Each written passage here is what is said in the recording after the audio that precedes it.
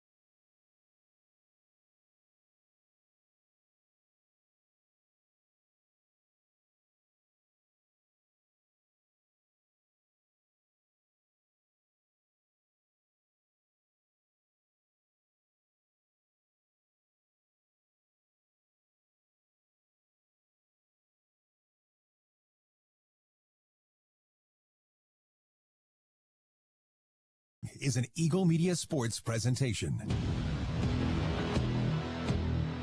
North Platte High Sports on NorthPlattePost.com, FM 98.1 and AM 1410 are brought to you by Another Round Sports Bar and Grill at River's Edge Golf Course, Premier Toyota, Let's Go Places, Crawl Clinic Physical Therapy and Athletic Enhancement, Smokin' Double D's at Butch's in Hershey, The Gathering Spot, and the Justin Thompson Agency, American Family Insurance.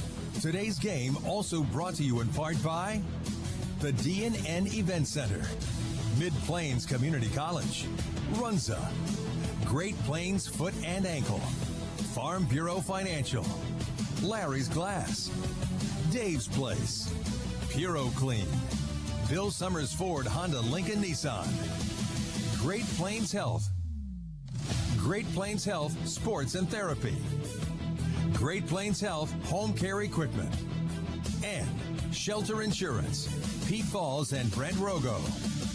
Watch today's game live at NorthPlattePost.com. Brought to you by WB's Fun Center and Brigham's. Here's the voice of the Dogs, Paxton Gordon.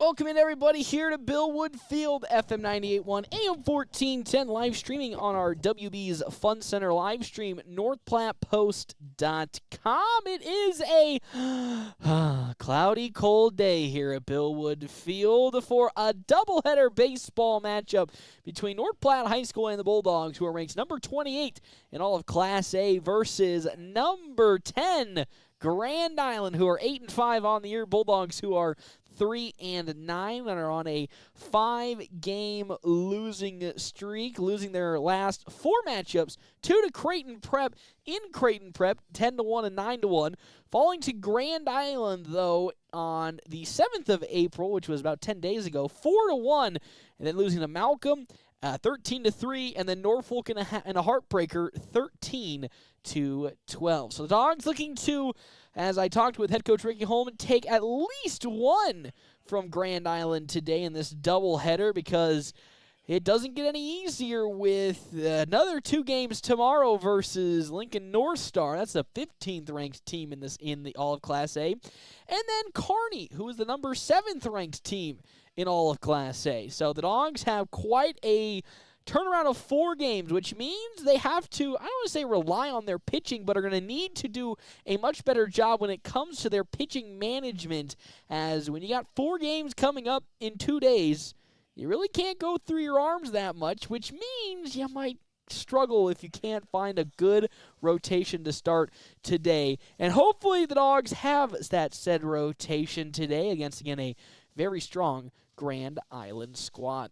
Quick Stop pregame show, 27 locations open 24 hours a day. Quick Stop always open right around the corner. It is so cold that I honestly think it's colder in the press box than it is outside. It's 45 degrees here in the press box. I think outside it's 47. So if you ask me, it might be chillier to be sitting up here. For once in my life, I might say, oh, okay, we don't have the wind. TJ gave me a little reassurance that the wind isn't in our face, so we feel a little better here today. But the teams don't care either which way, as they are still playing here in this ball game today, and thank heavens. But they moved it up to 1 o'clock today, so we won't be struggling too much in the cold. But can the weather be the equalizer today? As, again, both teams will be cold, but will the cold actually maybe, just maybe, hamper this Grand Island squad? Because if it can, hey, we might be in for a treat of a Bulldogs victory. Of course, you'll have to see right here, Quick Stop pregame show, 27 locations open 24 hours a day. Quick Stop always open right around the corner. When we come back, our Double Dip Ice Creamery starting lineup and the start of the game here, FM 98.1, AM 1410, and video live streaming on our WB's Fun Center live stream, NorthPlattePost.com. hungry and you don't want to cook. Time for Dave's. You know how it goes. It's 6 p.m. already and nothing's planned for dinner. Let Dave's Place take care of it. With dine-in and carry-out, your family's meal is taken care of. And Dave's Place has the big game on. A family atmosphere with plenty of TVs to watch all the matchups you want. With homemade pizza, wings of almost any flavor, and nightly drink specials, Dave's Place won't let you down for dinner. Dave's Place, 1510 East 4th Street, North Platte, or online at davesplacemp.com. Whoop, whoop. Are you in the market for a new or pre-owned car, truck, or SUV? Look no further than Bill Summers Ford, Honda, Nissan, Lincoln for your next vehicle. Look online 24/7 at BillSummers.com. Bill Summers is Western Nebraska's leasing headquarters, and they have aggressive financing to get you into the vehicle you've been dreaming of. Check out all the inventory at BillSummers.com anytime. Bill Summers Ford, Honda, Nissan, Lincoln, where families are our business. Highway 83 and Walker Road in North Platte, and online 24/7 at BillSummers.com. Spring is here. The sun is shining, flowers are blooming, and every time the wind blows, you feel it inside. And that foggy glass? No, that's not morning dew. It's a sign it's time for an upgrade. Good news. Larry's Glass in North Platte, a locally and veteran-owned business, has the expertise to upgrade those old windows with crystal clear views and energy efficiency to keep your home comfortable all year round. Enjoy spring without the indoor breeze. Call Larry's Glass today or stop by 211 West 5th in North Platte, where quality meets clarity. Buying a car is not always the most pleasant experience, but it doesn't have to be that way. A quarter of a century. That's how long Premier Toyota has been in the North Platte community, delivering a car buying experience that's friendly, easy, and fun. Check PremierAutoplex.com first, then stop by 2600 South Willow Street in North Platte. See Premier Toyota for your next new Toyota or pre-owned vehicle. Premier Toyota at PremierAutoplex.com, just south of I-80, North Platte. Sit back and watch me push the limit. Hi, this is Dr. Chris Kroll. At Kroll Clinic, we specialize in all areas of rehab, from daily aches and pains to sports injuries, to motor vehicle accidents, or post-surgical care, where there is premier facility for concussion recovery. Visit us at KrullClinic.com, that's KRULL Clinic.com, or come visit us at Westfield Shopping Center in North Platte. We are committed to getting you back in the game of life without those annoying facility fees. Take me out 'cause I'm on top and I'm making it loud. We're always open right around the corner. Quick Stop. Save money at the pump and Quick Stop with the DinoPay app. DinoPay offers contactless payment using your preferred debit or credit card. The savings add up with 12 cents per gallon and even more on Tuesdays and Thursdays with rollbacks for savings of 15 cents per gallon. Huge savings with Sinclair DinoPay, saving you at the pump. Don't forget Frazzle Gourmet Slushes and For Real Shakes and Smoothies. Gourmet coffee at everyday low prices on your favorite beers. Looking for midweek fun? River's Edge Golf Club has you covered. Wednesday, test your knowledge at Trivia Night, kicking off at 7 p.m. Gather your team and show off those brainy skills. Thursday, it's Burger Night. Buy one delicious, juicy burger and get the second half off. Now that's a deal worth swinging for. And with the weather warming up, it's the perfect time to hit the greens. Call now to book your tee time. River's Edge Golf Club, where good times and great golf meet. Growing up, my parents always encouraged me to do what's right, even if it wasn't easy. I'd always hear my mother's voice say, "Do the right thing." That stuck with me. Every day, just do the right thing. That's it. The rest takes care of itself. At Shelter Insurance, we believe in doing the right thing for our customers and our communities. See me, Pete Volz, at 501 South Jeffers for a free insurance review. Taylor is living the Runza dream. The Fry Life is the high life. He's stacking up rewards on the Runza mobile app. Points on points on points on points. That's a lot of free food from Runza. Yep, I'm headed there for lunch today. Download the Runza mobile app to start getting rewards. Because from the way we make it to the way it makes you feel, Runza makes it all better. The Bulldogs play here on FM 98.1 and 1410 AM, KOOQ AM North Platte. Enjoy a great home-cooked breakfast from Merrick's Ranch House, Tuesday through Sunday from 7 a.m. to 11 a.m. Dine in, order online at merricksnp.com, use DoorDash, or call 532-8200 for carryout.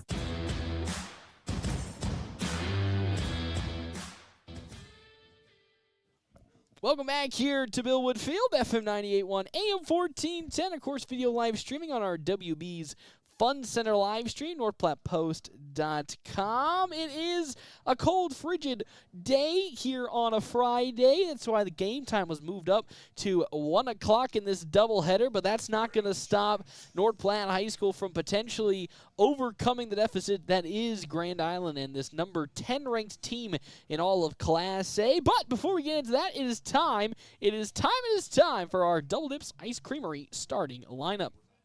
Double Dips Ice Creamery in the historic Canteen District of North Platte offer 24 plus different flavors of hand-dipped ice cream served in a variety of ways.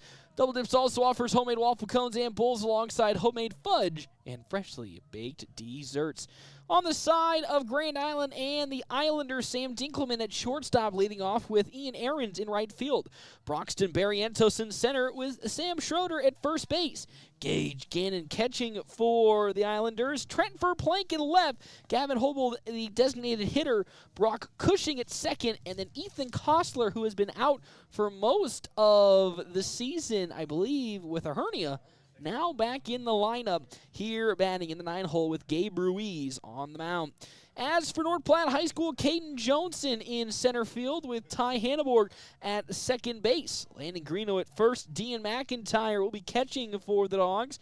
Jackson Peters at left field. Tyler Townsend in right field. Logan Hayes at shortstop with Tommy Haggart, the designated hitter. Connor Stifler at third. And then Easton Geisler for North Platte High School will be on the mound today for the Dogs. Of course, if you remember, Easton Geisler, last time he was on the mound for North Platte High School, if I remember correctly, was when I was around, was against Norfolk, and he unfortunately got rocked up versus Norfolk as his first pitch in to Sam Dinkelman is high for ball number 1. 1-0 the count now. Up next, Ian Ahrens with Broxton Barrientos in the hole. Dogs on a 5-game losing streak compared to the Islanders, who are also on a losing streak of just one game. They fell to, if I remember correctly, in their last matchup, they fell to Lincoln Southwest 13-2 just 2 days ago, as Geisler will find his first pitch into the zone for strike number 1. It's a 2-1 count in this top of the first inning in this doubleheader between these two teams. On opposite ends of the spectrum, as that one's dinked high into the air and into right field for a base hit. First hit today for the Islanders, as they have a runner on over at first, being Sam Dinkelman. For Ian Ahrens to appear again, these two teams on opposite ends of the spectrum. Bulldogs towards the bottom of the league in terms of their overall record at 3-9. They're 28th in Class A compared to Grand Island, who's 8-5 and currently sitting at number 10. They were number 4 the last time these two teams played. For a couple more losses hit the record book for the Islanders, as Geisler's off-speed pitch in the zone to Ian Ahrens, .395 batting average with 9 RBIs, 7 doubles, as well as 1 triple. He leads the team in doubles this season. So it's an 0-1 count from Easton Geisler, as that one's going to bounce in the dirt and bounce off of Ian Ahrens. And just like that, a runner's going to go on over to first base following the hit by pitch. And with the way that these next 2 days are scheduled out for North Platte High School in terms of the games they'll be playing, 2 games today, 2 games tomorrow, it's really needed for the Dogs to have a great showing from a lot of their pitchers and to go lengthily into the game so they don't waste many arms. As here's Broxton Barrientos, .359 batting average with 13 RBIs, 4 doubles, 3 home runs this season for the Islanders. Easton Geisler, a .515 ERA so far this season, as Barrientos looks to lay the bunt down. Geisler picks it up, not in time. He's not even going to attempt to throw to first, in a successful bunt for the side. Grand Island puts the bases loaded with nobody out in this top of the first inning. For up to bat to be Sam Schroeder. Schroeder this season, .439 batting average with 14 RBIs, 2 home runs, 4 doubles, and a triple. So a scary spot for the Bulldogs with probably one of the best RBI leaders on the team. But Geisler starting off nice with a beautiful strike. On his first pitch, it's 0-1.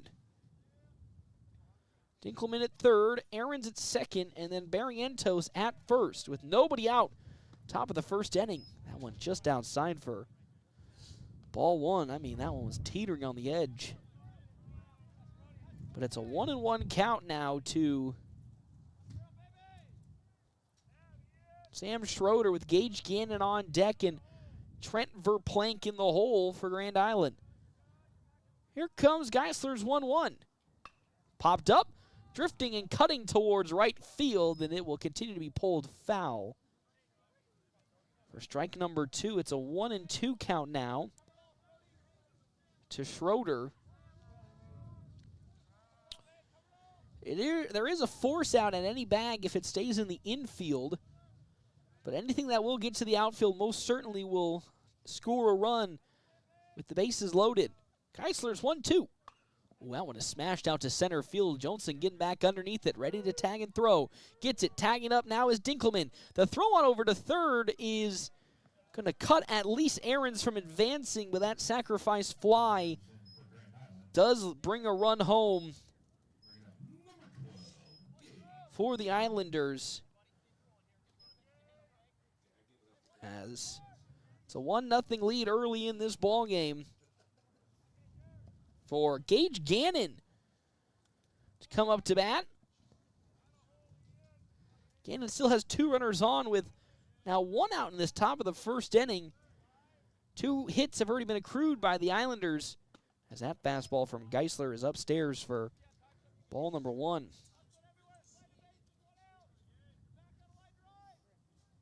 As this season for Gage Gannon, .459 batting average with 14 RBIs, 2 home runs, 2 doubles for the catcher. That off speed in the zone, strike number 1. Geisler already looking, wow, there is a 1-0 lead for Grand Island. Much better when it comes to his pitch placement into the zone. In the triangular against Malcolm and Norfolk, he really struggled to find good consistent pitches into the strike zone, and so far has been doing a much better job of it. It's the 1-1. Oh, that one going to pop high and away from the glove of Dean McIntyre for ball 2. 2-1 the count with 1 out. 1 run on 2 hits, no errors for Grand Island in their top of the first inning. As Geisler now will stare at second, deliver his 2-1. Grounded on over to third. Stifler gloves it up. Throw on over to first. It's going to be in time.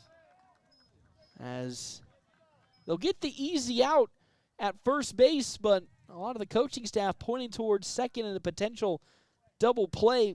But the Dogs will get the easy out at first. And just like that, runners are now at second and third with 2 down for Trent Verplank to come up for the first time. He has 2 runners in scoring position, but the Dogs with an opportunity maybe to get out of this inning as that off speed is down low. Ball 1 to Verplank. This season, .353 batting average with only 3 RBIs and 1 double for Trent Verplank. As with the 1-0 pitch, Geisler delivers. Well, that one's going to be in the dirt from a fastball. Make the count quickly now. 2-0 with 2 outs. As McIntyre will relay the sign in to Geisler. And now is 2-0. Oh, that one just a smidge too high once more. And there's ball 2 from Easton Geisler to Trent Verplank.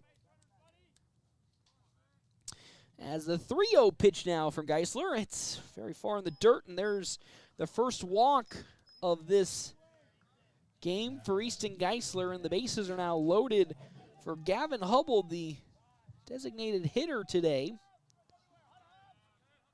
Still 2 down in this top of the first inning with the bases loaded. Geisler trying to avoid what happened in his last start for the Bulldogs and get more runs across. That's a pitch that's outside. Again, after hyping him up for being able to hit the zone a bit better to start the game, his last two at-bats having some issues with putting it into the zone. 5 straight balls. Make that 6 straight balls now for Geisler. A walk will, of course, automatically score 1 run as it's now 2-0 to Humboldt. Brock Cushing on deck with Ethan Kostler in the hole. As the 2-0 pitch. Another one that's up high for ball 3. 3-0 to Gavin Humboldt. As Geisler trying to avoid a walk which would lead to a run. The 3-0. And that's another one that's just too high, and just like that, another walk and another run comes across for Grand Island. And those are all really almost in the same area, high and away. It was the same issue he had in his last start where he was trying to push the speed, but it just would not dip into the zone. It would just stay high and pull Dean McIntyre away. But now here comes Brock Cushing. Maybe it could be a different story here for Geisler with 2 outs. And he starts off with a nice pitch that's in the zone for strike number 1. As Geisler started the game, 8 strikes to 5 balls, but ever since then, in his 24 pitches, 14 balls, 10 strikes. Swing and a miss by Cushing. There's strike number 2. 0-2 the count with 2 down to Brock Cushing. Kostler on deck, then back to the top of the order with Sam Dinkelman. Bases loaded, 2 down, 2-0 lead for Grand Island. Geisler, long stare down at McIntyre, gets the sign finally. The 0-2. That one on over to Logan Hayes.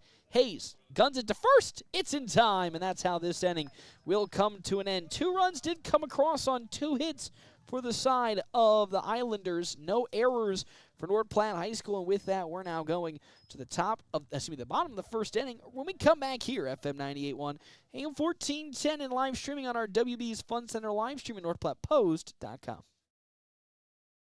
Get ready for the ultimate fun day out. Start at Brigham's Tap Room with a brand new menu you won't want to miss. Catch all of the action on game day with your favorite teams on our big screens. Pair the excitement with amazing drinks, and you've got the ultimate game day experience at Brigham's Tap Room. And when you're ready for more fun, head over to Wild Bill's Fun Center. Dive into our action-packed arcade, knock down pins in our bowling alley, and gear up for an epic laser tag battle. There's something for everyone at Wild Bill's, where the fun never stops. Hands of Heartland has offered support and services for those with developmental disabilities in Nebraska since 1998 and is now bringing those services to the North Platte area. Residential services, respite services, community services, and even day services. Hands of Heartland offers a full array of services from 24-hour supports to just a few hours per week. Learn more today online at handsofheartland.com. That's handsofheartland.com. Hands of Heartland, providing creative opportunities to live and grow. Growing up, my parents always encouraged me to do what's right, even if it wasn't easy. I'd always hear my mother's voice say, "Do the right thing." That stuck with me. Every day, just do the right thing. That's it. The rest takes care of itself. At Shelter Insurance, we believe in doing the right thing for our customers and our communities. See me, Pete Volz, at 501 South Jeffers for a free insurance review.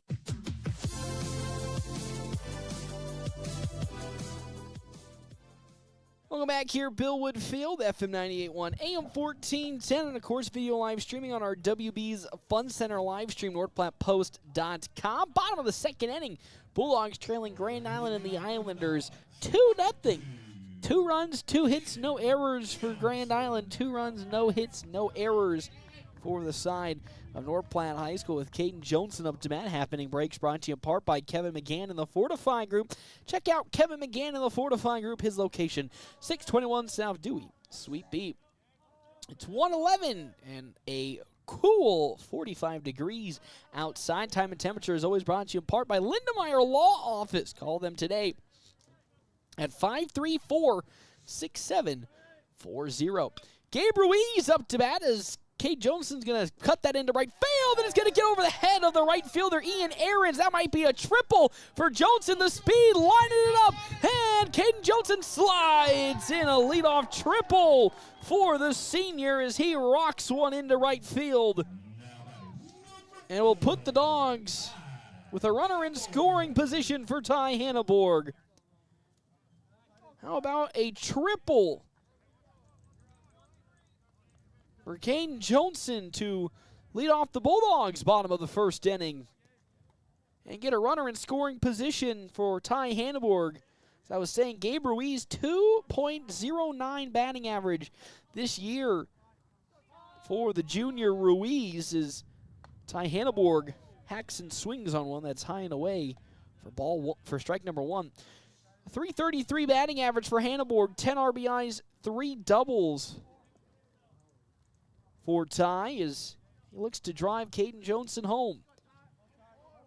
As Gabe Ruiz now with his 0-1. As Hanneborg looks to lay a beautiful bunt down. Ruiz going to glove it up, can't throw home, will throw to first in. Beautiful sacrifice bunt from Ty Hanneborg.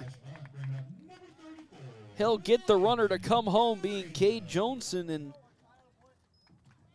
now with that, Landon Greeno, first baseman, comes up to bat for North Platte High School. Season for Greeno, 321 batting average with 9 RBIs and 3 doubles for Old Reliable at first. Facing Gabe Ruiz for the first time. That pitch is way in the dirt for ball number 1. 1 out in this bottom of the first inning. Dogs trailing Grand Island 2-1 on our Wicked Fast scoreboard. As he'll launch one foul down third base side. It's 1-1 the count. Ruiz, statistically, one of the best pitchers for Grand Island this season. Getting the nod to lead this doubleheader off. Off-speed 1-1 is off the mark for ball 2. 2-1 the count now to Greeno. Dean McIntyre on deck with Jackson Peters in the hole.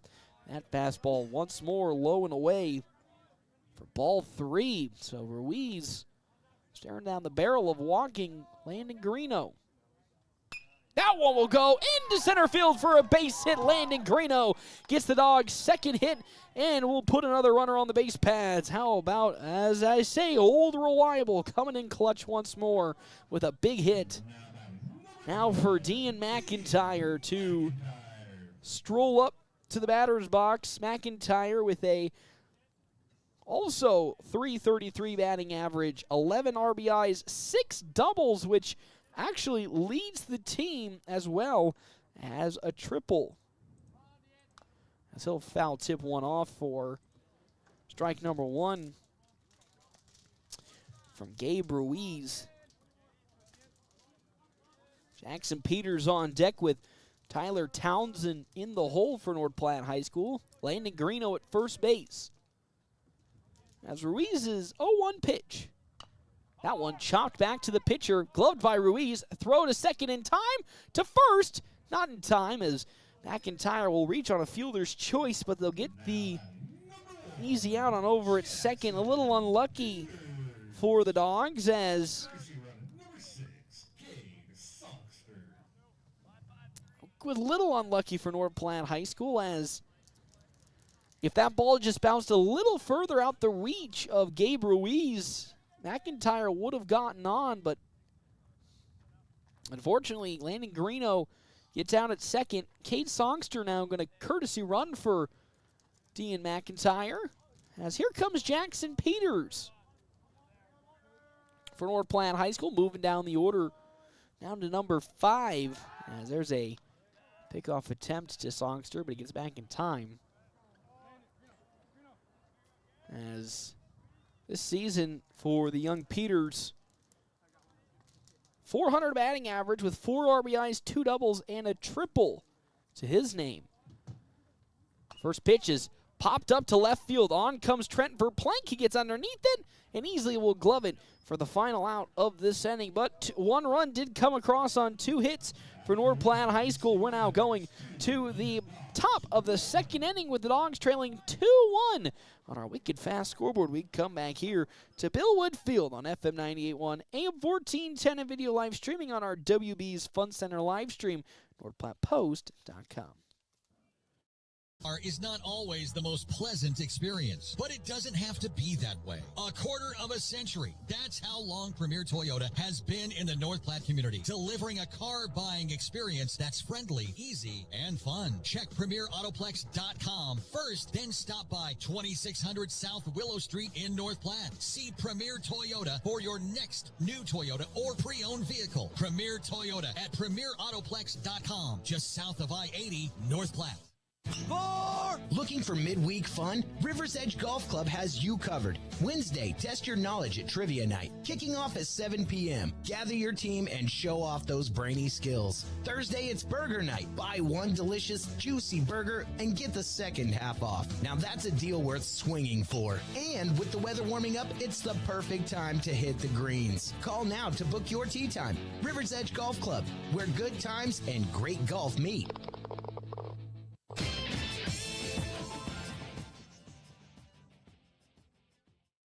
Welcome back to Billwood Field, FM 98.1, AM 1410, and of course, video live streaming on our WB's Fun Center live stream, NorthPlattePost.com. Dogs at the moment trailing Grand Island and the Islanders with a score of 2-1. 2 runs, 2 hits, no errors for Grand Island. 1 run, 2 hits, no errors for North Platte High School with Ethan Kostler up to bat for Grand Island. Our half-inning breaks are brought to you in part by Kevin McGann and the Fortifying Group. Check out Kevin McGann and the Fortifying Group.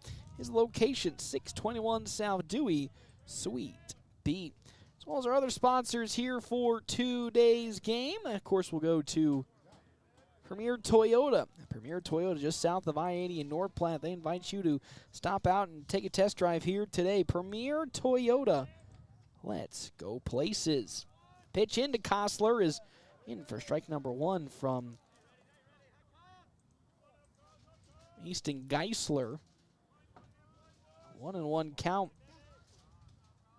to Geisler here in this inning is next pitch in there for strike number 2.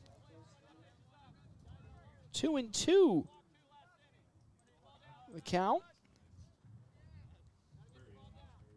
As Geisler looking for his first strikeout, will have one lifted off from Kostler into the parking lot. So still a 2-2 count to Kostler as Geisler deliver and launch one into left field for a base hit. That's the 3rd hit today for Grand Island as Kostler will lead the inning off with a base hit.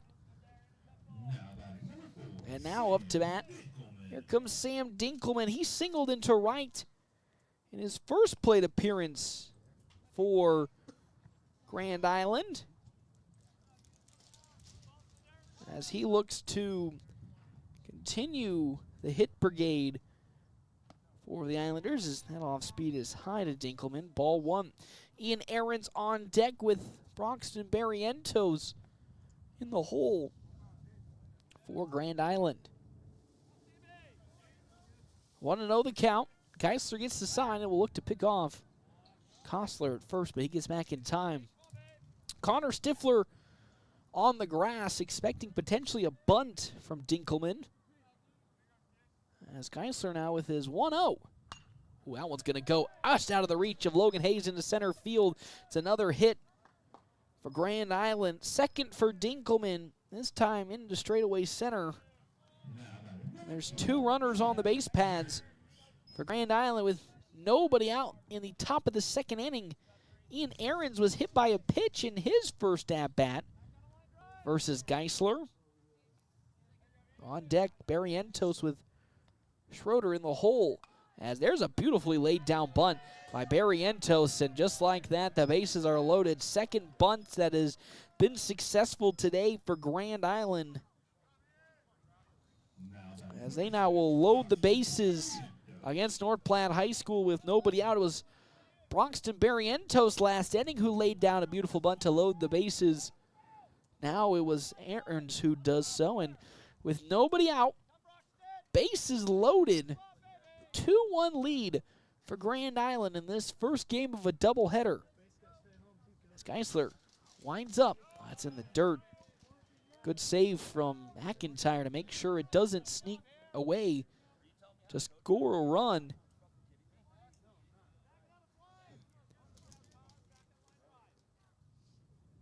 As a 1-0 pitch from Geisler. That one going to be grounded on over to Logan Hayes. It could be for 2.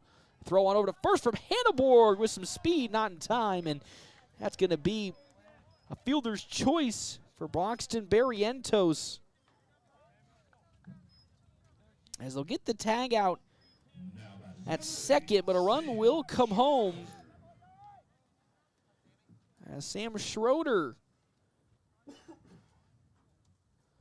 now appears. Schroeder sacrifice flew out to Caden Johnson in the first inning for Grand Island. At the time they went up 1-0.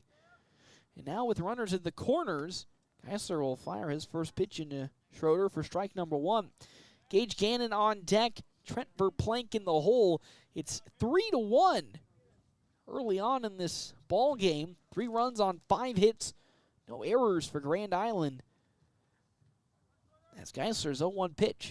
Ooh, that would have smashed high in the sky, but really pulling foul. And going to be gloved, though. And a tag up at third. Throw home will not be in time, but what a beautiful play from Jackson Peters. I mean, Sham Schroeder skied that one high and far as Peters had a long way to go. He was able to grab him in foul territory. But because of that, tagging up from third.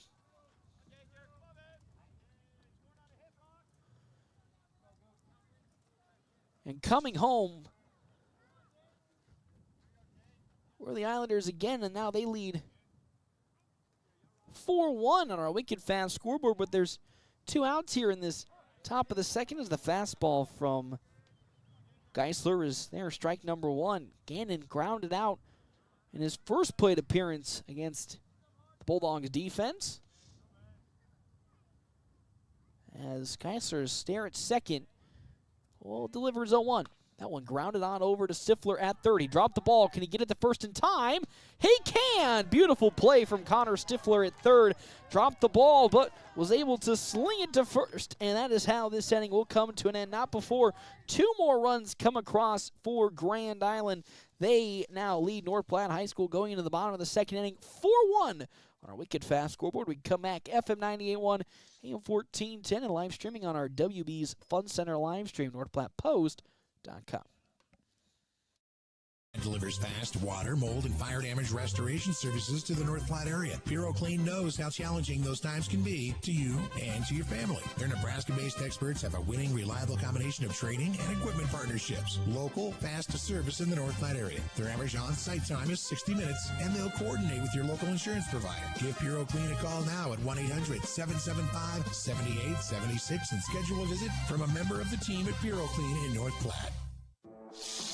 Hungry for real slow smoked barbecue? Smoking Double D's in Hershey has you covered. Locally owned and operated, they smoke their meats low and slow for mouth-watering flavor. Open Tuesday through Saturday, they're serving up barbecue favorites all day long. Craving something special? Don't miss chicken fried steak every Friday night and prime rib every Saturday. That's Smoking Double D's, where greatness happens overnight. And every bite is worth the wait.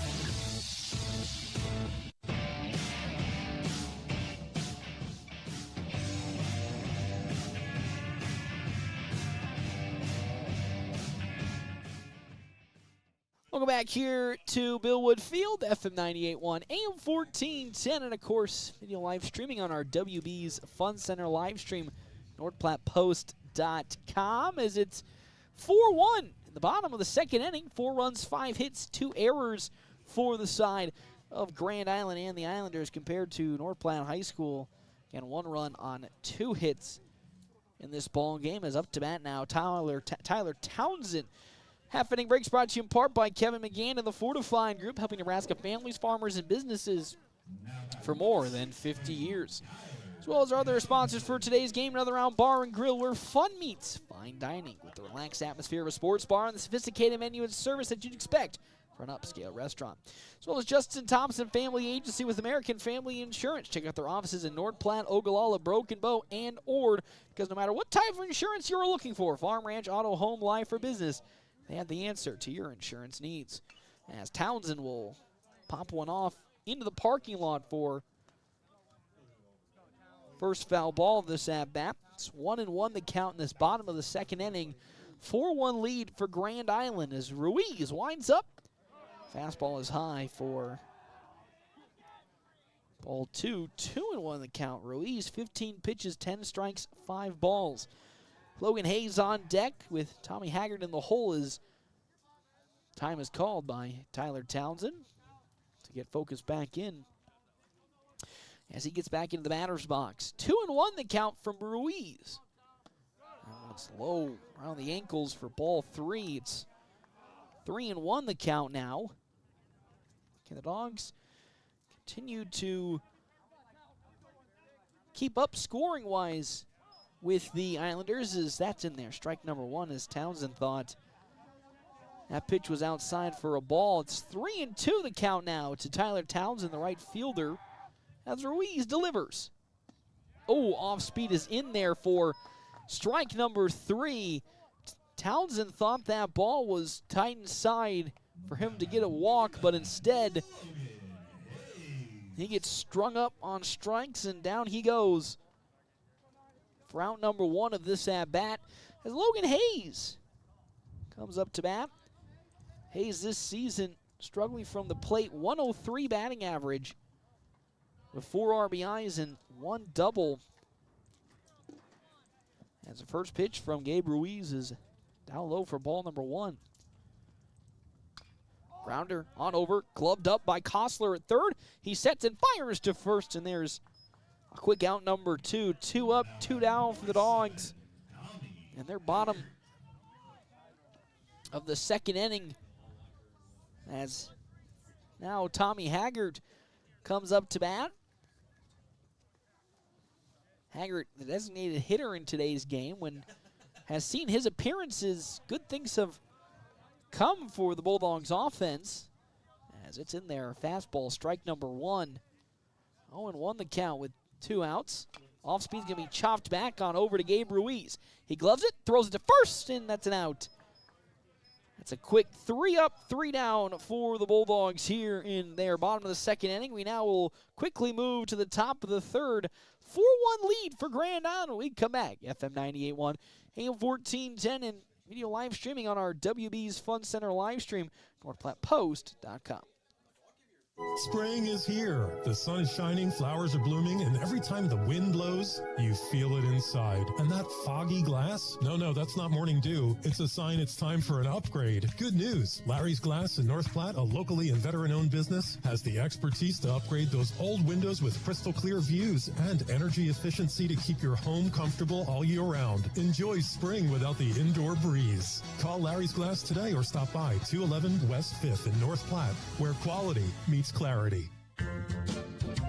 The DNN Event Center wishes everyone a great sports season. With North Platte and Nebraska weather, things change quickly and can make our lives a little more difficult. Thank goodness for the DNN. The DNN offers hourly rentals for all types of sports practices, including turf, courts, batting cages, and equipment usage. Call the DNN Event Center to schedule your team's practice times and for more league information for all sports seasons. For over 30 years in our community, for your next event, the DNN Event Center.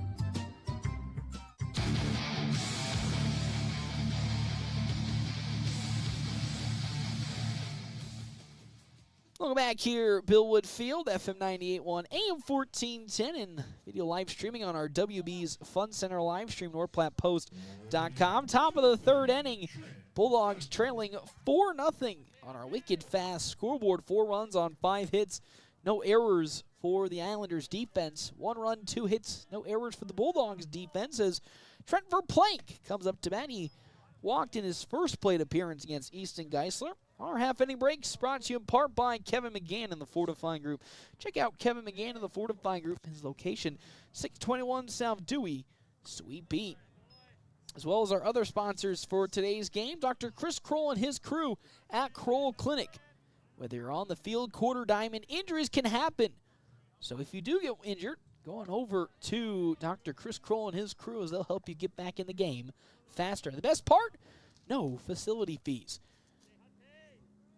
As currently it's a 2-1 count from Easton Geisler to Trent Verplank, and he'll take a big swing and a miss. It's now 2-2 the count to Verplank, as Geisler lining up for his 46th pitch in this ball game. Here comes the 2-2. Ooh, way in the dirt, and will pull Dean McIntyre far away from the bag for ball 3. It's 3-2 the count. Nobody out. Top of the third inning. Geisler gets the sign from McIntyre. His 3-2 pitch. Grounded. Now up into center field for a base hit. Geisler tried to get a hand on it. Ty Handborg made a diving effort, but gets right past him. Another hit for the Islanders. Hit number 6 in this ball game as Gavin Hubble comes up to bat. He walked in his first plate appearance for the Islanders. Verplank on over at first.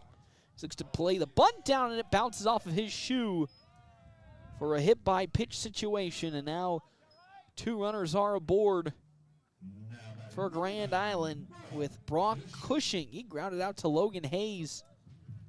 His first at-bat. We already have some action going under the bullpen already in this ball game. You can take a wild swing and a guess of who it could be. As again, it's so chilly outside, everybody's dressed warm and everyone's got jackets on, but wouldn't be shocked. Maybe it could be Jake Kincaid. Never mind, it was a wild guess. As a pickoff attempt, it goes into center field. The Dogs had Trent Verplank fooled on the mix-up, but unfortunately, Geisler throws it into center field, and that now moves the runner at second to third on a passed-up ball, and the opportunity the Dogs had thwarted by their own mistake, and now there's runners at the corners for Brock Cushing. Still nobody out in this top of the third inning. First error for North Platte High School. As Geisler's fastball is going to bounce in the dirt, and with that, Hubble's going to scamper his way on over to second on yet again another passed-up ball. Ball 1 to Brock Cushing. Ethan Kostler on deck with Sam Dinkelman in the hole for Grand Island. The 1-0 pitch. Fastball tight in, almost in the zone. That's ball number 2. 2-0 the count with nobody out. Runners at second and third for the Islanders. Another pitch that's tight inside. Ball 3 to Brock Cushing. Now this game for Geisler trending back in the direction it did in his previous start in the triangular. That's high upstairs for ball 4, and time's going to be called, and we're going to have a conversation with the side of Ethan Geisler, the infield, and the coaching staff. As it was looking at some point early on in the game pretty good for Geisler, is firing much better into the zone, but after the top of the second inning, it just seemed to have gotten rougher and rougher for him as his pitch is more erratic outside of the zone. And now with the conversation looking to get him focused in, because the bases are loaded with nobody out in this top of the third inning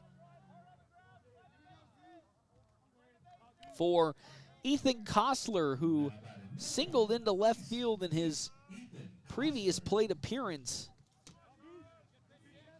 4-1 lead for Grand Island in this game number 1 of the doubleheader. As next pitch, that one grounded strongly to Connor Stifler. He will try to make the tag as the ball gets out of his glove. And that is going to be an infield single off the error from Stifler. Second time today that Stifler unfortunately mishandled the baseball as it came to him at third, just trying to jump a little too far ahead in terms of the action. As again, he had a tag out potentially at third and then a throw to first to get it out, as that one is smothered to center field. Back goes Caden Johnson, and it'll go all the way to the wall. That's going to clear the bases at the very least, potentially. It's a double for Dinkelman, and just like that, that's a bases clearing 3-run double from Sam Dinkelman. And just like that, the lead now skyrockets up to 8-1 on our wicked fast scoreboard for Ian Ahrens. He reached on a bunt in his last plate appearance. He was hit by a pitch in his first. Top of the third inning, 8-1 on our wicked fast scoreboard, with Geisler still on the mound. Nobody out. Top of the third inning. Ooh, and that's going to bounce off the foot of Ian Ahrens on his very first pitch this inning to Ahrens. And just like that, there's now a runner at first base. Still nobody out. At top of the third for Broxton Barrientos. Reached on a fielder's choice last time out, as Dogs got an out at second, but then made it all with a bunt in his first. Geisler at 55 pitches, 28 strikes, 27 balls, trying to find some avenue of consistency in this inning after he's really struggled ever since the top of the second to find said consistency. That one's foul tipped off by Barrientos for strike number 1. On deck, Sam Schroeder with Gage Gannon in the hole for Grand Island.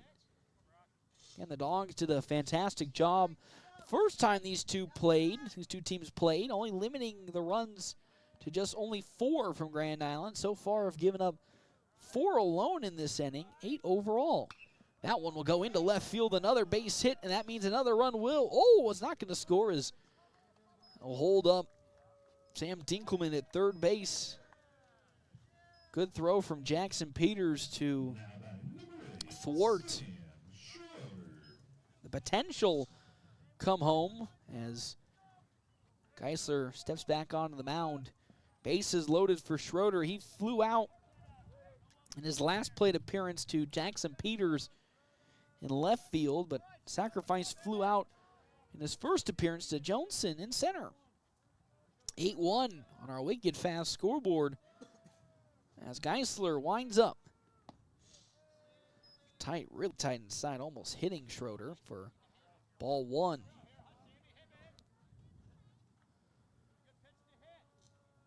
Want to know the count. Bases loaded again and nobody out. The top of the third. The 1-0. Foul tipped off by Schroeder for first strike of this at-bat. Gage Gannon on deck with Trent Verplank in the hole for Grand Island.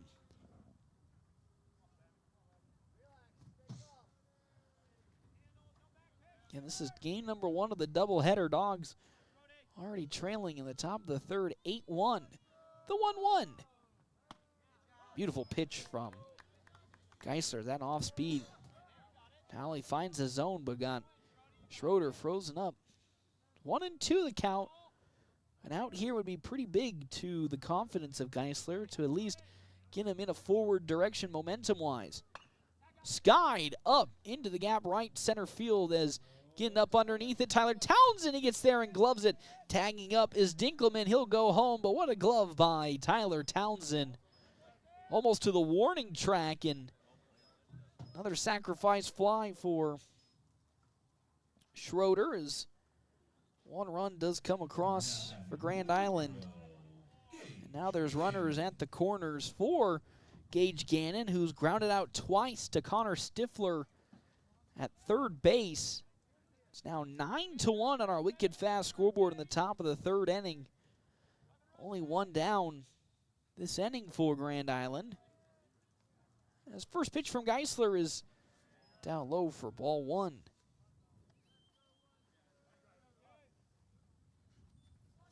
1-0, one out. Top of the third, 5 runs have already come across this inning for Grand Island. As Geisler delivers. Swing and a miss by Gannon. Strike number 1.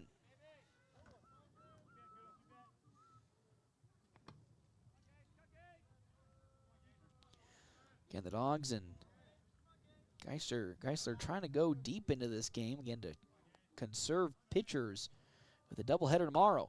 That one will get lifted into center field. That's another run to come across for Grand Island. An RBI single from Gage Gannon. And that looks to be it for Easton Geisler. As out comes head coach Ricky Holm to have a word with him. The second of this inning, and will be the end for Geisler today.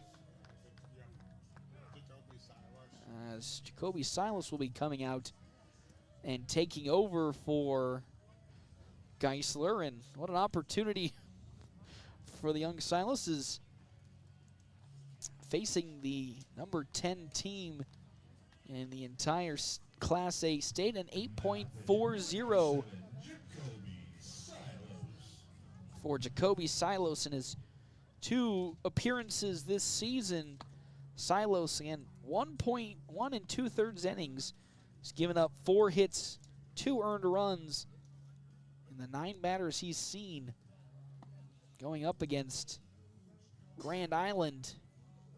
The young man has an opportunity to essentially stem the bleeding that's been going on in this game. As for Geisler, end of the day, 64 total pitches, 35 strikes, 29 balls. 10 runs have come across for Grand Island in today's game 1. And now the hope from head coach Ricky Holm is that Silos can hold the fort down so he doesn't have to go to another pitcher in this game, with another game up next and then 2 tomorrow against number 7 Kearney and number 15 Lincoln North Star. 10 runs on 9 hits. No errors for Grand Island. 1 run, 2 hits, 2 errors for North Platte High School. Those 2 errors coming recently in this inning for the Dogs. So the first batter that Jacoby Silos will be seeing today, Trent Verplank. He walked in his first plate appearance against Geisler and singled into center in his last. Following Verplank, Gavin Hubbold, and then Brock Cushing. So 6, 7, and 8 in the batting order for Grand Island. They lead in this ball game 10-1. There's only 1 out in this top of the third. 6 runs have come across for the Islanders, as Silos will take a quick glance at first and now second and deliver his first pitch in. Beautiful fastball that's in the zone for strike 1.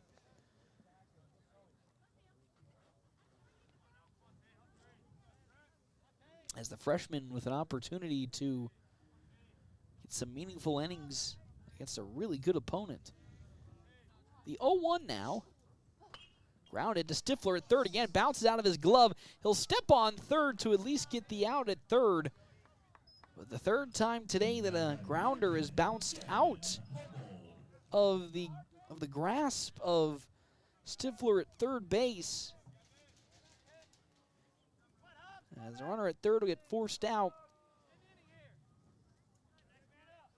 For now, up to bat being Gavin Hubbold, hit by a pitch in his last plate appearance against Easton Geisler. Walked in his first, has runners at first and second. He'll take a big swing and a miss on an off speed from Jacoby Silos. And It's an 0-1 count now. The freshman looking to get out of this inning without giving up a run. Silos, long glance at second is 0-1. That's outside on a fastball for his first ball of this at-bat. Again, Silos only pitched 1 2/3 innings so far this season in his 2 appearances, as his 1-1 is on its way. Well, one smashed out to left field, but Jackson Peters gets under it. He gets there, and that's how this inning comes to an end. So Jacoby Silos comes in for Easton Geisler, who gave up 6 runs this inning, puts the last 2 outs on the board. And with that, we go to the bottom of the 3rd. North Platte High School trailing Grand Island 10-1. We come back here to Billwood Field on FM 98.1, AM 1410, and live streaming on our WB's Fun Center live stream at NorthPlattePost.com. Happen overnight. It takes time, focus, and dedication. At Shelter Insurance, we understand that because we put in the hard work and dedication for decades. And that commitment is paid off with award-winning customer service for your auto, home, and life insurance. See me, Shelter Agent Brent Rogo at 405 East C Street, and find out why so many of our clients would recommend Shelter. Whether you're a weekend warrior, youth, or professional athlete, the Great Plains Health Sports Medicine Team has you covered. The team includes orthopedic surgeons, athletic trainers, and other healthcare specialists who spend their time at local high school and college sporting events, ensuring that athletes stay as injury-free as possible. In the event of an injury, the team remains committed to returning athletes to competition as quickly and safely as possible. Contact the Great Plains Health Sports Medicine Team by calling 308-568-7456.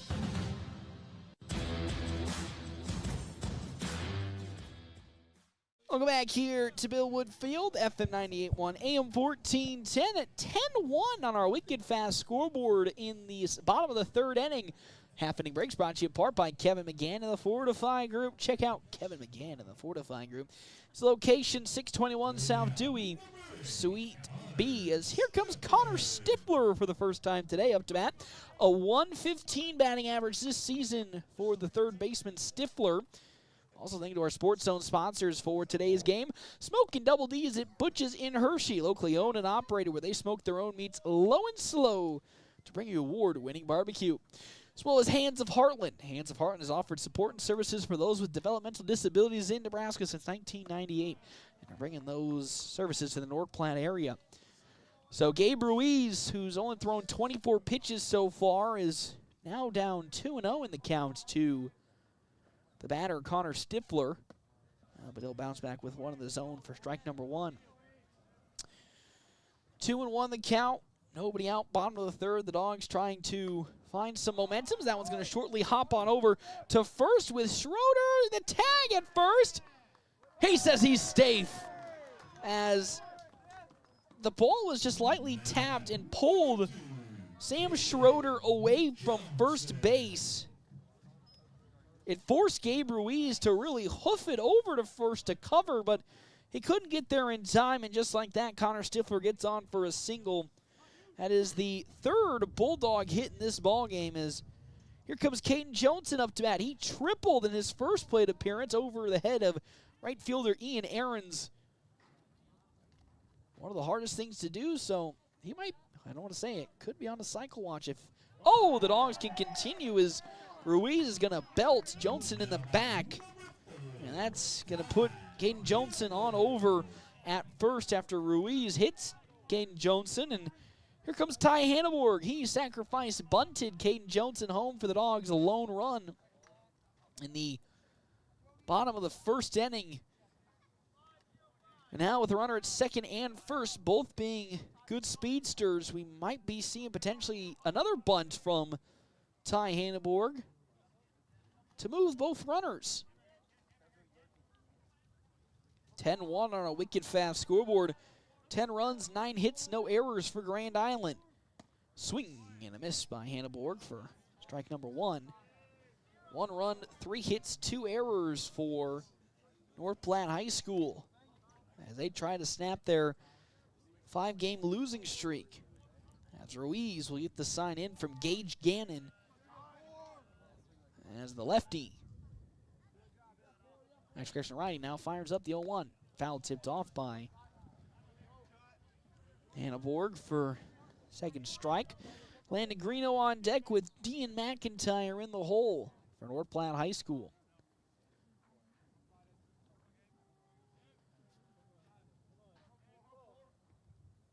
As Ruiz now likes to sign from Gannon. Here comes the 0-2 pitch from Gabe Ruiz. Way upstairs for ball one on the off speed. Ruiz went with a long hold down before the pitch. As it's 1-2 with nobody out. 2 runners aboard for North Platte High School. Stifler at second, Johnson at first. As here comes Ruiz's 1-2 pitch. Fastball, that one's going to be grounded on over to second, throw to short on to first, and there's a double play. As Cushing throws to Dinkelman, Dinkelman rockets it over to Sam Schroeder. And there's 2 outs now in this second inning, as it's a 4-6-3 double play.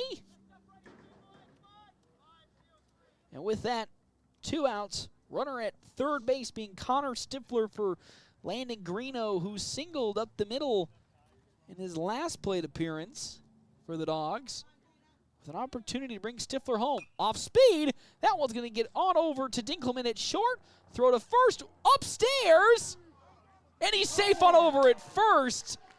So Sam Schroeder had to leap into the air to retrieve the ball, and now out comes Grand Island's head coach to argue the call, thinking that his foot did not get down in time when Greeno stepped on the bag.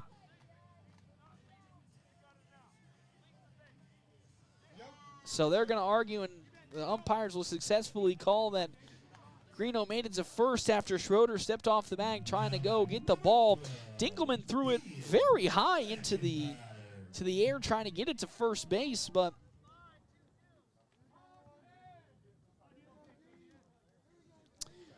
and because of that throw, it forced Schroeder off, and guess what? Landon Greeno gets onto the base pads with his second hit today, as Dean McIntyre now comes up to bat. He swings and misses on a ball that's down low from Ruiz. It's 0-1 the count now to the catcher.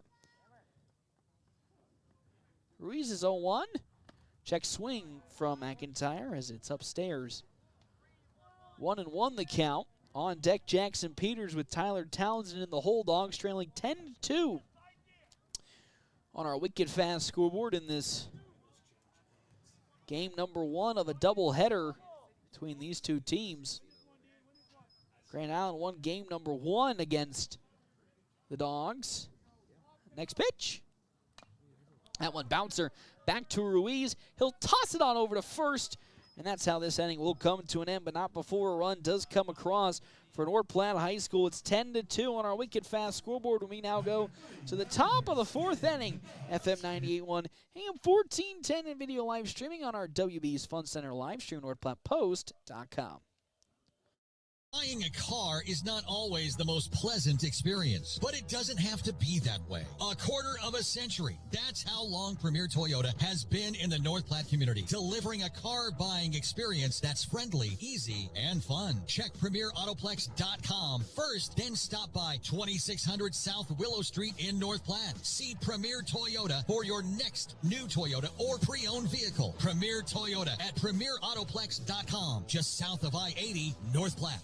Starting something new can be challenging. At Mid-Plains Community College, we see what it takes to build your dreams, and through our educational instruction, make them a reality. Whether you are learning a new skill that can take your professional career to the next level, or you're looking to change your life through our educational offerings, you can build a successful future. Enroll today and begin transforming your future at mpcc.edu. That's mpcc.edu.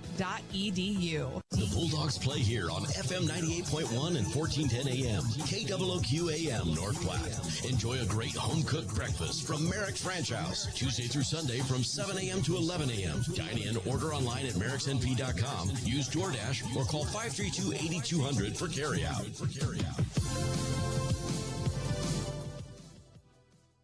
Welcome back here to Billwood Field on FM 98.1, AM 1410, and of course, live streaming on our WB's Fun Center live stream, NorthPlattePost.com. Half inning breaks is always brought to you in part by Kevin McGann and the Fortifying Group. Check out Kevin McGann and the Fortifying Group, helping Nebraska families, farmers, and businesses for more than 50 years. Also, thank you to our Sports Zone sponsors, Premier Toyota. Premier Toyota just south of I-80 in North Platte. They invite you to stop out, take a test drive here today. Premier Toyota, let's go places. As well as another round bar and grill / River's Edge Golf Club. Featuring modern amenities, a beautifully maintained course, lush greens, and breathtaking views of the North Platte River. River's Edge Golf Club delivers one of the best golfing experiences in west central Nebraska.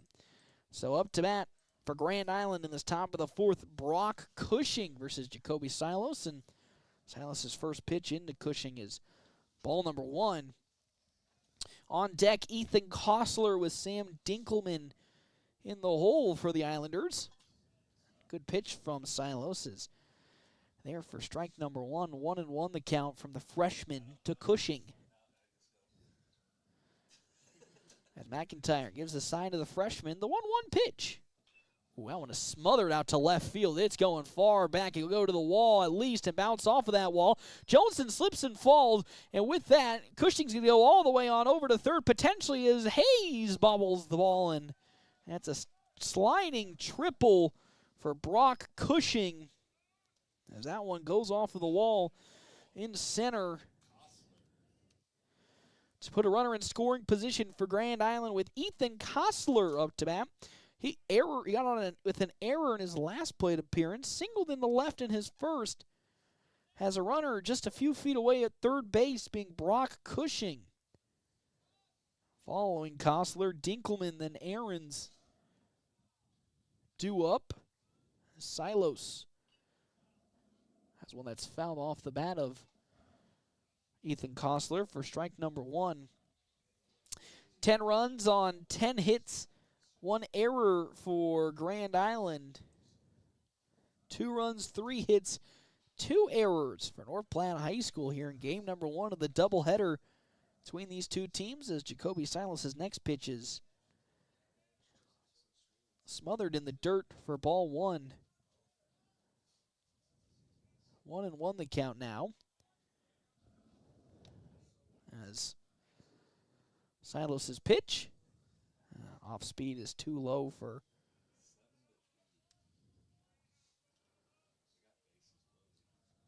ball number 2. It's 2-1 the count.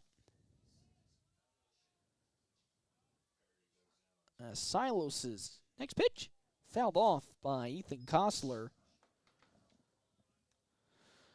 So it's a 2-2 count now from Jacoby Silos. He looks to find his first strikeout of today's ball game. Deep breath, he'll wind it up. Pulling McIntyre away from home plate. It's ball 3. 3-2 the count. 1 runner on at third base being Brock Cushing. Grand Island leading 10-2 in this game number 1 of the doubleheader. Here comes the 3-2 pitch. Oh, it's in there. Strike 3 on the upper end. And down goes Kostler looking for out number 1. And Jacoby Silos' first strikeout of today's ball game. And that's exactly what the freshman was looking for after a rough couple of starts this season. Gets his first as a familiar face just wandered into the dugout there as Andrew Brocious sneaks in as that pitch from Silos is outside to Sam Dinkelman for ball 1. 3 for 3 today from Dinkelman. 2 singles and a double. As Silos, deep breath, will deliver his 1-0. popped up, going out to right field. Johnson's running in on it. Oh, he'll call off Tyler Townsend and pick it up, but that's an easy score coming in from Brock Cushing on a sacrifice fly, and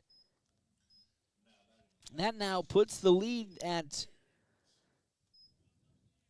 11-2 on our Wicked Fast scoreboard for Ian Aarons, who was hit by a pitch twice in this ball game, one in his last effort, and then got out successfully with a bunt in his second at-bat. Has 2 down and nobody on in this top of the 4th inning.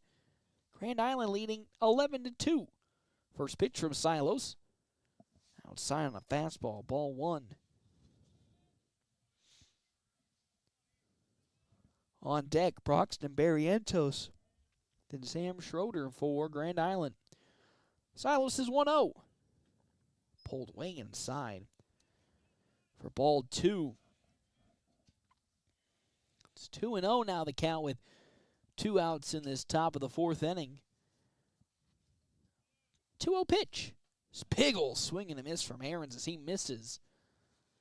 Beautiful pitch from Jacoby Silos to get Ian Aarons off balance and swinging. As he likes the sign given from McIntyre, his 2-1 pitch. Off speed in there. Man, some good pitching today from Jacoby Silos in this relief effort for Easton Geisler. As Silos likes the call, the 2-2. Foul back to the netting from Aarons. We'll still stay at 2-2 the count. Very cloudy, chilly day here at Billwood Field. As Silos now with his 2-2 pitch. That off speed will pull Gian McIntyre up and away for ball 3. 3-2 the count to Ian Aarons. Nobody on and 2 down in this inning. Can Silos get his second strikeout? Ooh, that one's smothered again, this time out to left field. Jackson Peters gets under it and gets there for the out. Good inning from Jacoby Silos. 1 run did, yes, come across, but that was it. As we now go to the bottom of the 4th inning, a 11-2 lead on our Wicked Fast scoreboard. We come back here to Billwood Field on FM 98.1 and 1410 and video live streaming on our WB's Fun Center live stream at NorthPlattePost.com. Every step should feel great, but if foot pain, bunions, heel spurs, or injuries are slowing you down, Great Plains Foot and Ankle Specialists is here to help. Their expert team of doctors provide top-notch care, from routine foot health to advanced treatments and surgery. Whether you're an athlete, always on the go, or just tired of aching feet, they'll get you back on your feet pain-free. Step into comfort. Call Great Plains Foot and Ankle Specialists today, or see them online at gpfootandankle.com. Looking for midweek fun? River's Edge Golf Club has you covered. Wednesday, test your knowledge at Trivia Night, kicking off at 7 p.m. Gather your team and show off those brainy skills. Thursday, it's Burger Night. Buy one delicious, juicy burger and get the second half off. Now that's a deal worth swinging for. And with the weather warming up, it's the perfect time to hit the greens. Call now to book your tee time. River's Edge Golf Club, where good times and great golf meet.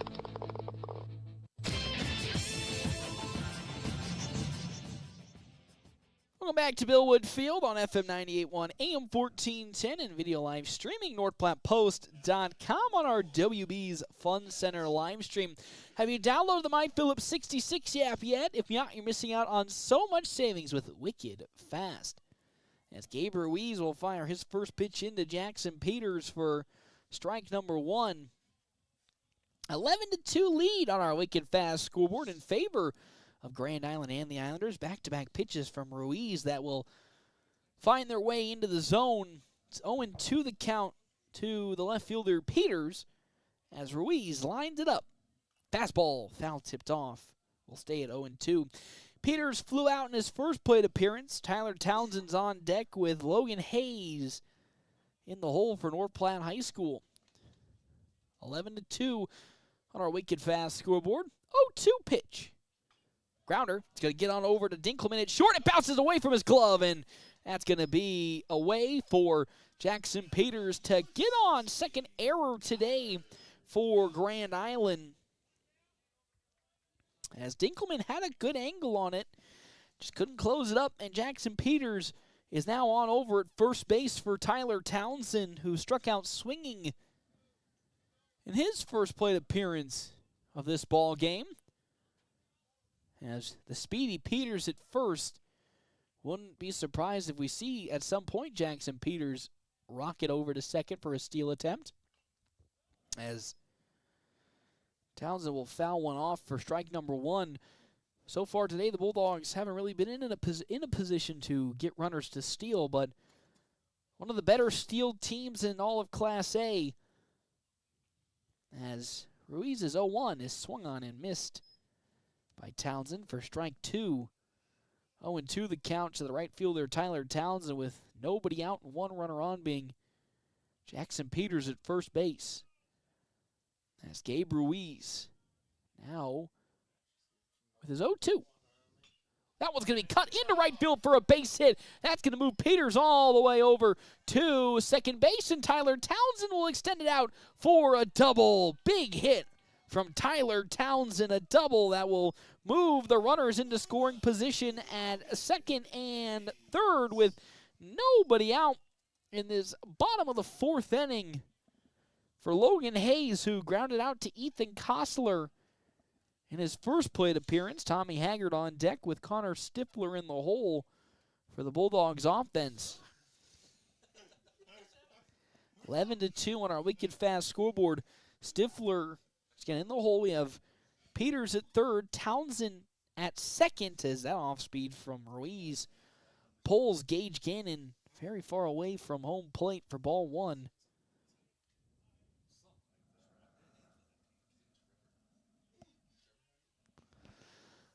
As Ruiz now with his 1-0 pitch to Logan Hay, was upstairs above the letters from my bird's eye view, but they'll call it for strike number one.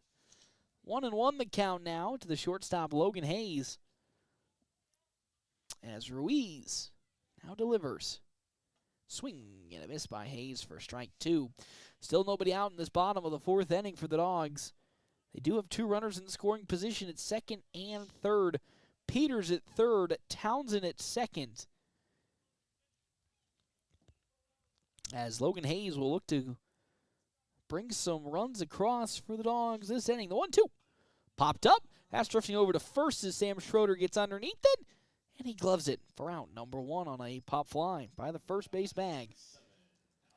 So here comes Tommy Haggard up to bat. He grounded out to Gabe Ruiz in his first plate appearance against the junior.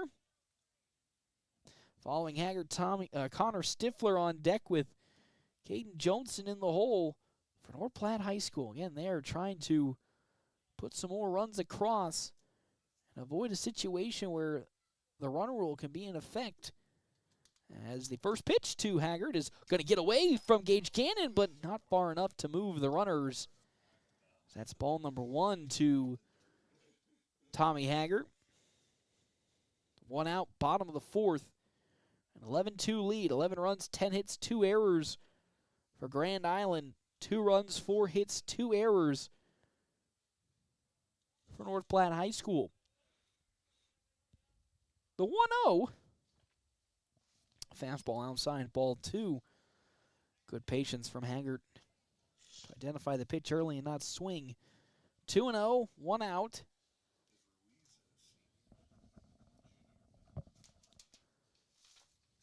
.20 pitch is Gabe Ruiz with his 49th pitch. Finds the zone for strike number one. 2-1 with 1 out. Stifler on deck, Johnson in the hole. Again, Haggard did ground out in his last plate appearance to Gabe Ruiz. The 2-1. Pulls away from the zone for ball three. So Haggard could be walked on over to first from Ruiz, which would load the bases and give the Dogs an opportunity to bring some big runs home. 3-1 pitch. fouled. Off to the Grand Island dugout for the second strike of this at-bat. So it's now a full count to Tommy Haggard, the designated hitter in this game number 1 of a doubleheader between these two teams. As here comes the 3-2 pitch from Gabe Ruiz. Oh, it's in there on a fastball. Strike number 3. Down goes Tommy Haggard looking. So there's 2 down in this inning for Connor Stifler, who reached first on an infield single. Caden Johnson on deck with Ty Hanneborg in the hole for North Platte High School.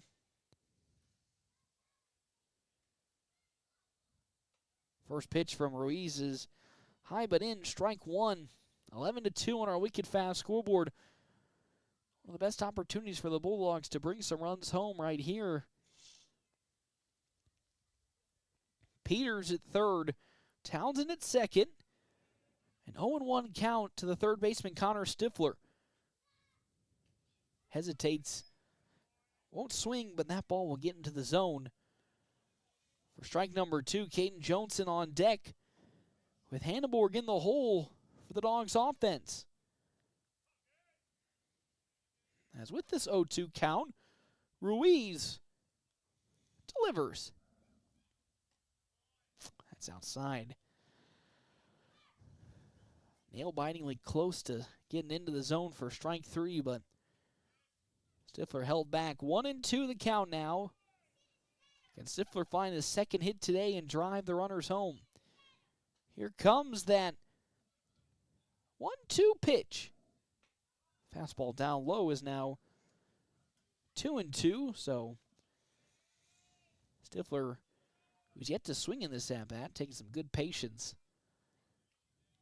Now it's 2-2 the count as Gabe Ruiz gets the sign from Gannon and delivers. Popped up. That's going right on over to the pitcher, Gabe Ruiz, getting called off as Schroeder gets there underneath it.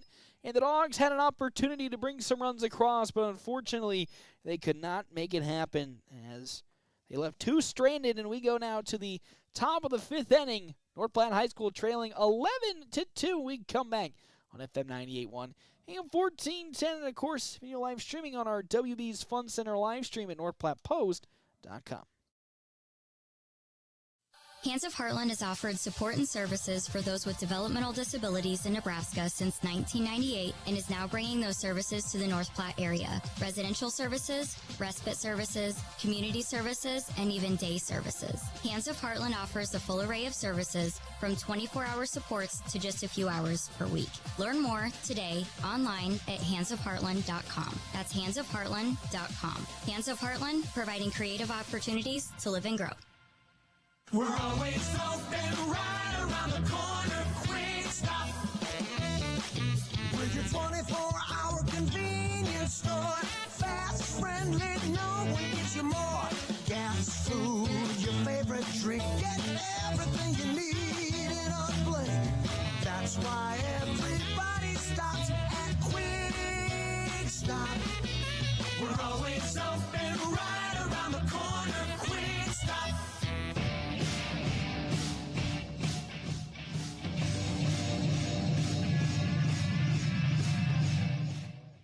Welcome back here to Bill Wood Field on FM 98.1 AM 1410. It's currently a 11-2 ball game in favor of Grand Island and the Islanders as we reach the top of the 5th inning. Jacoby Silo still on the mound for North Platte High School, and again relief for Easton Geisler. Half-inning breaks brought to you in part by Kevin McGann and the Fortifying Group. You can check out Kevin McGann and the Fortifying Group. His location, 621 South Dewey, Suite B, helping Nebraska families, farmers, and businesses for more than 50 years. His first pitch from Silos is in the dirt for ball number 1. Yeah, TJ, got to turn the music off. Thank you also to our other Sports Zone sponsors for today's game. Justin Thompson Family Agency with American Family Insurance. With the ever-changing industry standards, they pride themselves on top-notch customer service, no matter what type of insurance you're looking for. 2-0 the count now from Jacoby Silos to Broxton Barrientos, who singled in his last plate appearance. He'll check swing on a pitch for strike number 1 from the freshman Silos. Got on with a bunt down the first base line in his first at-bat, and then reached on a fielder's choice in his second. He's 2 for 3 today. The 2-1. Oh, off speed dips into the dirt. Ball 3, 3-1 the count. Now from Jacoby Silos to Broxton Barrientos. Sam Schroeder on deck with Gage Gannon in the hole. Dogs trailing 11-2 on our Wicked Fast scoreboard. 3-1 is at the knees and in. Strike number 2. So Silos has worked it back to a full count. Can he find another strikeout here and put down Broxton Barrientos in this top of the 5th? He'll take his breath and wind up. Fouled back from Barrientos, so we'll stay at 3-2.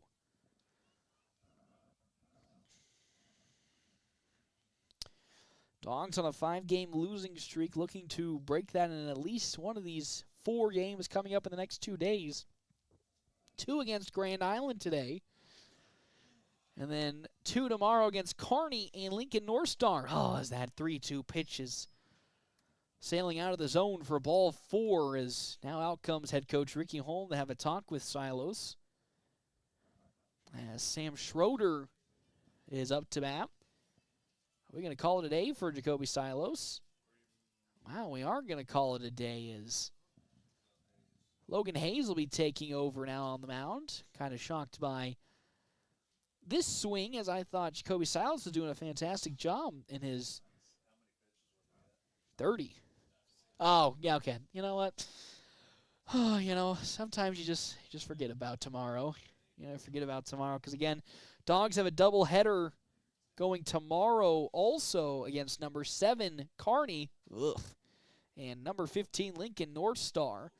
So, yeah, also, so, of course, the Dogs trying to save as much of the arms as they can so that we don't get into a situation that we've seen so many times before. We get to that, whoa, driver there, careful, don't trip and fall. Where we get to that last game of the 4th game and we say, well, does anybody in this grandstand know how to go pitch a baseball? And Jake from the Telegraph raises his hand, so he's ready to rock and roll tomorrow if the Dogs need a pitcher. But coach being proactive with that will sit Jacoby Silos here with, again, nobody out, a runner at first being Broxton Barrientos. 11-2 lead on our Wicked Fast scoreboard, so the Dogs teetering on that run rule territory, and it's 10 after 5.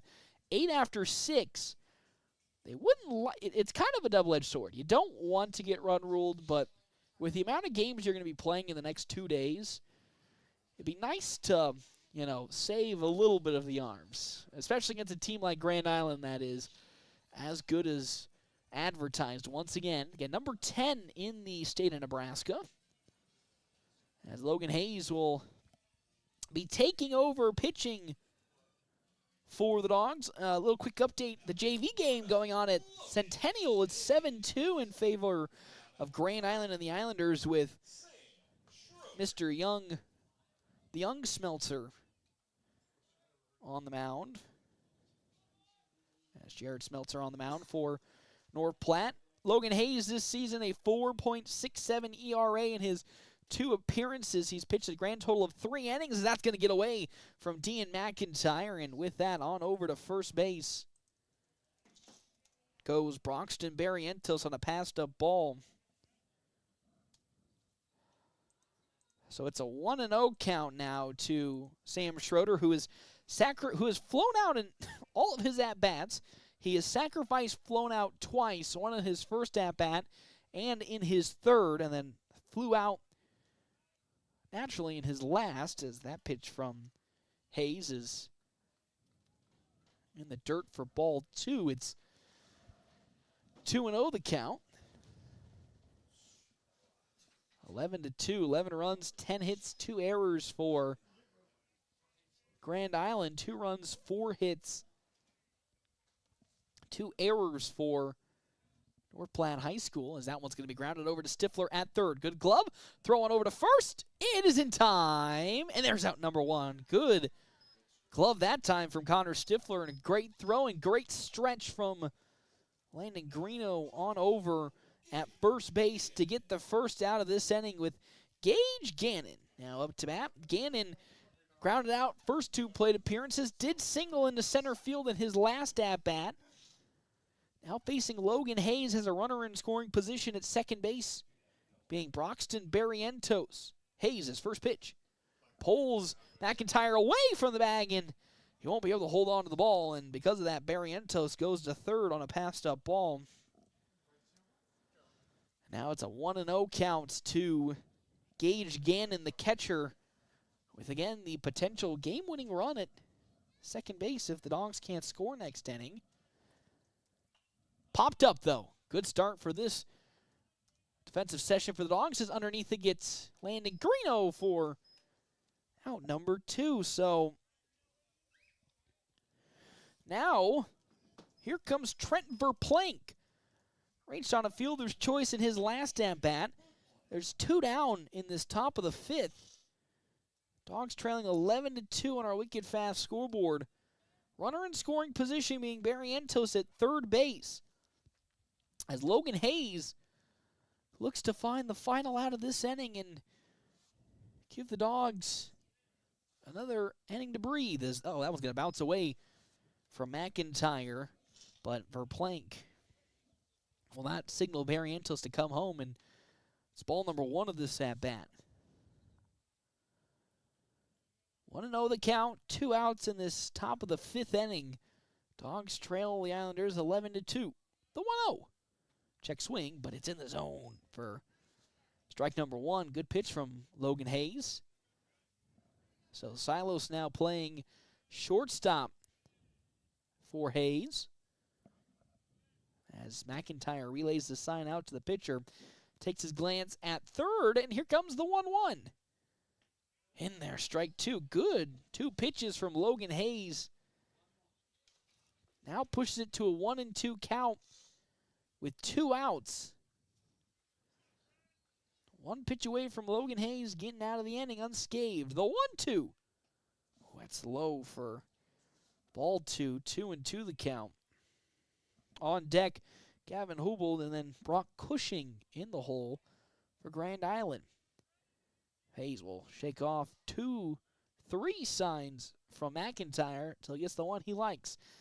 Here comes the 2-2 pitch. Oh, down low for ball 3. So after a good start for Logan Hayes, now works to a full count. 3-2 with 2 outs. As Hayes, deep breath, full count, 3-2 pitch.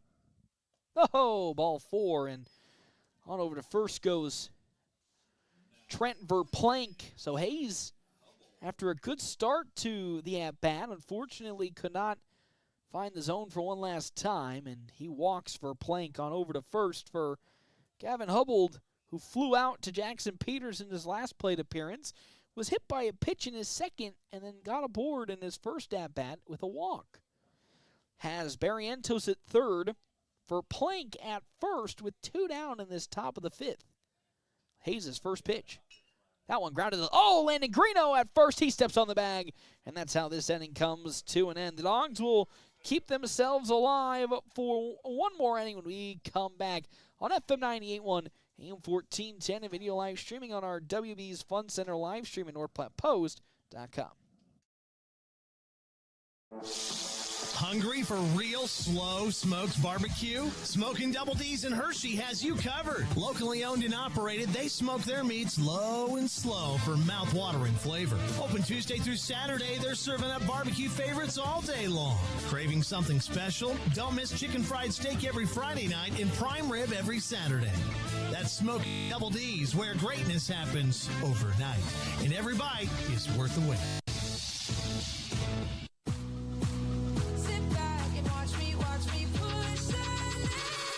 Hi, this is Dr. Chris Kroll. At Kroll Clinic, we specialize in all areas of rehab, from daily aches and pains to sports injuries, motor vehicle accidents, or post-surgical care. We're the area's premier facility for concussion recovery. Visit us at KrollClinic.com, that's KRULL Clinic.com, or come visit us at Westfield Shopping Center in North Platte. We are committed to getting you back in the game of life without those annoying facility fees.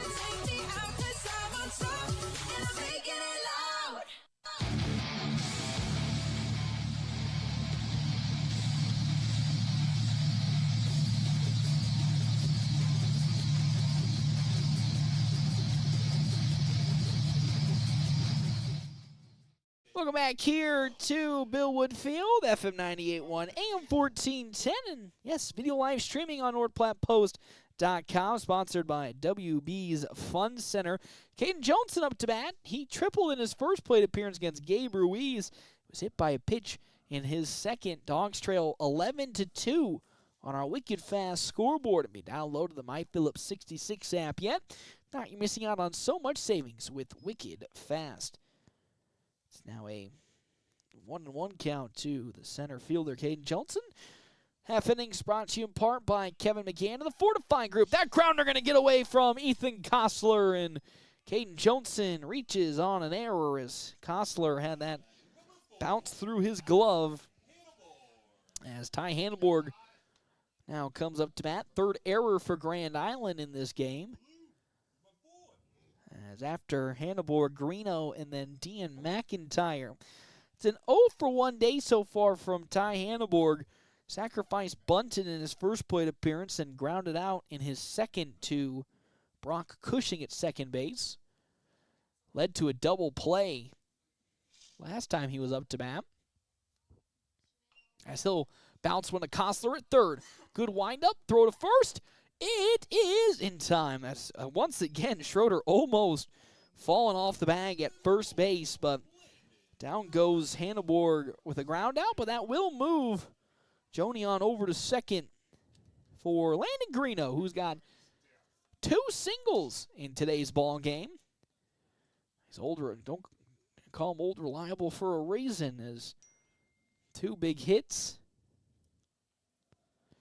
Update from Jeff Smeltzer, the JV team now losing 9-2 at Centennial in the 5th inning. With Johnson on over at second, Landon Greeno looking for his 3rd hit today off Gabe Ruiz. Bounces on over to Cushing at second base. That moves Johnson to third, and there's out number 2. So last 2 batters, 2 quick outs. But that does move Johnson to third base for Dean McIntyre, who's yet to record a hit today. He reached on a fielder's choice in his first plate appearance. Did ground out in his second. Can he be the man to bring a run home for the Dogs in this bottom of the 5th inning? As Gabe Ruiz gets set and fires off speed, off the mark for the junior, ball number 1. Jackson Peters on deck with Tyler Townsend in the hole for North Platte High School. As that slow off speed also can't find the zone for ball 2. 2-0 the count with 2 down. Caden Johnson now at third base for the Dogs. Ruiz, fastball right down the center. Strike 1. 2-1 now the count. With 2 outs. Again, game number 2 will follow closely after the conclusion of this game number 1. As that off speed is behind McIntyre for ball 3. 3-1 the count to the catcher.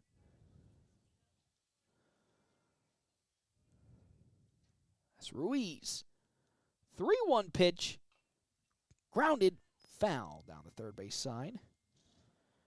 For strike number 2, 3-2 the count. Now to Dean McIntyre. Ruiz, 67 pitches, now gets ready for his 68th pitch. It's outside ball 4. It took a while, but on over to first goes Dean McIntyre, nobody moved, nobody did anything till just then, but McIntyre now on over to first with Kate Songster will be courtesy running for Dean McIntyre.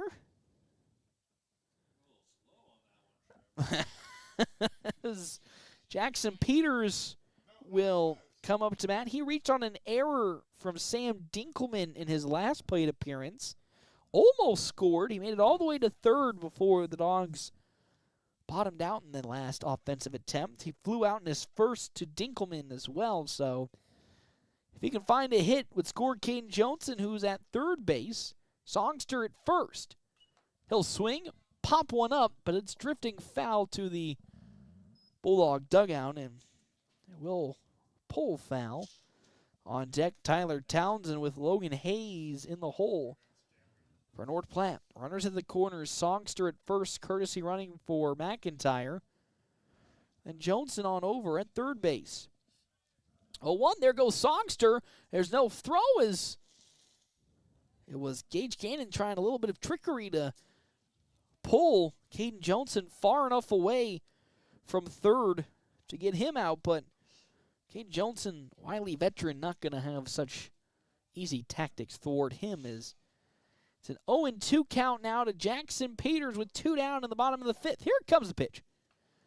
Little tapper that's going to get on over to Cushing, the throw to first, and that's how this inning will come to an end. The Dogs did have a runner in scoring position with Caden Johnson, but yet again, just like last inning, could not find a way to bring him home, and with that, they trail 11-2. We come back, top of the 6th inning, FM 98.1, AM 1410, and video live streaming on our WB's Fun Center live stream at NorthPlattePost.com.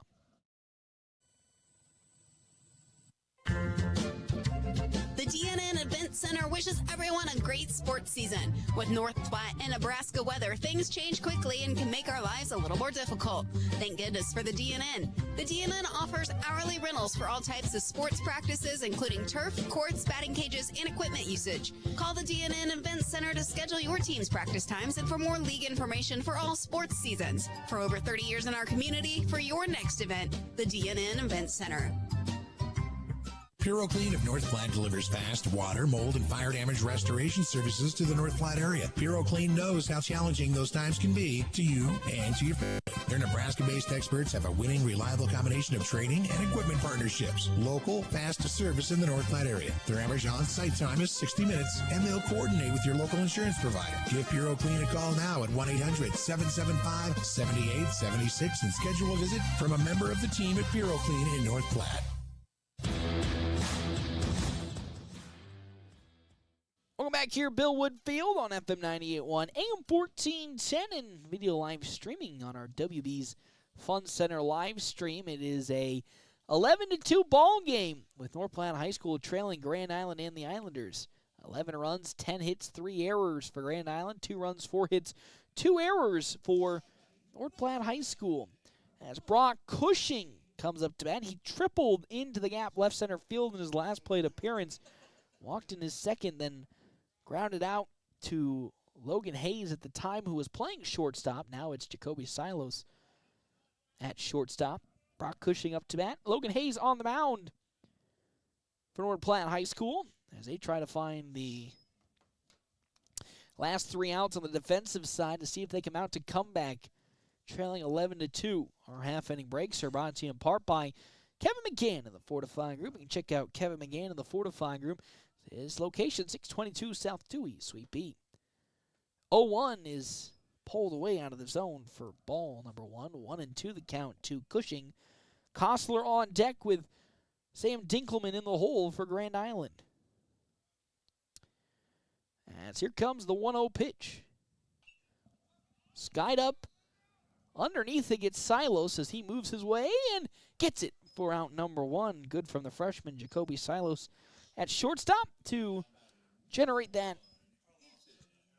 grab at over at shortstop for Ethan Kostler, who reached on an error in his last, reached on a fielder's choice in his last plate appearance, reached on an error in his second, and then singled in his first to left field.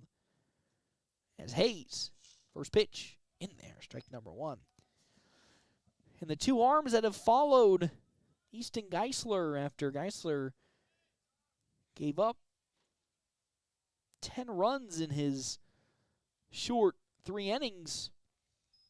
Only 1 run has come across for Grand Island.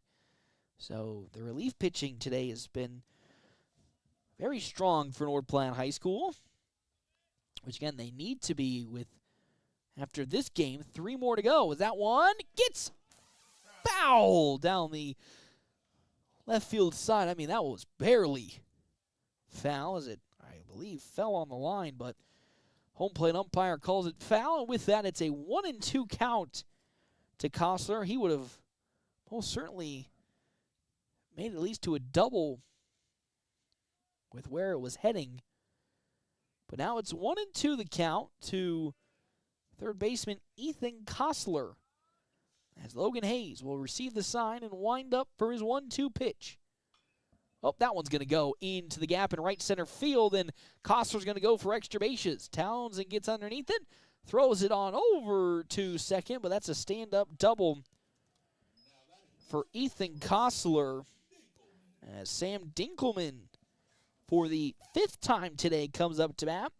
Singled in his first 2 appearances up the middle, doubled over Caden Johnson's head, and then sacrifice flew out in his last plate appearance. Has a runner at second, being Ethan Kostler, with 1 out. This top of the 6th inning, as we have some more action going toward the bullpen for North Platte High. As that fastball outside. Ball 1 to Dinkelman. As making his way on over to third goes Ethan Kostler.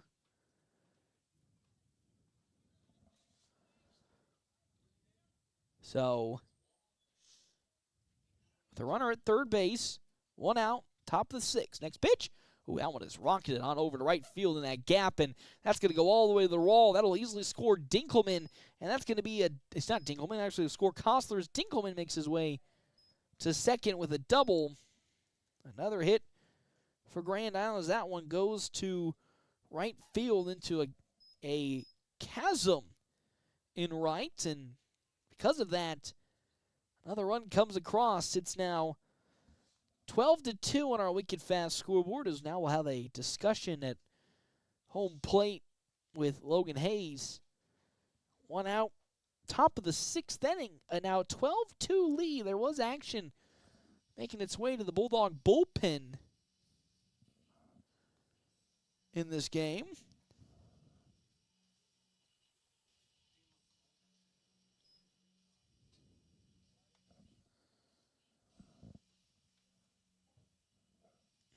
As they get all set up for potentially a new pitcher coming later this inning.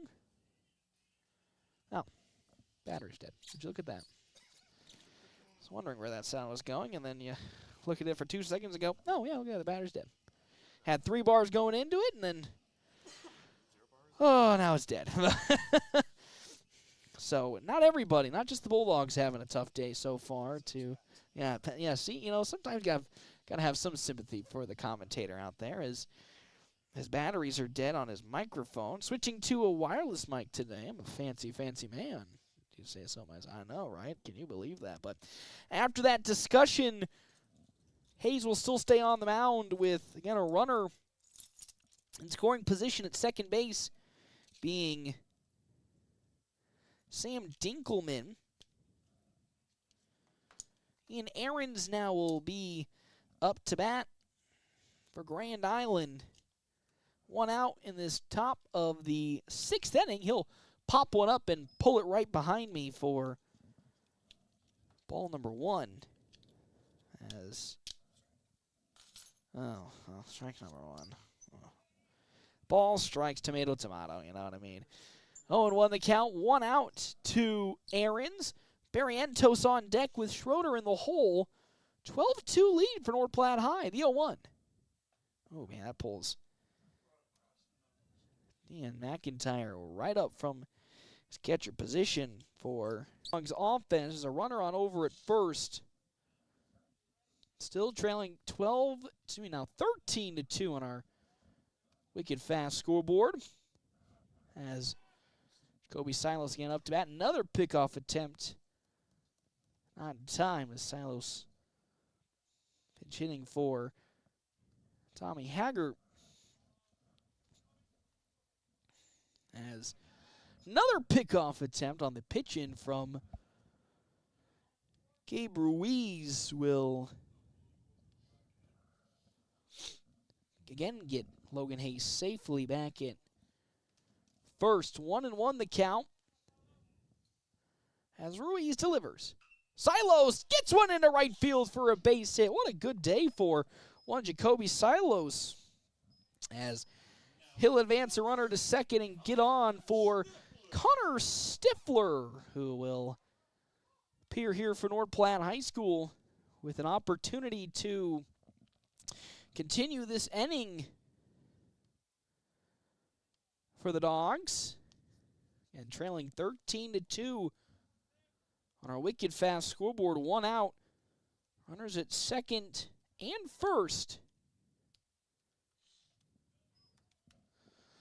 As the first pitch from Gabe Ruiz, and Stifler is there for strike one. He flew out in his last plate appearance. Reached on a single into right in his first at-bat.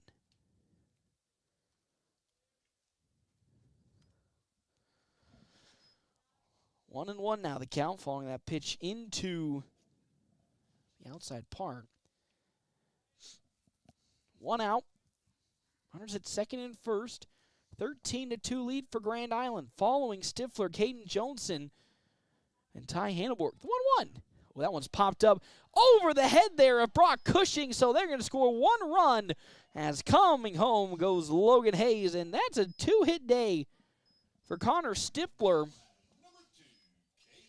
And now it's 13-3 on our wicked fast scoreboard as there's some action in the bullpen now for Grand Island in this bottom of the 6th inning.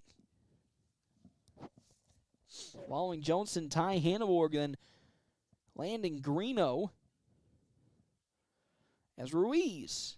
First pitch into Caden Johnson, off speed in the zone for strike number 1.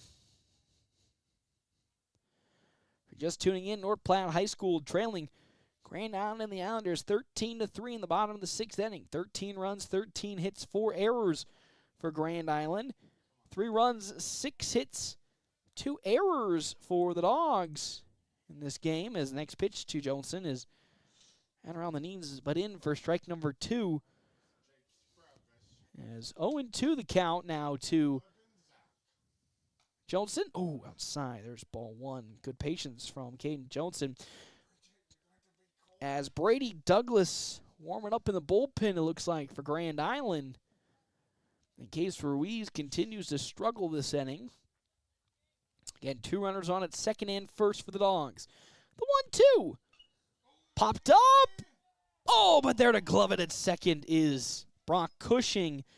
Just had almost enough distance to leap over the head of the second baseman, Brock Cushing, but just couldn't carry enough. And with that, this is the final out, potentially, of this ball game.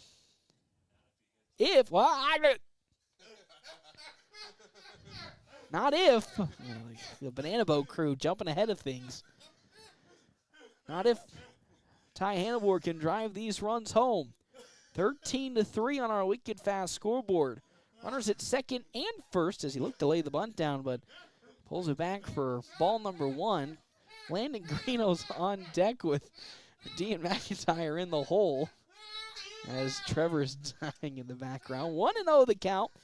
2 outs, 13-3 the lead for Grand Island. Ruiz is 1-0 as it bounces back into the zone for strike number 1. 1-1 the count now.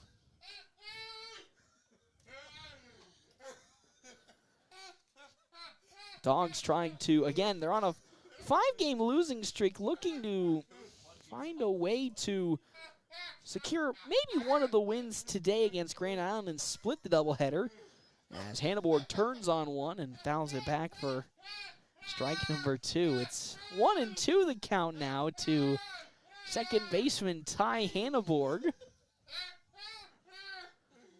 As Gabe Ruiz trying to go the complete game, only giving up the 3 runs. A 1-2 count to Tyler Hanneborg as here comes that pitch from Gabe Ruiz. Oh, it's going to skirt away from the catcher, Gage Gannon, and on over to third goes Jacoby Silos, and then Stifler to second. So now 2-2 count with runners, both of them in scoring position, second and third. 2-2, 2 outs, bottom of the 6th. Ruiz delivers. And it's pulled outside on a fastball for ball number 3. As now it's worked back to a full count, 3-2 with 2 outs. Here it comes. Popped up, cutting towards first base, foul. Schroeder gets underneath it. Oh, but he can't find it, and it's pulled foul to stay at 3-2 the count. As still 2 runners on. Trevor, are you okay? You good. 3-2 the count. As the scoreboard keeper, Trevor just losing his mind right beside me. 3-2 with 2 outs in the bottom of the 6th. Ty Hanneborg trying to keep this game alive for North Platte High School. The pitch. Oh, in there for strike 3, and down he goes looking. And that is how this game will come to an end. The Dogs put up a little bit of a fight in some aspects, and most importantly here in this bottom of the 6th inning, but they just couldn't overcome the deficit that Grand Island put on them in the top of the 3rd. They fall 13-3 in this first game of the doubleheader. We'll step aside and we'll take a break. When we come back, guess what? Quick stop post-game show right here on FM 98.1. AM 1410 and video live streaming on our WB's Fun Center live stream at NorthPlattePost.com. Great Plains Health Orthopedics in North Platte is ready to serve you with board-certified orthopedic surgeons and a team of medical professionals who specialize in hip, knee, and shoulder joint replacements and revisions, minor to complex hand injuries, sports medicine for both the serious athlete and the weekend warrior, new and innovative operative and non-operative procedures, and work-related injuries. Same-week appointments are available. Call Great Plains Health Orthopedics today. Your health is our mission. Great Plains Health. This year, we considered hiring an ad agency to help with our marketing. They pitched impressive visuals and a script that was inspiring. And exotic animal mascots to help grab your attention. In the end, we just decided to tell it to you straight. Shelter Insurance has award-winning customer service at affordable rates. Plus, our local agents are there to help you understand what coverage you need. Ask me, Shelter Agent Brent Rogo, how to protect what you have waited for. Find me at 405 East C Street in North Platte. Buying a car is not always the most pleasant experience, but it doesn't have to be that way. A quarter of a century. That's how long Premier Toyota has been in the North Platte community, delivering a car buying experience that's friendly, easy, and fun. Check PremierAutoplex.com first, then stop by 2600 South Willow Street in North Platte. See Premier Toyota for your next new Toyota or pre-owned vehicle. Premier Toyota at PremierAutoplex.com, just south of I-80, North Platte. North Platte and beyond, your home just got safer and more comfortable. Great Plains Health Home Care Equipment has what you need, from wheelchairs to lift chairs, mobility scooters, and more. Conveniently located at 220 West Leota Street, Suite 1, right next to Great Plains Urgent Care. Their expert team is ready to help you move with ease. Call 308-568-8510 today and take the first step toward comfort, independence, and a better quality of life. Get ready for the ultimate fun day out. Start at Brigham's Tap Room with a brand new menu you won't want to miss. Catch all of the action on game day with your favorite teams on our big screens. Pair the excitement with amazing drinks, and you've got the ultimate game day experience at Brigham's Tap Room. And when you're ready for more fun, head over to Wild Bill's Fun Center. Dive into our action-packed arcade, knock down pins in our bowling alley, and gear up for an epic laser tag battle. There's something for everyone at Wild Bill's, where the fun never stops. Are you in the market for a new or pre-owned car, truck, or SUV? Look no further than Bill Summers Ford, Honda, Nissan, Lincoln for your next vehicle. Look online 24/7 at BillSummers.com. Bill Summers is Western Nebraska's leasing headquarters, and they have aggressive financing to get you into the vehicle you've been dreaming of. Check out all the inventory at BillSummers.com anytime. Bill Summers Ford, Honda, Nissan, Lincoln, where families are our business. Highway 83 and Walker Road in North Platte, and online 24/7 at BillSummers.com. North Platte and beyond, your home just got safer and more comfortable. Great Plains Health Home Care Equipment has what you need, from wheelchairs to lift chairs, mobility scooters, and more. Conveniently located at 220 West Leota Street, Suite 1, right next to Great Plains Urgent Care. Their expert team is ready to help you move with ease. Call 308-568-8510 today and take the first step toward comfort, independence, and a better quality of life. It's the Quick Stop post-game wrap-up. Quick Stop never closes, with 24 locations open 24 hours a day.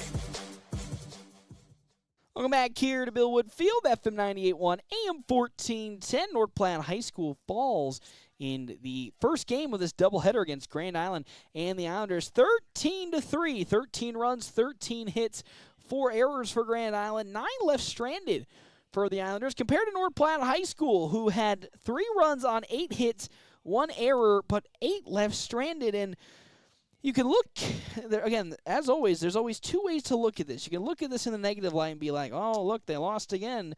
I can't believe the Bulldogs lost again. But in hindsight, I feel like they had really good chances and opportunities to get something rolling today. They had the 8 hits. They had the 8 left stranding. It's just as so far has gone with this season, they've just really been unable to put those runs together in a meaningful, those hits together in a meaningful way to bring a runner home or at least get set up in a position to bring a runner home. So just one of those things that they're still trying to work on this season is the North Platte High boys team, but they fall game number 1 13-3. They will be back in action, and you know what? Just in a couple of minutes. I say a couple of minutes, but they got quite a while before they come up. Another 20-30 before we see them yet again. And when we do come back, game number 2 between Grand Island and the Islanders and North Platte High School here, FM 98.1, AM 1410, and video live streaming on our WB's Fun Center live stream at NorthPlattePost.com. Get ready, North Platte. Brigham's Tap Room has a brand new menu you do not want to miss. Catch all of the action on game day with your favorite teams. The Huskers, the North Platte Bulldogs, and the St. Pat's Irish on their big screens. Pair the excitement with our amazing drinks, and you've got the ultimate game day experience. Don't forget to enjoy axe throwing with your friends. Brigham's Tap Room, where great food, great drinks, and great times come together. Brigham's Tap Room, 1100 South Jeffers Street, North Platte.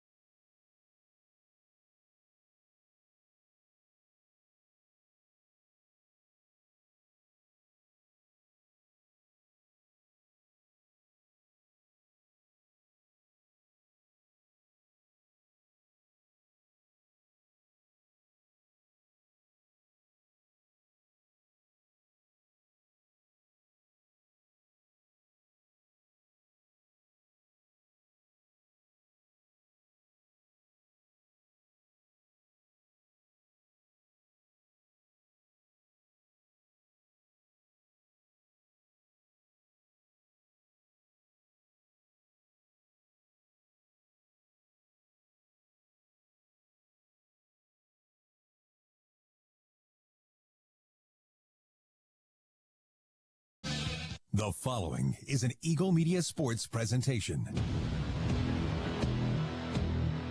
North Platte High Sports on NorthPlattePost.com, FM 98.1 and AM 1410 are brought to you by Another Round Sports Bar and Grill at River's Edge Golf Course, Premier Toyota, Let's Go Places, Kroll Clinic Physical Therapy and Athletic Enhancement, Smokin' Double D's at Butch's in Hershey, The Gathering Spot, and the Justin Thompson Agency, American Family Insurance. Today's game also brought to you in part by the D&N Event Center, Mid-Plains Community College, Runza, Great Plains Foot and Ankle, Farm Bureau Financial, Larry's Glass, Dave's Place, Puro Clean, Bill Summers Ford Honda Lincoln Nissan, Great Plains Health, Great Plains Health Sports and Therapy, Great Plains Health Home Care Equipment, and Shelter Insurance, Pete Falls and Brent Rogo. Watch today's game live at NorthPlattePost.com. Brought to you by WB's Fun Center and Brigham's. Here's the voice of the Dogs, Paxton Gordon.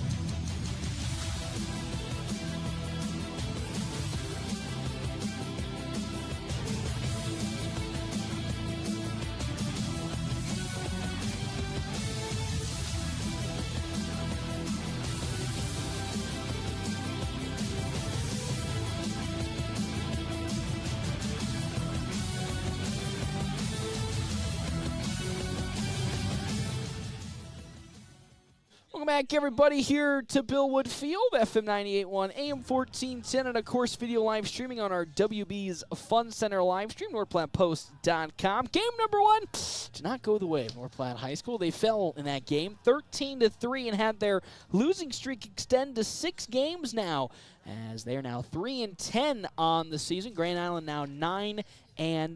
But you know what they say? It's like a new day, new dollar. It's new game, new victories, new opportunities.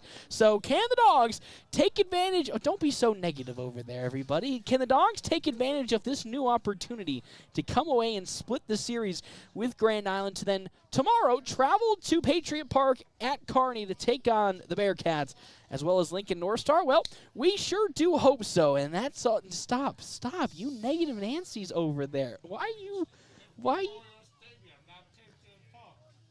Close enough, it's one of the two, somewhere out in Kearney, But the Dogs looking for, I think the word is a better pitching start, in the latter half after Easton Geisler, who started the game, gave up 10 runs in his start for the Bulldogs. Things really started to calm down. In the end, they gave up 4 total runs in the last 4 innings of play. Well, 3 innings. 3 and a third, 2/3, if I remember correctly. So if the Dogs, with now Landon Greeno, who's starting on the mound here in this game number 2, can find that rock, I don't call him old reliable for nothing. So if he can still continue to pound the zone, keep this game close, the Dogs have an opportunity. They came in with 8 hits, left 9 stranded last game, so they had opportunities to bring runs home. They just couldn't execute or make that last final play or last final hit to make it into that scoring echelon. So if they can, this game, I'd say not get it too far out of reach and can almost essentially have a reason to continue to play. You hate to say that they didn't have a reason to play last game, but really with how big that lead was, it almost felt like that they didn't have a totality reason to continue, putting their best foot forward. They kind of almost felt like they were getting ready to move on to the next game. But if they can keep things close and keep a locked-in attitude, and I think they'll have an opportunity to come away with the win against Grand Island. That was, of course, my quick stop pregame show, as well as my Owls Lock and Save keys to the game. Offensively, continue to just get contact. Don't look for power. Don't look to get the extra base hit. Just find good contact to use your speed to get to the next base pad. Then defensively, just lock it down on the pitching. If they can do so and keep it close, I think the Dogs have a good opportunity to win this game. Number 2. Quick Stop pregame show, 27 locations, open 24 hours a day. Quick Stop, always open right around the corner. We come back. It is game time here, FM 98.1, AM 1410, and live streaming on our WB's Fun Center live stream, NorthPlattePost.com. Are hungry and you don't want to cook. Time for Dave's. You know how it goes. It's 6 p.m. already and nothing's planned for dinner. Let Dave's Place take care of it. With dine-in and carry-out, your family's meal is taken care of. And Dave's Place has the big game on. A family atmosphere with plenty of TVs to watch all the matchups you want. With homemade pizza, wings of almost any flavor, and nightly drink specials, Dave's Place won't let you down for dinner. Dave's Place, 1510 East 4th Street, North Platte, or online at davesplacemp.com. Whoop, whoop. Are you in the market for a new or pre-owned car, truck, or SUV? Look no further than Bill Summers Ford Honda Nissan Lincoln for your next vehicle. Look online 24/7 at BillSummers.com. Bill Summers is Western Nebraska's leasing headquarters, and they have aggressive financing to get you into the vehicle you've been dreaming of. Check out all the inventory at BillSummers.com anytime. Bill Summers Ford Honda Nissan Lincoln, where families are our business. Highway 83 and Walker Road in North Platte, and online 24/7 at BillSummers.com. Spring is here. The sun is shining, flowers are blooming, and every time the wind blows, you feel it inside. And that foggy glass? No, that's not morning dew. It's a sign it's time for an upgrade. Good news. Larry's Glass in North Platte, a locally and veteran-owned business, has the expertise to upgrade those old windows with crystal clear views and energy efficiency to keep your home comfortable all year round. Enjoy spring without the indoor breeze. Call Larry's Glass today or stop by 211 West 5th in North Platte, where quality meets clarity. The Bulldogs play here on FM 98.1 and 1410 AM, KOOQ AM North Platte. Enjoy a great home-cooked breakfast from Merrick's Ranch House, Tuesday through Sunday from 7 a.m. to 11 a.m. Dine in, order online at merricksnp.com, use DoorDash, or call 532-8200 for carryout.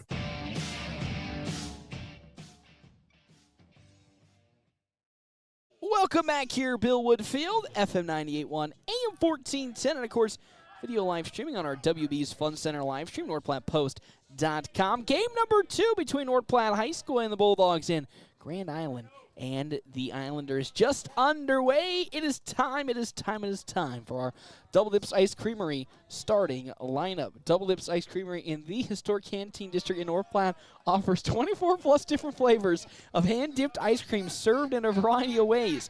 Double Dips also offers homemade waffle cones and bowls alongside homemade fudge and freshly baked desserts. That one hardly grounded on over to Logan Hayes. Wow, what a good juggle, and he'll get the first down on over at first base. Let's jump into our starting lineups here for the side of Grand Island and the Islanders. Sam Dinkelman, who is leading off, will also be on the mound pitching for Grand Island with Ian Ahrens in right field, Broxton Barrientos in center, Sam Schroeder is a designated hitter, Gage Gannon is catching for the Islanders. Gabe Ruiz at first, as that's found back from Ian Ahrens.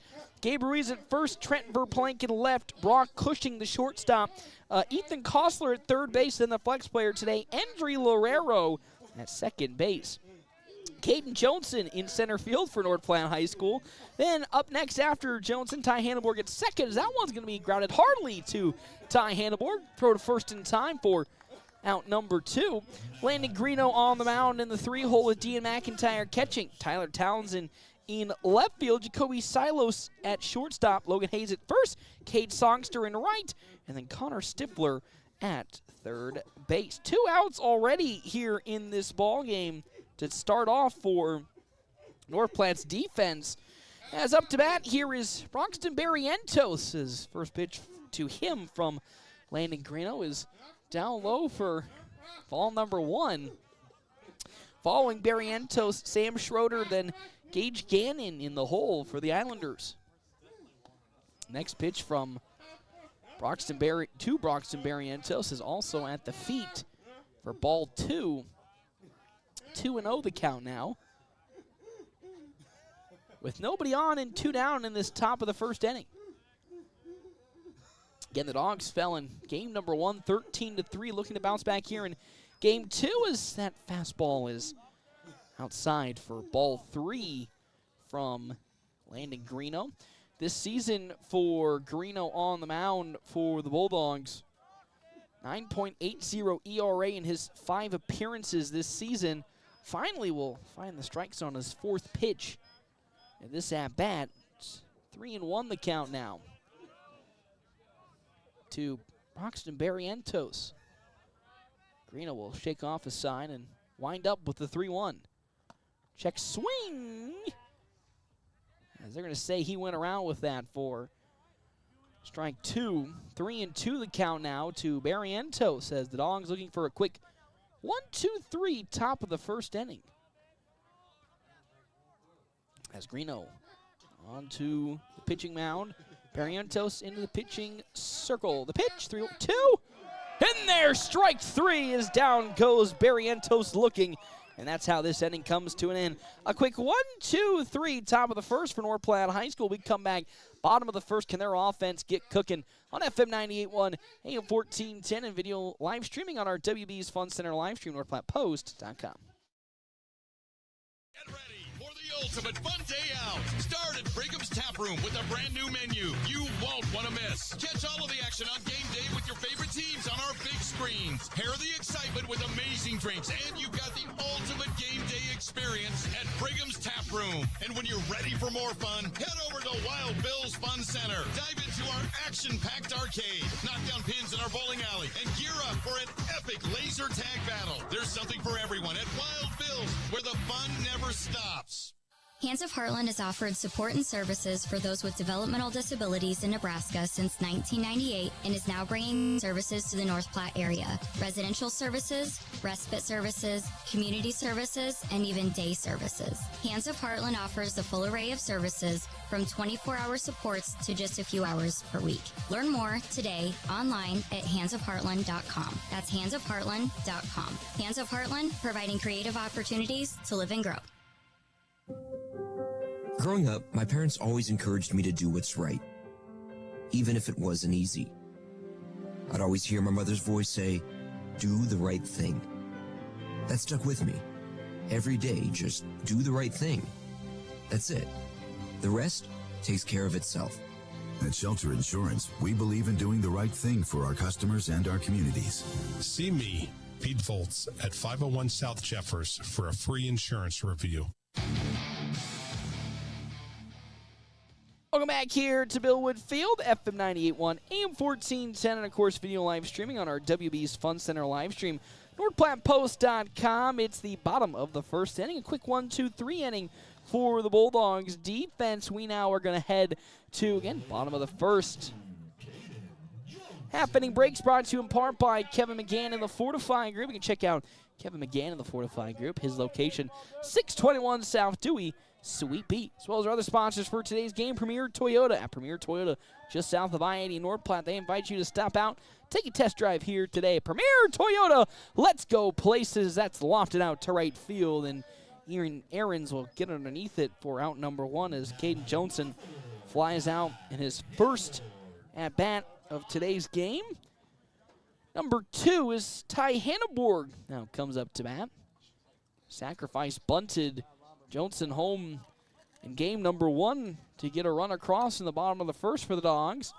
As he now shows bunt, and this at-bat pulls back, but it doesn't matter as that's in the strike zone for strike 1. It's 0-1 the count with 1 out. From Sam Dinkelman, who's on the mound. Pitch down low for ball 2. This season for Dinkelman, a 3.5 ERA and only his 1 appearance this season for the Islanders. Swing and a miss by Ty Hanneborg for strike 2. It's now 1-2 count to the second baseman. Landon Greeno on deck with Dean McIntyre in the hole. The 1-2. Well, one lofted out to left field. Can it get down in time? No, it will not. What a great diving glove from Trent Verplank. As there's out number 2. Had the distance, but just couldn't get down in time. And that's a quick 2 up, 2 down for the Bulldogs in their bottom of the first inning as Landon Greeno comes up to bat. Some big hits for Old Reliable last game. As he'll see a fastball from Dinkelman that's outside for ball 1. Greeno with an opportunity to record the Dogs' first hit as that one lofted slowly to Brock Cushing at short. He can't hold on to it. And another mistake for the infield of Grand Island. Their first error today in getting on is Landon Greeno. That is the 5th error of this 2-game series so far for Grand Island. As Courtesy running for Landon Greeno, Jackson Peters. So there's some speed on the base pads now for the Dogs. With Peters at first base.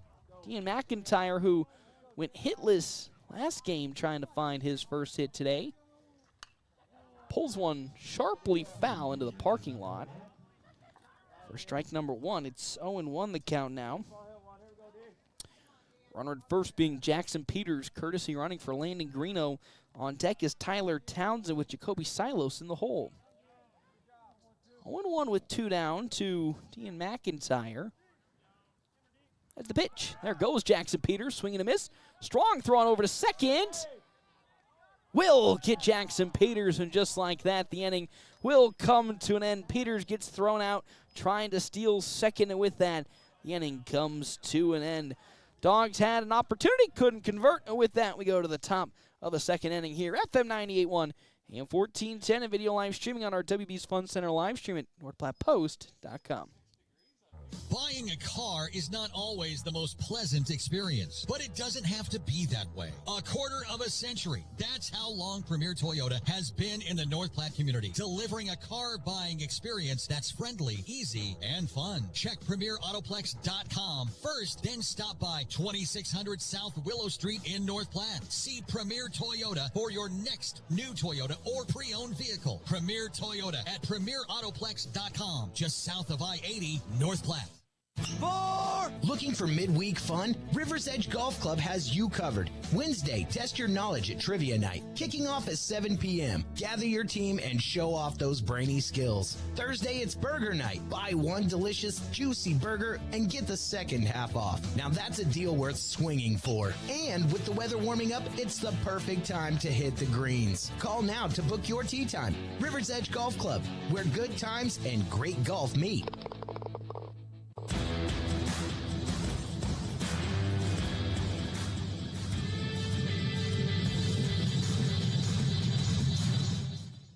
We'll go back here, Billwood Field on FM 98.1, AM 1410 is top of the second inning. Dogs tied with Grand Island, 0-0. Our half-inning breaks brought to you in part by Kevin McGann and the Fortifying Group. Check out Kevin McGann and the Fortifying Group. His location, 621 South Dewey. Sweet beat. As Sam Schroeder now the batter due up for Grand Island in the top of the second. All thank you to our Sports Zone sponsors for today's game. Another round Bar and Grill, where sophistication meets fine dining. As first pitch from Landon Greeno is there for strike number 1. Again, the Dogs trying to kind of skirt their way around Grand Island without using too many pitchers. Went through 3 last game, as that one's actually 4, quote unquote, as that's fouled off by Schroeder for strike 2. Geisler, Hayes, Silos, and Pittner. And they have 2 games tomorrow as well, as 0-2 from Greeno. That's tight inside for ball 1 to the designated hitter, Sam Schroeder. Gage Gannon on deck with Gabe Ruiz in the hole for Grand Island's offense in this top of the second. The 1-2 from Greeno. Oh, that one just off the mark for ball 2.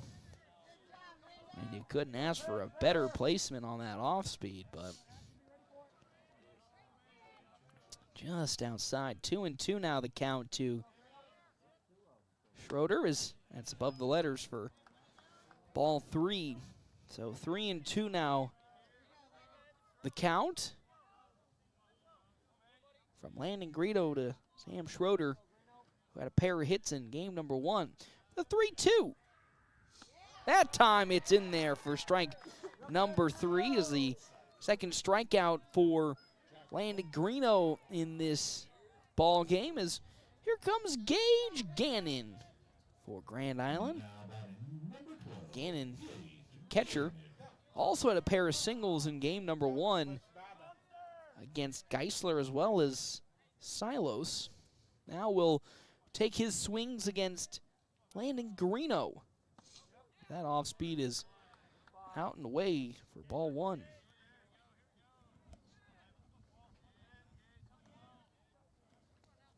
Want to know count The next delivery, oh boy, that's tight inside and low for ball 2. 2-0.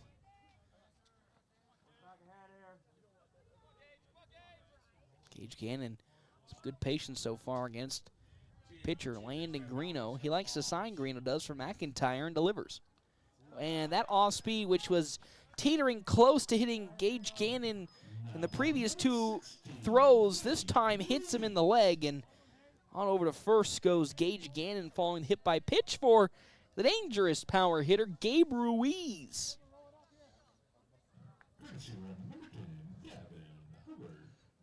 As Gavin Hubbard, courtesy running on over now at first for Gannon, as here comes Gabe Ruiz. Dominated the Dogs in game number 1. He now will lift one out to center field. Caden Johnson going back and with plenty of time gets it. Just all too easy for Caden Johnson. There's some good pop from Gabe Ruiz.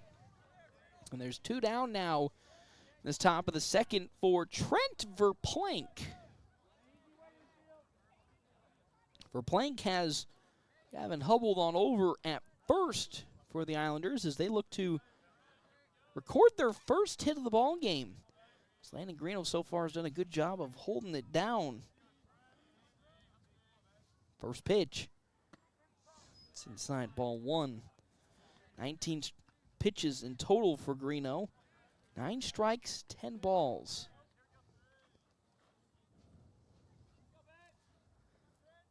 As Greeno, the lefty, will stare down first and deliver a pickoff attempt. One of the few lefties on this Bulldogs roster. Him, Cade Freeze, sorely needed with a plethora of righties that North Platte has. 1-0. In there for strike number 1. 1-1 the count.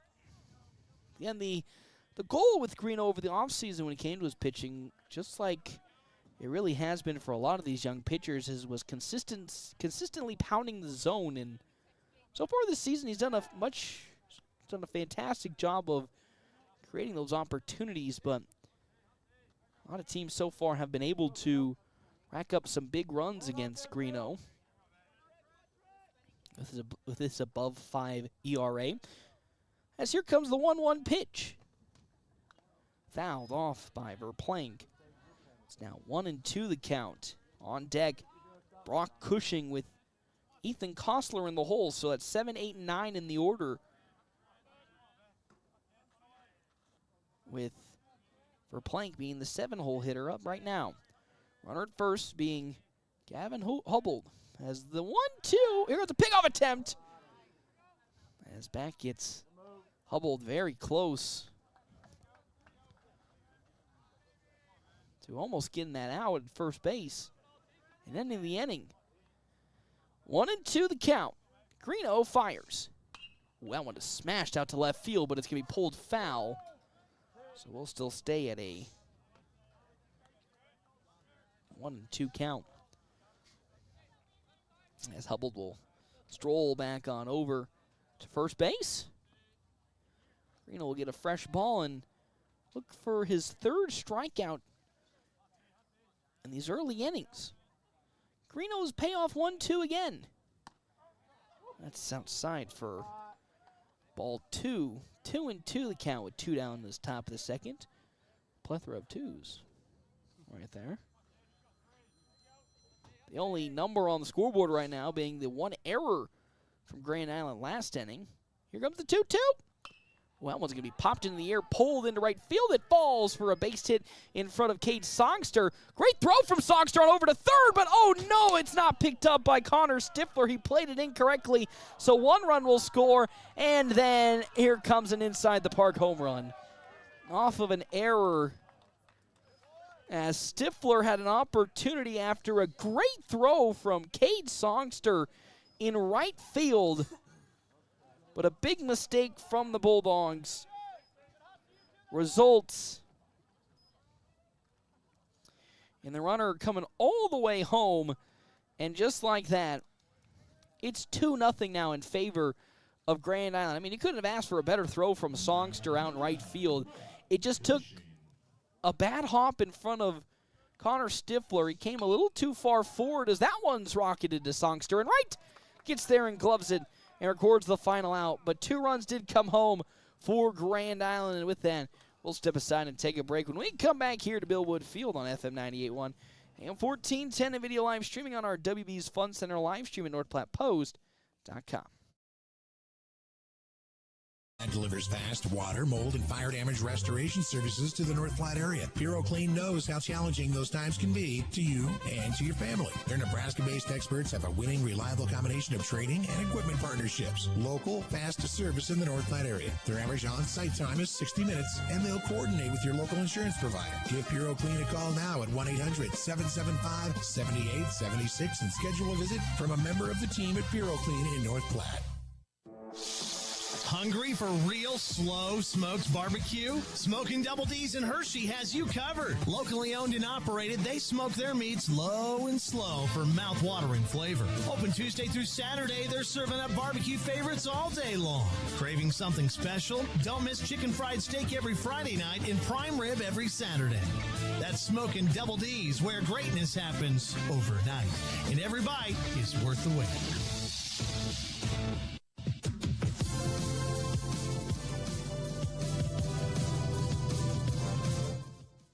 Welcome back here, Bill Wood Field, FM 98.1 AM 1410, and video live streaming on our WB's Fun Center live stream, NorthPlattePost.com. It's 2-0 here in the bottom of the second inning following the 2 runs that came across for Grand Island on the North Platte error.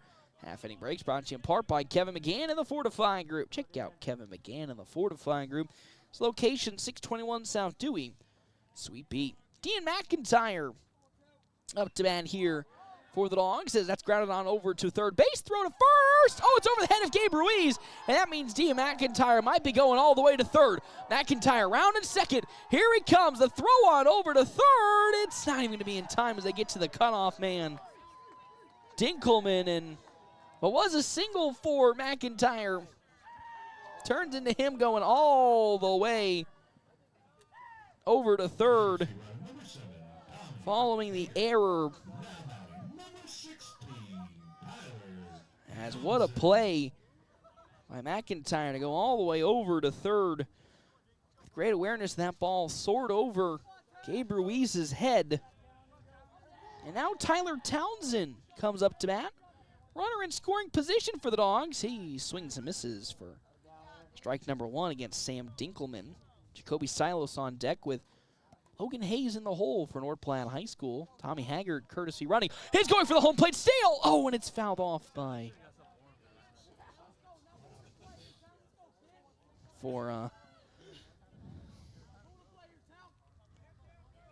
Tyler Townsend. Okay, Banana Boat crew over there. I hear you loud and clear. I'm gonna come and strangle you. Just kidding. In a safe manner. yeah, in a safe manner.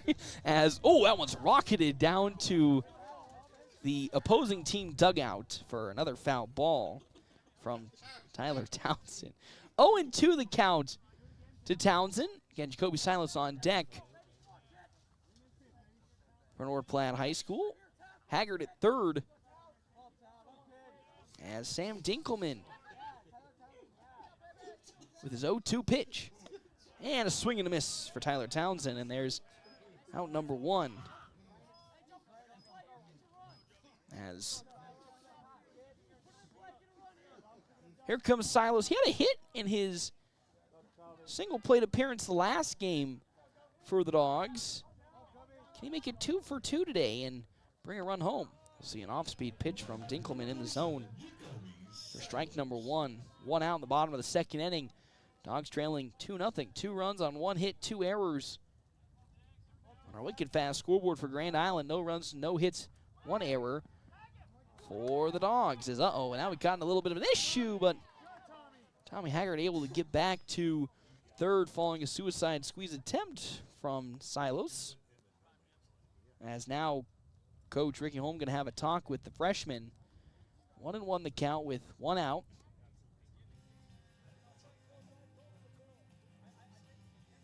As long conversation from Coach Holm.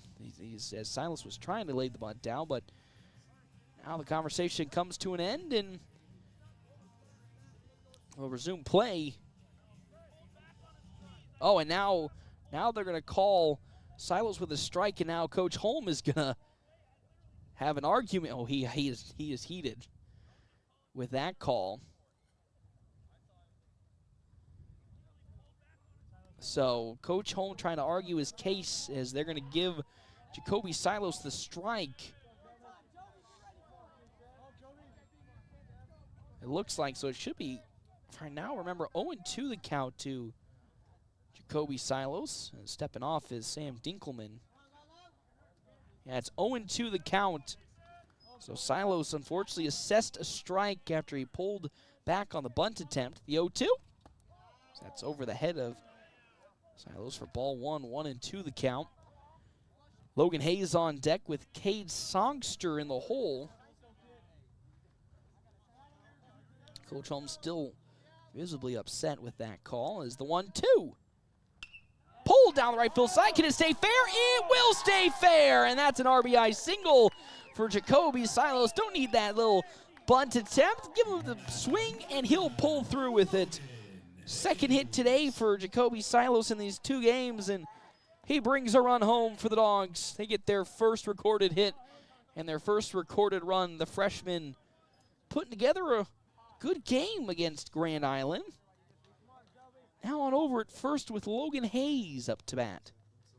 As that's fouled off and runs into the home plate umpire for time to be called now to give him the second to readjust as Hayes goes over to have a word with Coach Holm, is taking one off the chin. The umpire, and give him some time to get refocused in. On deck, Cade Songster with Connor Stifler in the hole. So far for Dinkelman, 17 pitches, 14 strikes, 3 balls against North Platte High School.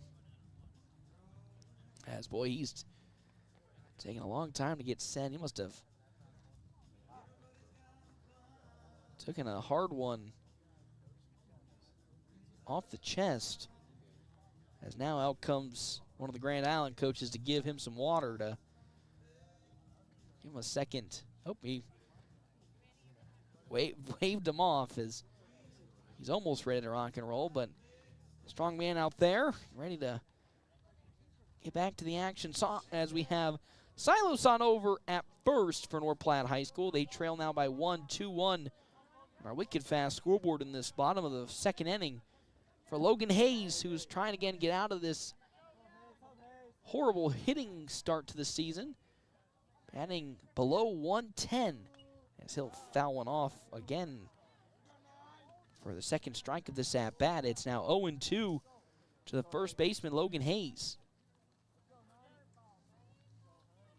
As Dinkelman gets the sign from Gage Gannon, and he likes, and winds up his 0-2. Check swing, and that's going to be a drop third strike. Throw on over to second. No, it's not going to be in time as Silos gets to second. And on over to first goes Logan Hayes. So, an interesting decision from Gage Gannon.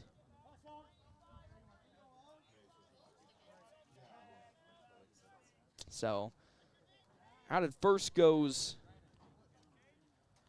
Logan Hayes.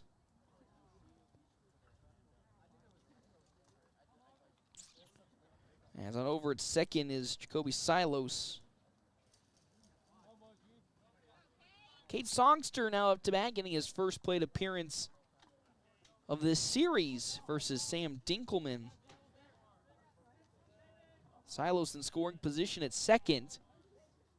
That first pitch, a fastball from Dinkelman, is in the dirt for ball one. 1-0 the count. 2 outs. As now it's Gage Gannon who has to take some time to take a breath. So that might have gone, unfortunately, into a place no man wants said pitches to go. As I feel for the man as he gets readjusted. 1-0 the count with 2 down to Cade Songster, the right fielder. Silos in scoring position at second base as Dinkelman delivers. Turned on and pulled into the parking lot. Well, was going to the parking lot before the net got in the way. For strike number 1. It's 1-1 the count with 2 down. Dinkelman, the big glance at second. His 1-1 pitch. Ooh, it's in there for strike 2 as Songster was trying to avoid the pitch instead, but sneaks in. So it's 1-2 the count to Cade Songster with 2 down in the bottom of the 8th inning. Dinkelman trying to find that last out without giving up another run. Here comes the 1-2. Fastball's turned on by Songster, but up into the sky it goes. Under it gets Endry Lorero, and he gets there to glove it for the final out of this inning. Dogs did get 1 run to come across on 1 hit. We now go to the top of the 3rd, a 2-1 lead for the side of Grand Island. We come back here, FM 98.1, AM 1410, and video live streaming on our WB's Fun Center live stream, NorthPlattePost.com. Spring is here. The sun is shining, flowers are blooming, and every time the wind blows, you feel it inside. And that foggy glass? No, that's not morning dew. It's a sign it's time for an upgrade. Good news. Larry's Glass in North Platte, a locally and veteran-owned business, has the expertise to upgrade those old windows with crystal clear views and energy efficiency to keep your home comfortable all year round. Enjoy spring without the indoor breeze. Call Larry's Glass today or stop by 211 West 5th in North Platte, where quality meets clarity. The DNN Event Center wishes everyone a great sports season. With North Platte and Nebraska weather, things change quickly and can make our lives a little more difficult. Thank goodness for the DNN. The DNN offers hourly rentals for all types of sports practices, including turf, courts, batting cages, and equipment usage. Call the DNN Event Center to schedule your team's practice times and for more league information for all sports seasons. For over 30 years in our community, for your next event, the DNN Event Center.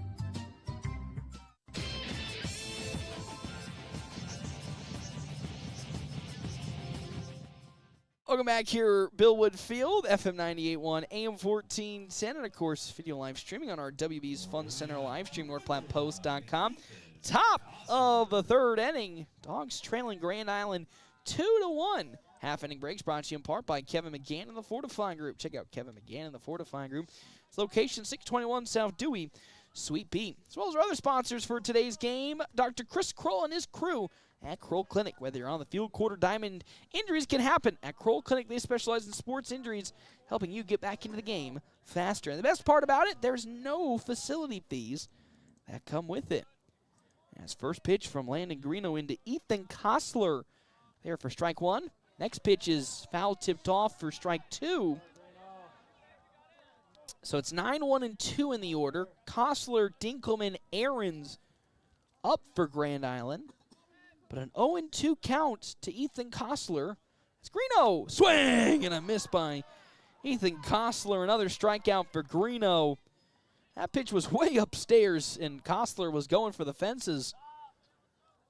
And with that, there's 1 out here in this top of the 3rd. Talked about how the Dogs, they wanted to have a chance to stay in this game with Grand Island. Needed to have a really rock-solid pitching performance, and so far Landon Greeno has been doing so. As here comes Sam Dinkelman, grounded out in his first plate appearance. Launches that to left field. It's going foul, and it will stay foul as Tyler Townsend couldn't get there in time. First foul ball of this at-bat, and strike number 1 to Sam Dinkelman. As Greeno will step off, waiting for Tommy Haggard to come back with the baseball for safety reasons. Next pitch, upstairs, ball 1 to Dinkelman. Greeno at 30 pitches, 18 strikes to 12 balls. 1-1 the count with 1 out as Greeno delivers. Whoa. That's going to bounce off the shoulder there of Sam Dinkelman, and he'll move his way on over to first following the hit by pitch. As up now comes Ian Ahrens, rounded out in his first plate appearance to Ty Hannenborg. Now as a runner at first base.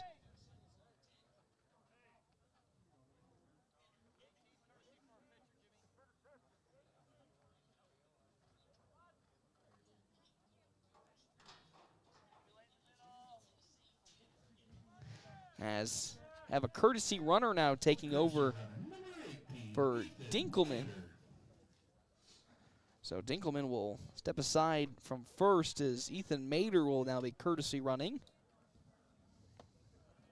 As first pitch from Landon Greeno will be outside for ball one to Ahrens, who again grounded out to Tyler Hannenborg in his last plate appearance. 1-0 the count, one out. Runner at first being Mader.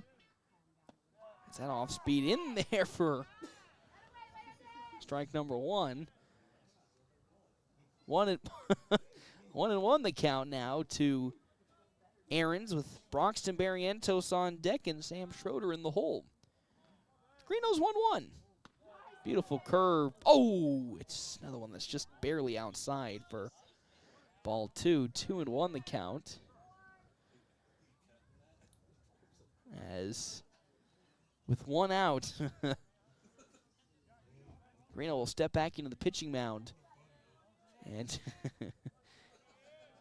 2-1 balls and strike count here as Greeno will step off and try to pick off Mader, but he gets back in plenty of time.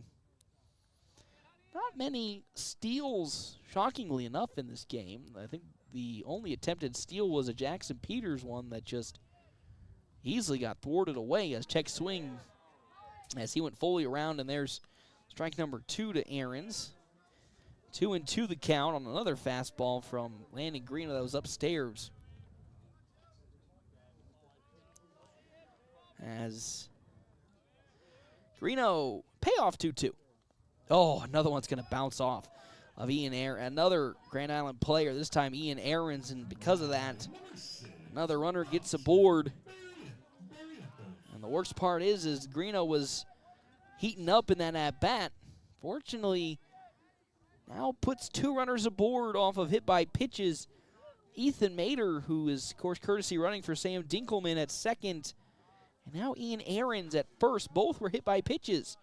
As here comes Broxton Barrientos. He struck out looking in his first plate appearance. That one going to go into center field for a base hit. They're going to be waving on home.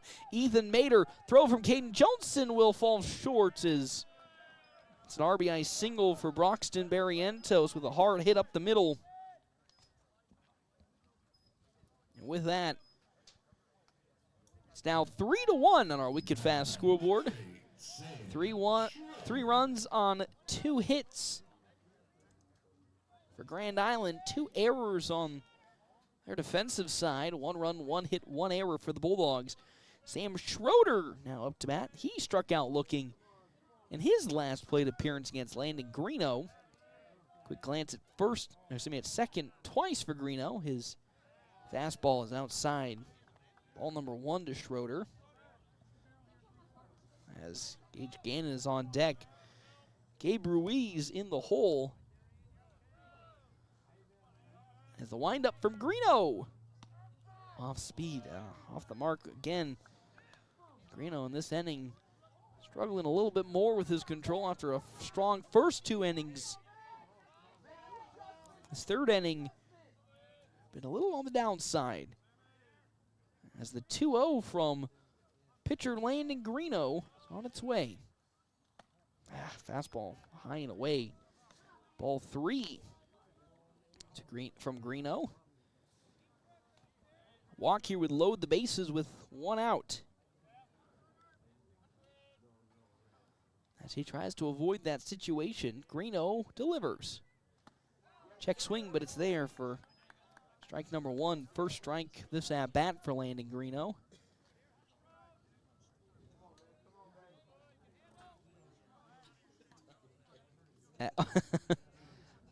Gage Gannon on deck with Gabe Ruiz in the hole. 3-1. That's cut foul down the third base side. I mean, that ball was almost in the dirt, but Schroeder got a little piece on it. So a little blessing for Landon Greeno. It's now a full count to Sam Schroeder. And he struck out looking in his last plate appearance. 2 runners aboard, 1 out, top of the third. Greeno's going to pick off to second, but Aarons gets back in time. But still a 3-2 count. Back into the batter's box goes Schroeder. Here comes his payoff 3-2. Again, another pickoff attempt will get Aarons back. Back-to-back pickoff attempts to Ian Aarons at second. So he gets back in time. 3-2 pitch. Greeno on the way. Now a little bouncer. Foul down the third base side. So we'll still stay at, 3-2.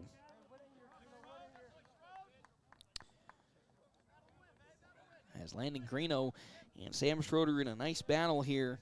7 pitches between these two. But can Landon Greeno get the upper edge on the last one?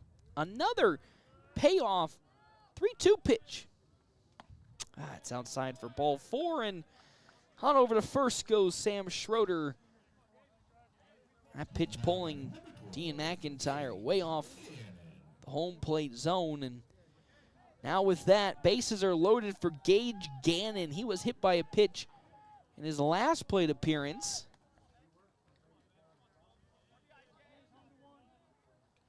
Now has runners at first, second, and third. Aarons at third, Barrientos at second, Schroeder at first. He rockets one to center field. Johnson going back, catches it. Now going to throw it on over to the cutoff man, Jacoby Silos. Won't be able to do anything with it. And that's an easy sacrifice flyout as Ian Aarons comes home. But the best outcome in that situation with what was given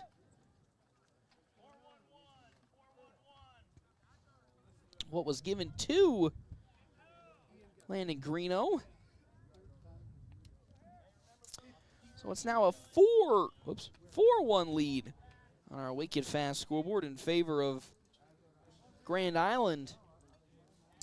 Barrientos at third, Schroeder at first for Gabe Ruiz, who flew out Kane Jones in his first plate appearance. A pitch outside for ball 1 to Gabe Ruiz. Trent Verplank on deck, Brock Cushing in the hole for Grand Island. As Greeno delivers. Beautiful curve in there, strike 1. 1-1 the count. Now to the first baseman, Ruiz. With still a runner in scoring position at third being Broxton Barrientos. 1-1. That one's half swung on by Ruiz and fouled off for strike 2. So wouldn't be shocked if we see Greeno go to the fastball here.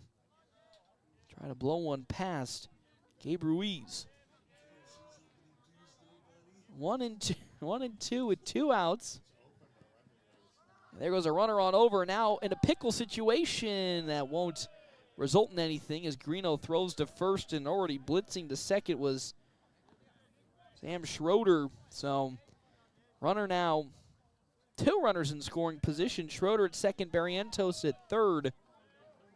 And a 1-2 count to Gabe Ruiz. 4-1 lead for Grand Island in the top of the second. The pitch! That one's cutting sharply out the field of play for another foul ball. As Gabe Ruiz trying to find some energy against Landon Greeno, but Greeno's 1-2. Swing and a miss on an off speed. Ruiz was way in front of it, and that's how this inning comes to an end. 2 did come home for the Islanders, but Landon Greeno still holding it down on the mound. We now go to the bottom of the third. Can the Dogs bounce back and find some more runs on their side? Well, we have to find out. We come back here, FM 98.1, AM 1410, and video live streaming on our WB's Fun Center live stream at NorthPlattePost.com. Greatness doesn't happen overnight. It takes time, focus, and dedication. At Shelter Insurance, we understand that because we put in the hard work and dedication for decades. And that commitment is paid off with award-winning customer service for your auto, home, and life insurance. See me, Shelter Agent Brent Rogo, at 405 East C Street and find out why so many of our clients would recommend Shelter. Whether you're a weekend warrior, youth, or professional athlete, the Great Plains Health Sports Medicine Team has you covered. The team includes orthopedic surgeons, athletic trainers, and other healthcare specialists who spend their time at local high school and college sporting events, ensuring that athletes stay as injury-free as possible. In the event of an injury, the team remains committed to returning athletes to competition as quickly and safely as possible. Contact the Great Plains Health Sports Medicine Team by calling 308-568-7456.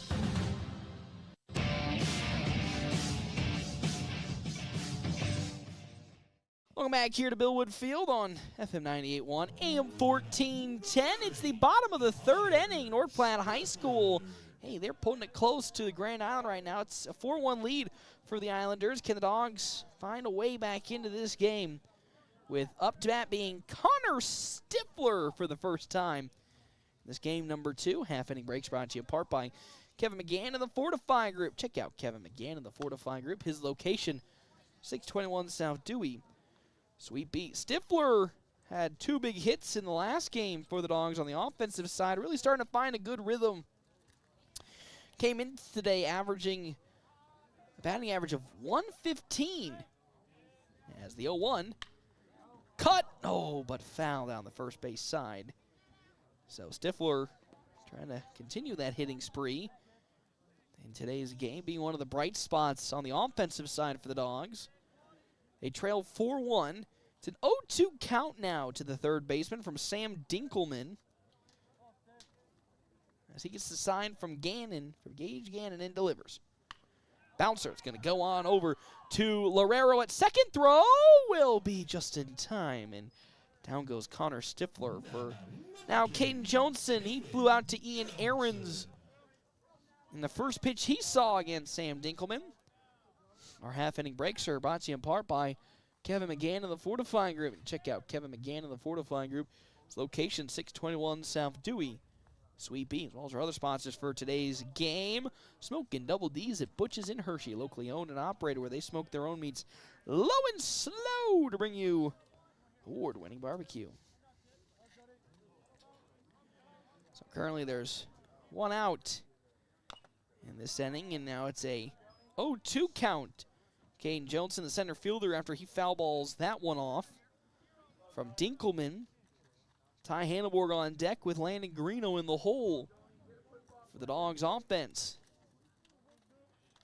As Dinkelman gets the sign for his 0-2 pitch. Another one fouled off by Johnson. Still keep this count alive at 0-2. As Dinkelman awaits the sign from Gage Gannon. He likes that. The 0-2 again.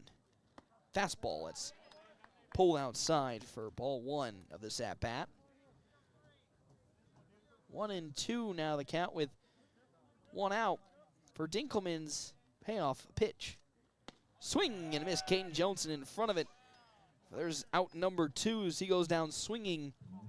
And now Ty Hanneborg comes up. He flew out to Trent Verplank in left field. A diving Trent Verplank out.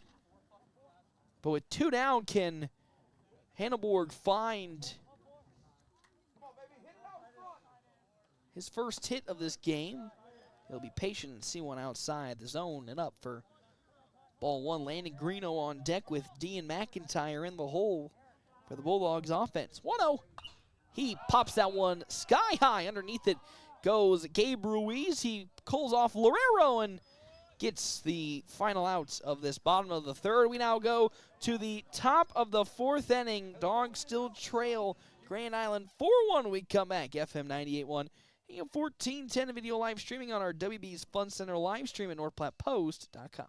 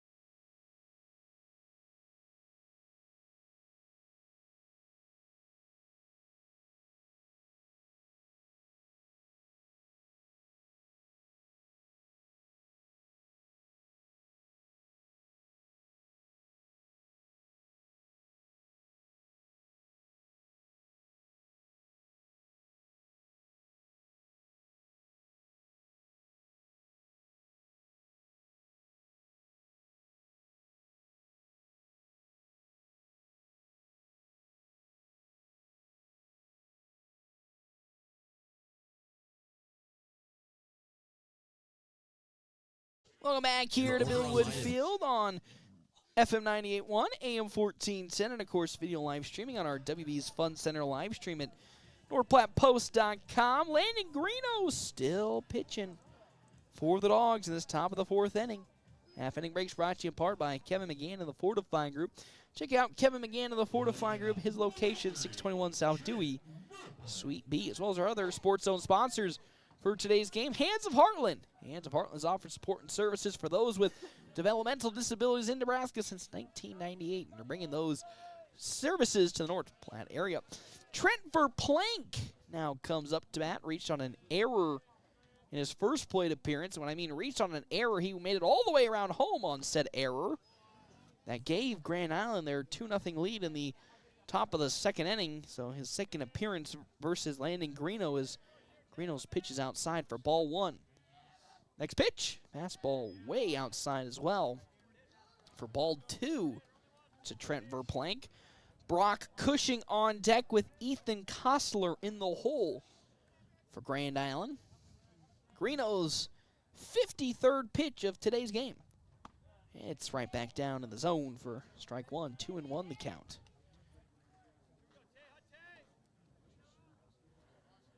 And Greeno came in today's game with an ERA above 5. 5.35 as that one's back to the netting for strike number 2. So far today has done a good job of keeping this Grand Island offense in check after the Dogs gave up 13 runs in game number 1. So far through these innings have only given up 4. The 2-2.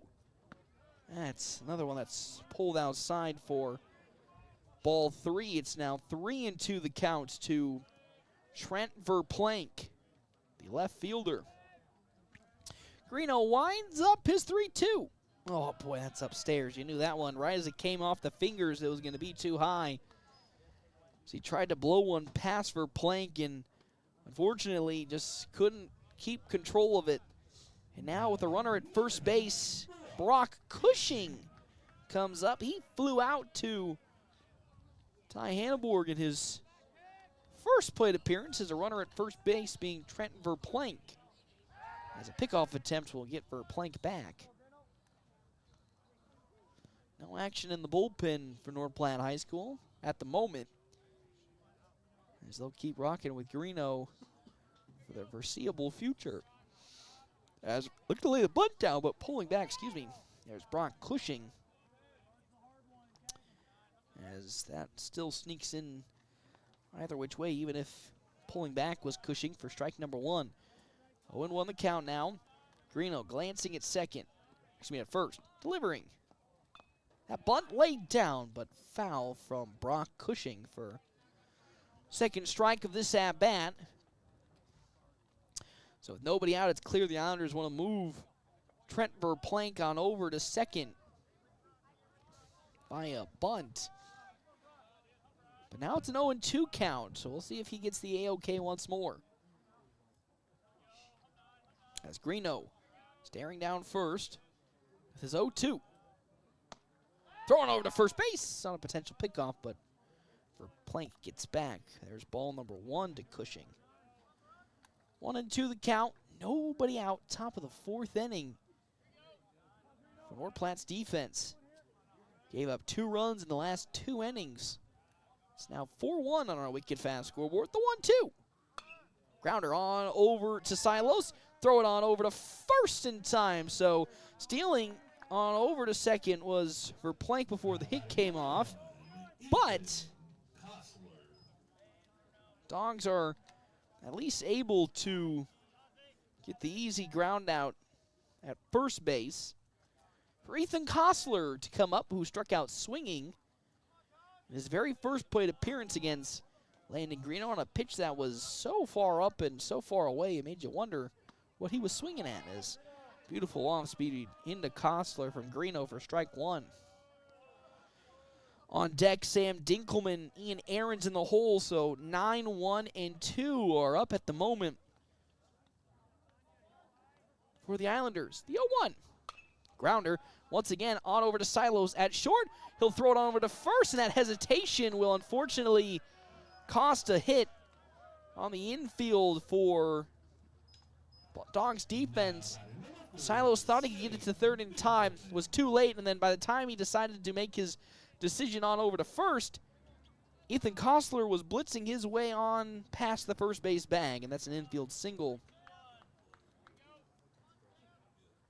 for Grand Island. As now they have runners at the corners for Sam Dinkelman. Was hit by a pitch in his last plate appearance. As Stifler now going to take some time to go have a conversation with Greeno on the defensive adjustment. And now another scoring opportunity for Grand Island in this ball game. As a pickoff attempt will get Ethan Kostler back.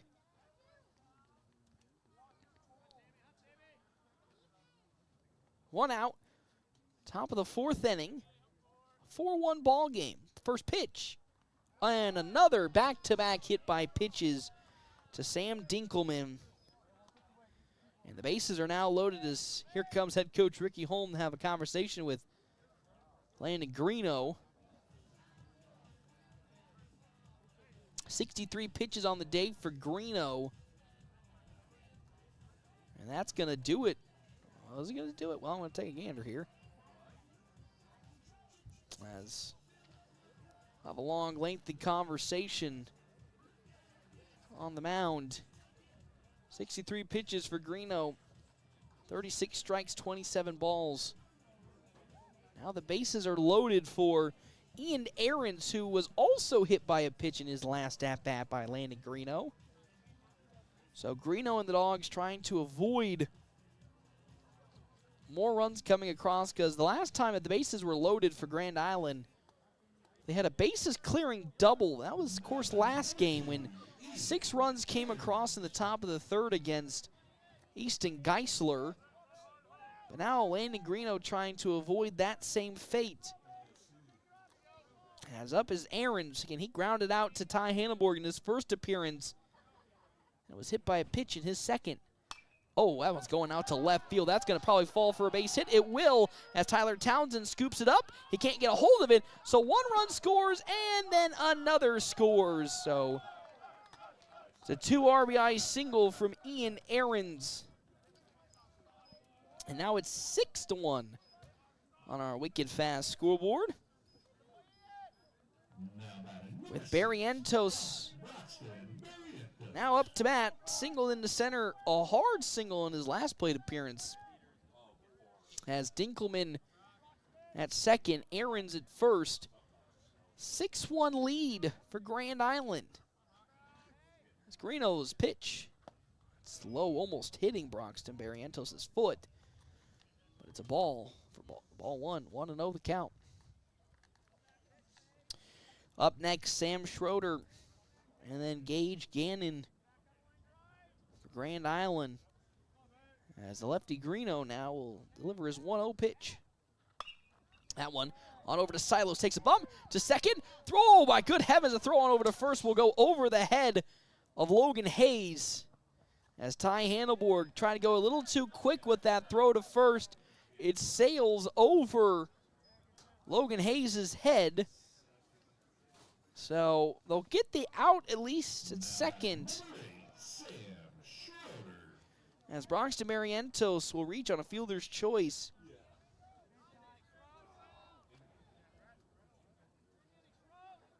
So another one, unfortunately, does come home for Grand Island. Man, that is smoked out to center field. Caden Johnson going back, still going back, goes all the way to the fence. At least score the runner from first being Barrientos, says that's a stand-up double for Sam Schroeder. And might be thinking from Coach Ricky Holm that almost might be done with Landon Greeno's day. It's 8-1 now on our Wicked Fast scoreboard with 2 down in this inning.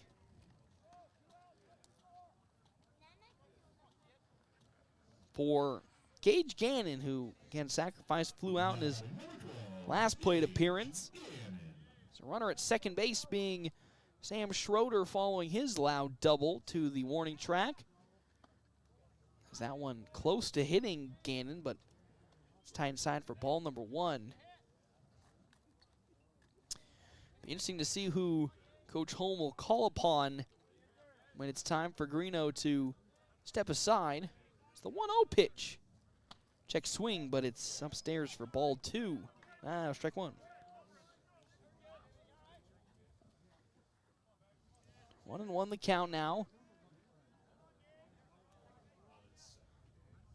To Gage Gannon, the catcher. Schroeder at second base as Greeno steps off and will throw it to second lightly just to get Schroeder back. 68 pitches for Landon Greeno, 39 strikes, 29 balls.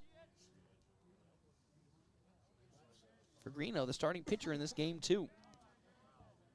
The 1-1. That one slowly grounded on over to Ty Hannibal. Good backhander, throw to first in time. And that is how this inning will come to an end. Though the Dogs did give up 4 runs this inning, they now trail Grand Island 8-1. We go now to the bottom of the 4th inning on FM 98.1 and 1410 video live streaming on our WB's Fun Center live stream at NorthPlattePost.com.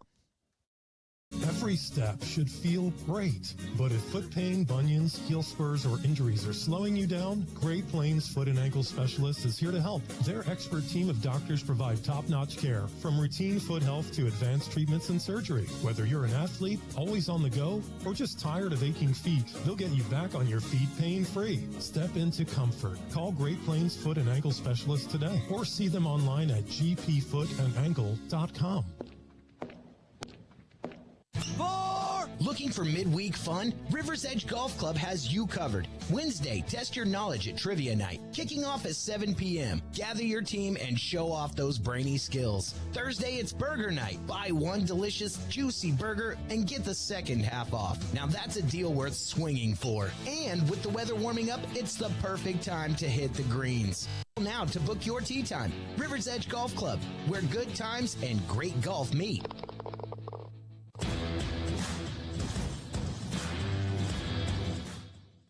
Welcome back here to Billwood Field, FM 98.1, AM 1410, and of course, video live streaming on our WB's Fun Center live stream, NorthPlattePost.com. 8-1 the lead for Grand Island and the Islanders as we now hit the bottom of the 4th inning. Half inning breaks brought to you apart by Kevin McGann and the Fortified Group. Check out his location, 621 South Dewey, Sweet Beat, as well as our other sponsors for today's game, Premier Toyota. At, of course, Premier Toyota in North Platte. They have Toyota trained technicians on hand, so you know you're always getting the very best in service and repairs. Schedule your service and factory scheduled maintenance today and keep your car running strong. As well as River's Edge Golf Club, featuring modern amenities, a beautifully maintained course, lush greens, and breathtaking views of the North Platte River. River's Edge Golf Club delivers one of the best golfing experiences in West Central Nebraska. So Landon Greeno will start this inning for the Dogs as they trail 8-1 in this game against Grand Island. He reached on an error from Brock Cushing in his last plate appearance, as Dinkelman's fastball is outside for ball 1. Again, the Dogs back in action tomorrow as they'll lead off with Kearney and then Lincoln North Star. Another doubleheader, the 1-0. Low once again from Sam Dinkelman. He's only thrown 35 pitches so far, 27 strikes to 8 balls. So good day for Dinkelman in this game number 2 as a 2-0 pitch. Another one that's outside, ball 3, almost all in a similar spot. Back to back to back. As the cloud's starting to lighten up a little bit here. The 3-0. It's ball 4, and that's a 4-pitch walk, and Landon Greeno takes a nice stroll to first base. So Dinkelman, 4 straight pitches that were outside the zone will put Greeno at first. And now we have a player running on out to the bullpen to start warming up. Aldo Martinez for Grand Island out warming up. As on over to first goes Jackson Peters for North Platte High. Courtesy running for Landon Greeno. Again, Aldo Martinez getting some warm-up stretches in for the Islanders in the bullpen. Following those quick quick walk from Dinkelman to Greeno. That's the 5th ball of this at-bat, or excuse me, this inning for Dinkelman. Next one. This time, finally, we'll find the strike zone on the 6th pitch this inning. 1-1 the count to Dean McIntyre. He singled in his first plate appearance for the Dogs. As a runner at first being Jackson Peters. He swings and misses on a pitch that's down low for strike 2. 1-2 the count. As Sam Dinkelman trying to find the first out of this inning, delivers. Grounded sharply on over. Good glove on over from Kostler. Throw to first. Oh, it's in time, and there's a double play. Unbelievable. Just barely got to first in time. Kostler with a good glove, throws it to second, and then a quick zinger to first, gets the double play. And there's now 2 down in this inning.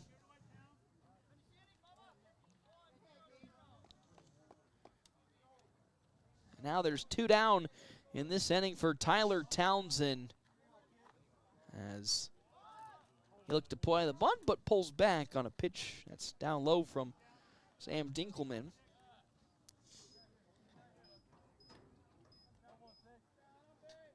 One and 0, as Townsend still looking to play the bunt, pulls back, but that pitch is in the zone for strike 1. 1-1 the count with 2 down. 8-1 lead.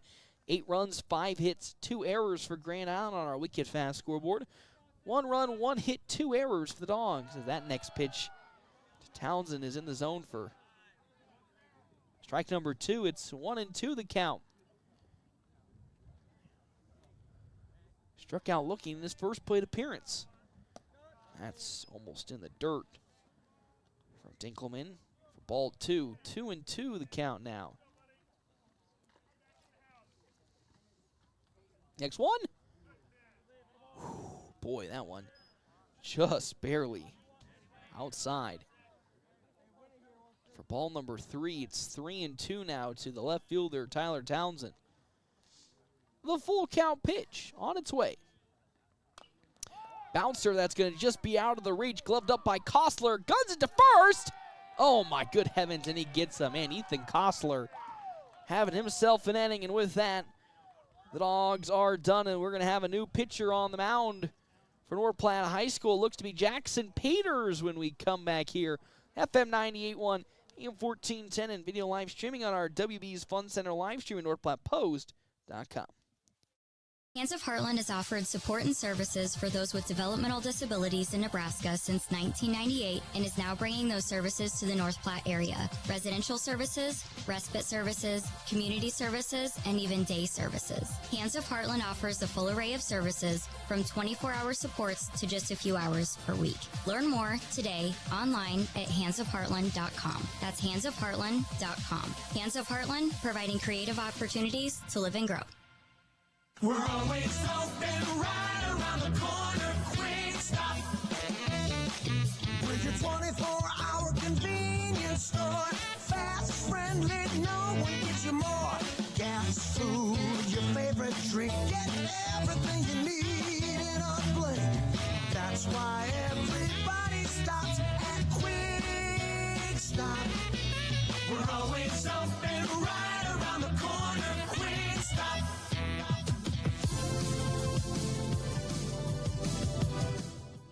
Welcome back here, Billwood Field on FM 98.1, AM 1410. Paxton Gordon here with you. Game number 2 of our doubleheader between North Platte High School and Grand Island. We have a new pitcher on the mound for the Bulldogs, one Jackson Peters.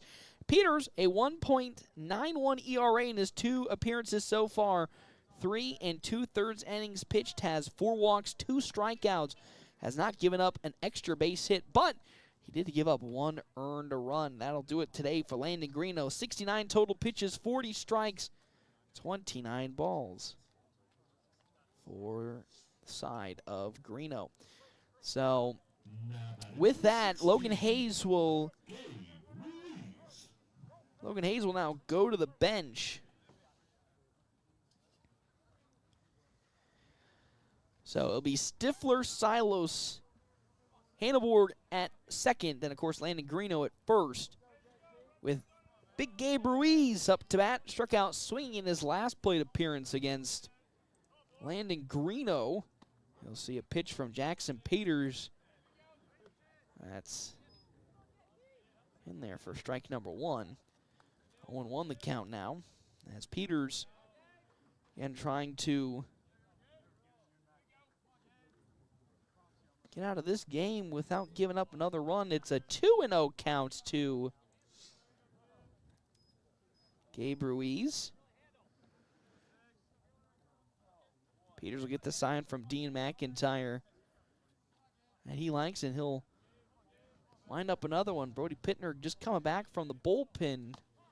Yeah, there's a good strike from Peters to Ruiz. On deck, Trent Verplank with Brock Cushing in the hole for Grand Island. Aldo Martinez still warming up in the bullpen for the Islanders, as that fastball is down low.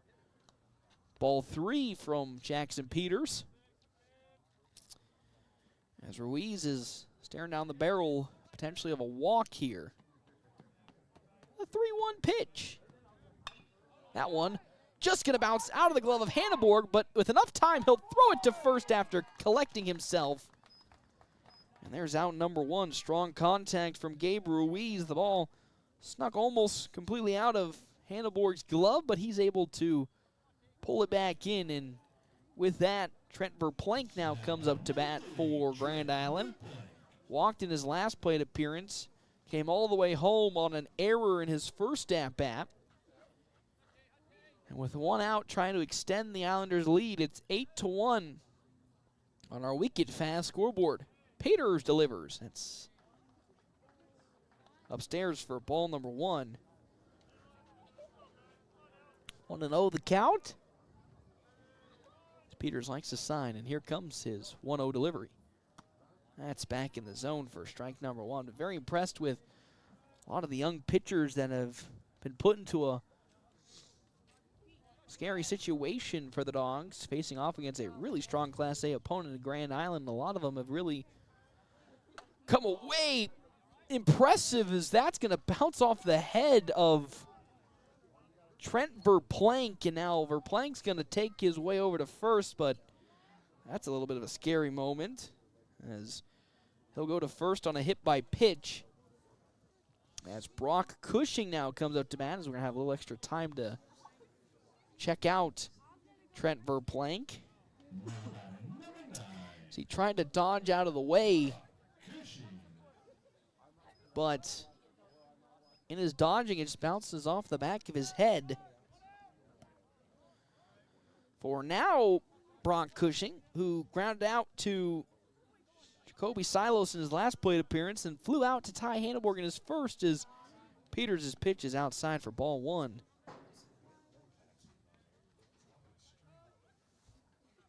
One to know the count, with 1 out and a runner at first base. Now a little tapper going to just get barely into center field for a single. So now there's 2 runners aboard for Grand Island after the soft single from Brock Cushing. As here comes Ethan Kostler. Got in with an infield single after Jacoby Silos had a tough decision to make. Does he throw it to third to get an out, or does he throw it to first? He missed both opportunities, and because of that, Kostler got on base with a single in his last plate appearance. Still 1 out in this top of the 5th inning as Kostler lays the bunt down. Picked up by Peters. There's nobody at first base,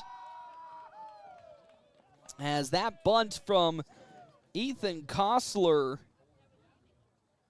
results in the bases being loaded after Greeno comes running all the way up after the ball was almost bunted back to Peters, and there was nobody covering first base. And now the bases are loaded. 6th hit in this game, number 2 for Grand Island with Sam Dinkelman up to bat. As Peters delivers.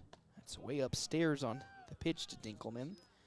Dinkelman in 2 straight plate appearances was hit by Landon Greeno.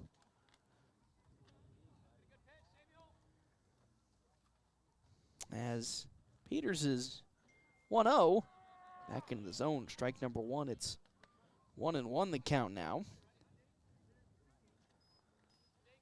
With 1 out. Bases loaded for Plank at third. Cushing at second. Kostler at first base. The 1-1. Oh boy, that is smashed out to center field. Caden Johnson going back. He'll get the out. He'll throw it on over to the cutoff man, Jacoby Silo. So 1 run will come across, but what a hit by Sam Dinkelman. Will score another run and put runners at the corners. It's now 9-1 on our wicked fast scoreboard with 2 outs now for Ian Ahrens. Singled into left last time up, just outside the reach of Connor Stifler and Jacoby Silos. And now trying to keep this inning alive as that pitch from Peters is pulled away for ball 1. 1-0 the count to Ian Ahrens. Broxton Barrientos on deck with Sam Schroeder in the hole. Another one that's crushed, this time going to the gap in right center field. Johnson trying to go in it. He gets there in time. There's the distance travel and the speed from Caden Johnson to find the last out of this inning on a loud hit. The 1 run did come across for Grand Island. They lead now 9-1. We come back. FM 98.1 AM 1410 in video live streaming on our WB's Fun Center live stream at NorthPlattePost.com.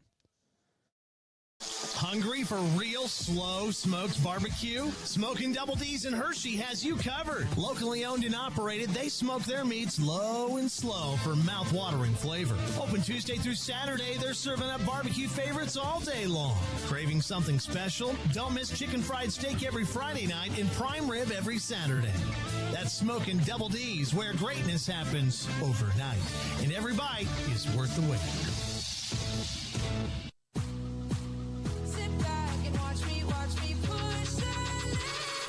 Hi, this is Dr. Chris Kroll. At Kroll Clinic, we specialize in all areas of rehab, from daily aches and pains to sports injuries, motor vehicle accidents, or post-surgical care. We're the area's premier facility for concussion recovery. Visit us at KrollClinic.com, that's KRULL Clinic.com, or come visit us at Westfield Shopping Center in North Platte. We are committed to getting you back in the game of life without those annoying facility fees.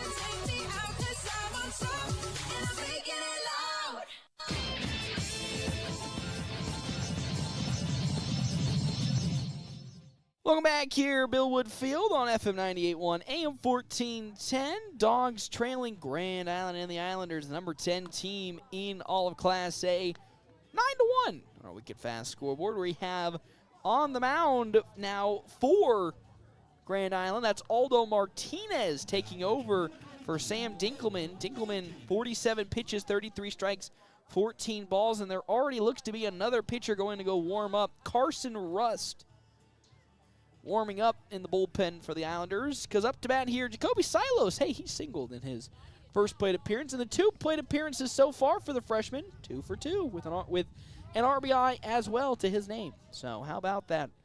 Freshman coming in a tough situation, because Grand Island, being as dominant as they've been this season, hasn't really hindered Silos' at-bats, as he now will be up to bat for the first time in this bottom of the 5th inning. Half-inning breaks brought to you in part by Kevin McGann and the Fortifying Group. Check out Kevin McGann and the Fortifying Group. His location, 621 South Dewey, Suite B. For Aldo Martinez, 5.25 ERA in his 3 appearances so far. Martinez, 5 1/3 innings pitched, will throw one into Silos for ball 1, but bounce back into the zone for strike number 1.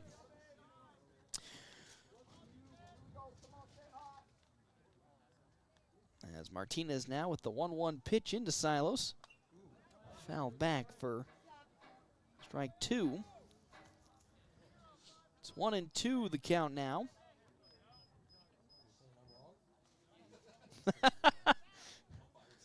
As on deck, Jackson Peters with Cade Songster in the hole. His next pitch from Aldo Martinez is outside for ball 2.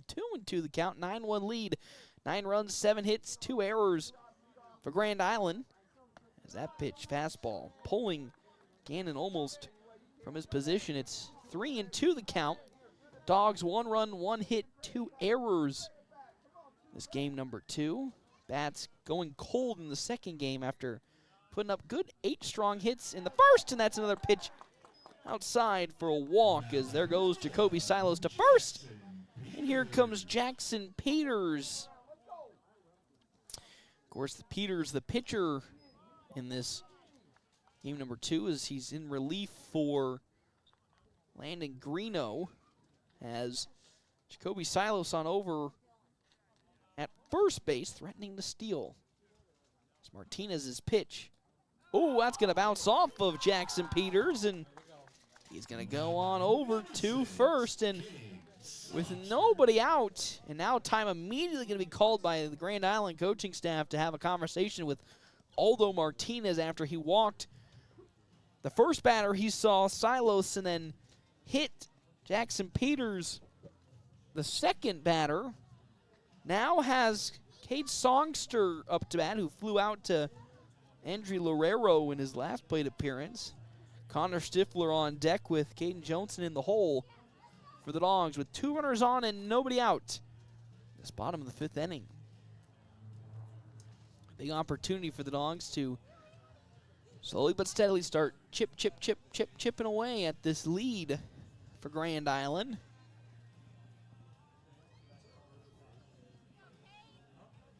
As now the meeting comes to an end, and here comes, as I said, Cade Songster.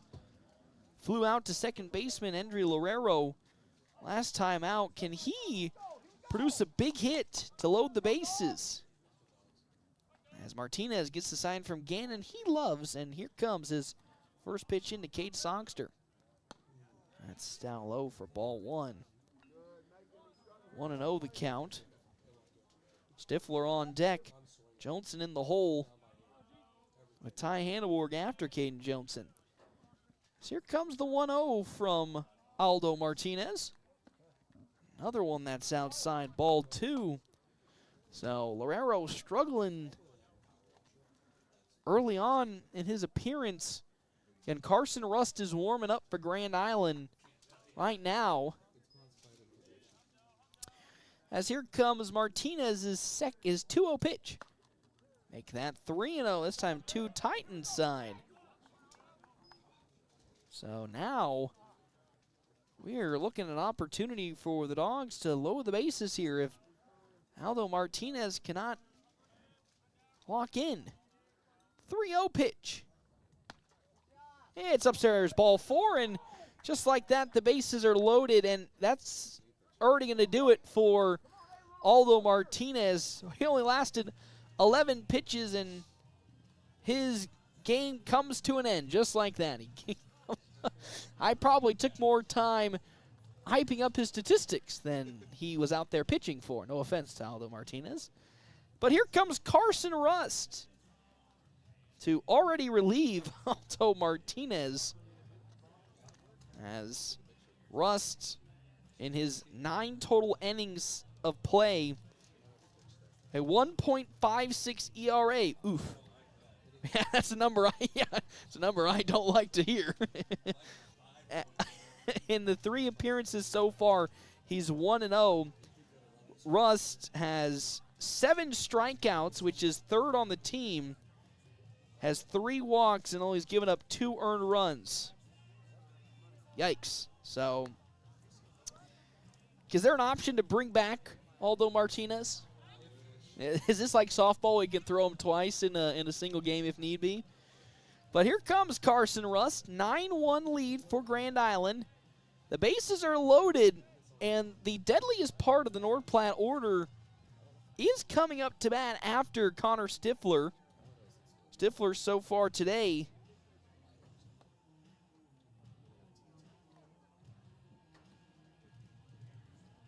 grounded out in his first plate appearance to Endry Lorero at second. With the bases loaded, Jacoby Silos at third, Peters at second, Cade Songster at first. If one from Connor Stifler gets into the outfield, the speed on the base pads means that the Dogs could bring more than just one run home.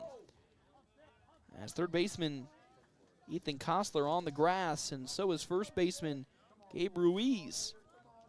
As Carson Rust now starts off, he'll fire a pitch outside for ball one, and this is the perfect opportunity for the Dogs to to really take advantage of Carson Rust, to, no pun intended, might be a little rusty after a short warm-up. See what I did there, huh? As the 1-0 is back in the zone for strike number one. And thank you. You know, I thought about that. Thank you.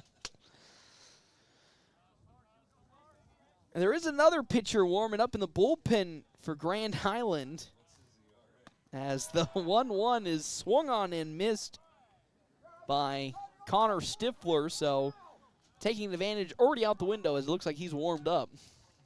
1-2 the count from Carson Rust to the third baseman Connor Stifler.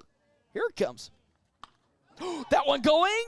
Oh, out of the reach there of Lorero at second base, so one run comes across. Oh, my good heavens, is slipping off of the bag there was Cade Songster, but a single from Connor Stifler brings a run home just out of the reach of Endry Lorero.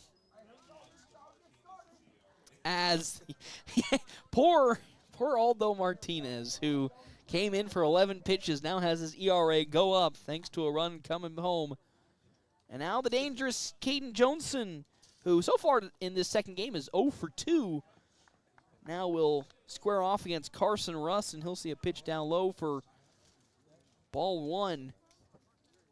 At first, Connor Stifler, Cade Songster at second, Jackson Peters at third. Ooh, he turns on one, but it's pulled foul into the parking lot for strike number one. On deck, Ty Hanneborg with Landon Greeno for the Dogs. Nobody out in this bottom of the fifth inning. And a 1-1 count to Caden Johnson. Another one that he just barely gets contact with and fouls it into the parking lot. 1-2 now from Carson Russ to the senior Caden Johnson. Nobody out, bases loaded. Bottom of the fifth, Dogs trailing 9-2. As Rust with his 1-2. Well, that's in the dirt. Good stuff from Gage Gannon to make sure it doesn't get away from him. So it's now 2-2 the count. Nobody out and the bases loaded. Rust, here it comes. That one's going to go into left field for a base hit. Another run will come home for North Platte High School. Good, solid contact to the hit from Caden Johnson. Pull the tally out and mark another one against Aldo Martinez. 9-3 now the lead. It's slowly but steadily chipping away. Nobody out in this bottom of the fifth inning. Here comes Ty Hanneborg. He's 0 for 2 today. 2 flyouts so far. In this game number 2, will look to apply the bunt, but pulls back for ball one. Still nobody out in this bottom of the fifth. As Carson Rust coming in a pretty horrible situation, now trying to avoid getting it even worse as that pitch is in the zone for strike one. It's 1-1 the count now to Ty Hanneborg. As Carson Rust, 1-1. Popped up, that's going to be in reachable territory as Gabe Ruiz gets underneath it, and he easily will grab it for out number one. As here comes Old Reliable up to bat. So far today, 0 for 1. reached on an error in his first plate appearance after Brock Cushing couldn't hold on to it. Walked in his second. Now has runners at first, second, and third with one out in the bottom of the fifth inning. Dogs trailing by 6, 9-3. Dean McIntyre on deck with Tyler Townsend in the hole. First pitch into Greeno is above the letters. Ball 1. A little update on the second of the JV games. 5-5 in the top of the 6th inning between Grand Island JV and North Platte JV. Rust with his 1-0. That's in there for strike 1. 1-1 the count. Bases are still loaded. Songster at third, Stifler at second, Caden Johnson at first. As Carson Rust trying to navigate these risky waters with his 1-1. That one going to be grounded on into the great glove of Endry Lorero. Throw to first in time, but 1 run does come. Great job, though, from Endry Lorero to reach out and retrieve that ball. As Landon Greeno grounds out for Big D and McIntyre to come up with an opportunity maybe to drive 2 more runs home and make this a ball game. 9-4 on our Wicked Fast scoreboard. 3 have come across. His first pitch into McIntyre is strike number 1. Johnson at second, Stifler at third. 2 down in the bottom of the 5th inning. 9-4 the lead for Grand Island. As Carson Rust with his 0-1. Off speed in there for strike 2. That might have been the pitch that Dean McIntyre was looking for. As Carson Rust trying to get out of this inning without giving up another run. His 0-2. That's in the dirt, but doesn't sneak far enough away from Gage Gannon to advance the runners. So now it's 1-2 the count with 2 down.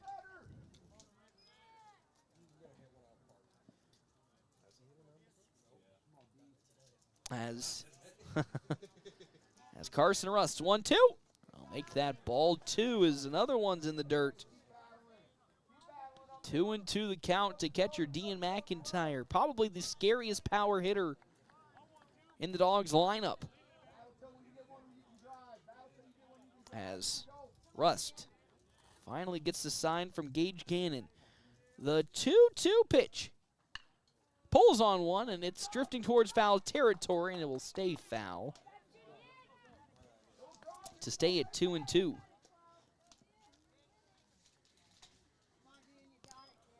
As Johnson and Stifler jog their way back to their respective base pads. 2-2 with 2 outs to Dean McIntyre. Dogs have put 3 runs this inning. Their best in these last 2 games. Here comes the 2-2 pitch. Fastball upstairs for ball number 3. Scary, scary. 3-2 with 2 outs. Carson Rust, after making it look easy early, now struggling here. Oh, he turns on one and pulls it foul. He'll still stay at a 3-2 count again after getting down early in the count. 0-2 has worked it full. 3-2 with 2 outs. Loading the bases will bring up Tyler Townsend with Jacoby Silos on deck. 3-2 with 2 outs. Carson Rust winds up upstairs for ball 4, and Dean McIntyre goes on over.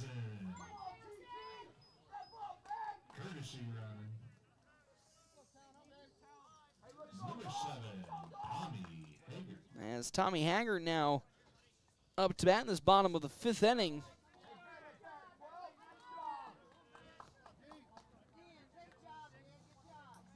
As Haggard will courtesy run for Dean McIntyre.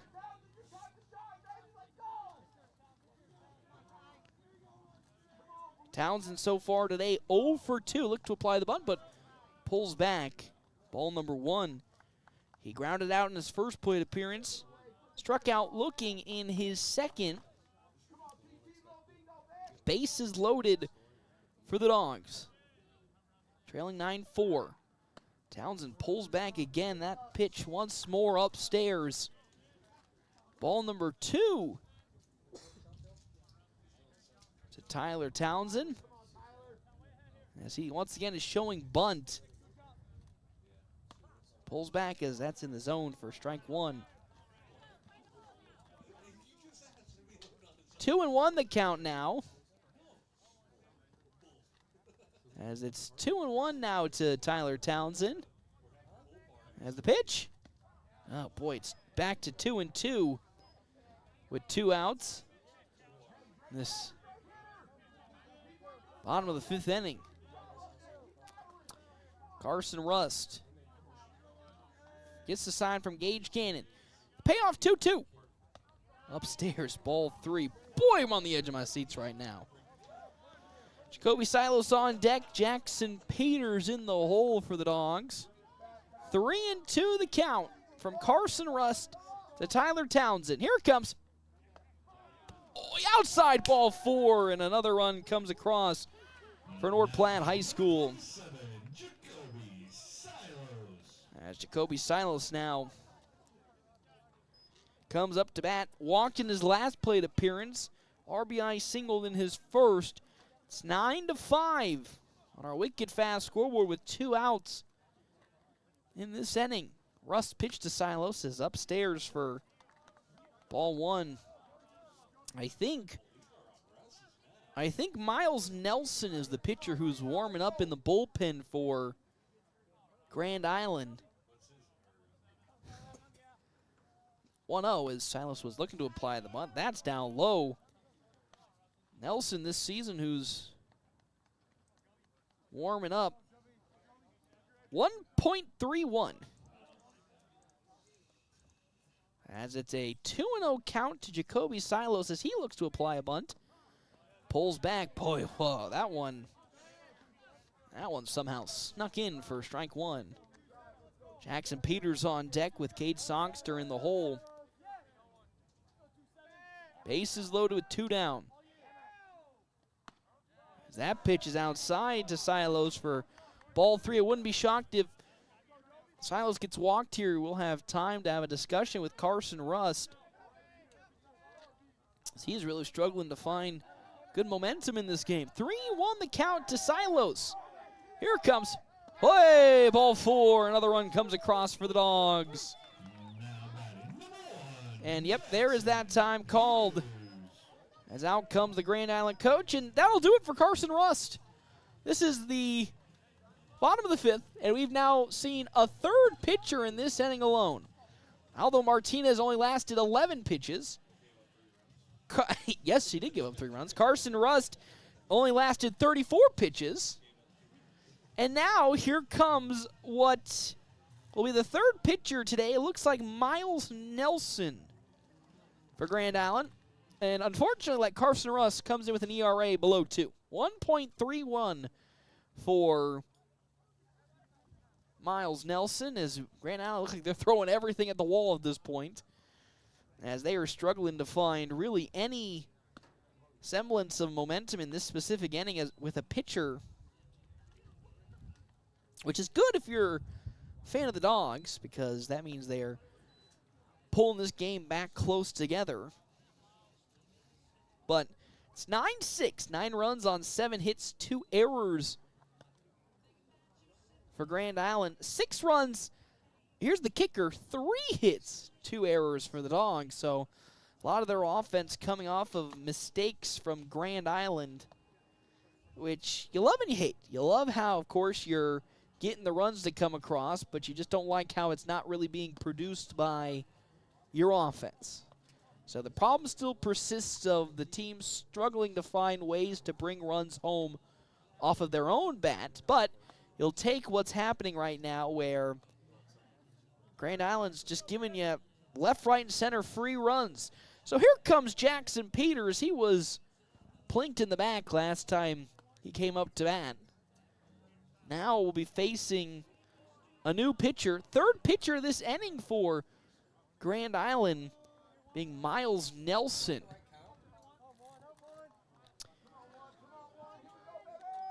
Silos at first, Townsend at second, McIntyre at third. Actually, correction, that's going to be Tommy Haggard at third, as first pitch from Miles Nelson is down low for ball one. Wouldn't it be something if they pulled out a fourth pitcher this inning? As still, there's two. The kicker is there's 2 outs in this inning. The 1-0. Oof, that fastball's in there for a strike. Number 1. This is some serious business now from Miles Nelson against Jackson Peters. Cade Songster on deck with Connor Stifler in the hold. The 1-1. Boy, that's some serious heat he's throwing. That's now 1-2. The count to Jackson Peters. As Miles Nelson with back-to-back heaters, putting him in the zone. Here comes the 1-2 pitch from Miles Nelson. That's going to get away from the catcher, Gage Gannon, and just like that, another run comes across for the Dogs on a wild pitch.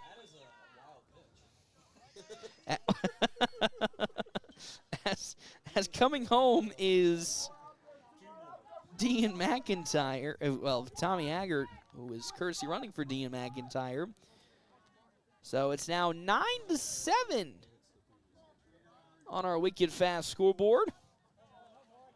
As it's a 2-2 count to Jackson Peters. As Miles Nelson delivers. Oh, swings and misses on one that was down in the dirt, and that's how this inning will come to an end. Not before 6 runs came across for North Platte High School. They now trail Grand Island and the Islanders 9-7. We come back to Billwood Field on FM 98.1 AM 1410, a video live streaming on our WB's Fun Center live stream, NorthPlattePost.com. The DNN Event Center wishes everyone a great sports season. With North Platte and Nebraska weather, things change quickly and can make our lives a little more difficult. Thank goodness for the DNN. The DNN offers hourly rentals for all types of sports practices, including turf, courts, batting cages, and equipment usage. Call the DNN Event Center to schedule your team's practice times and for more league information for all sports seasons. For over 30 years in our community, for your next event, the DNN Event Center.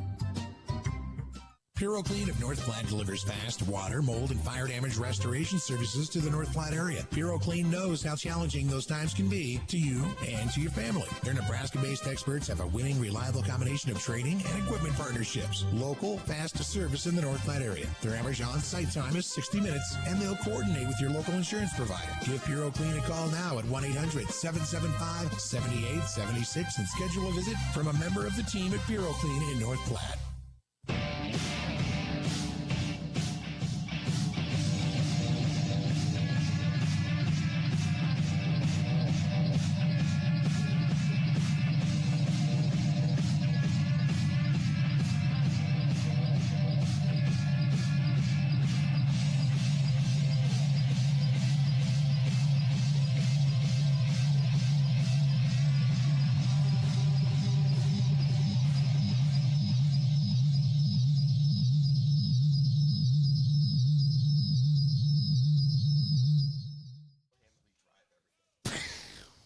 Welcome back here to Billwood Field on FM 98.1, AM 1410. Another pitcher is warming up for Grand Island. We are going through a record number of pitchers today for the Islanders. As that one is skied up, drifting towards home plate. Dugouts as Dean McIntyre lays out for one, almost getting it, as Bronxton Barrientos is the batter up next for Grand Island.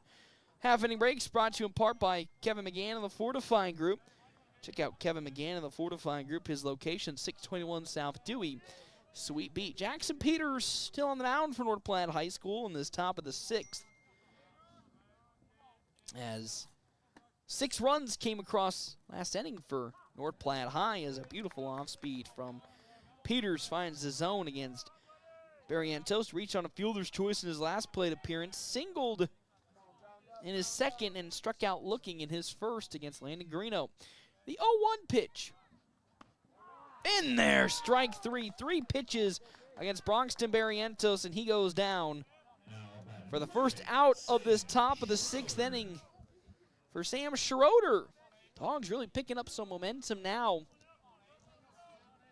as he doubled over Caden Jones in his last plate appearance, walked in his second, and reached on a fielder's choice in his first.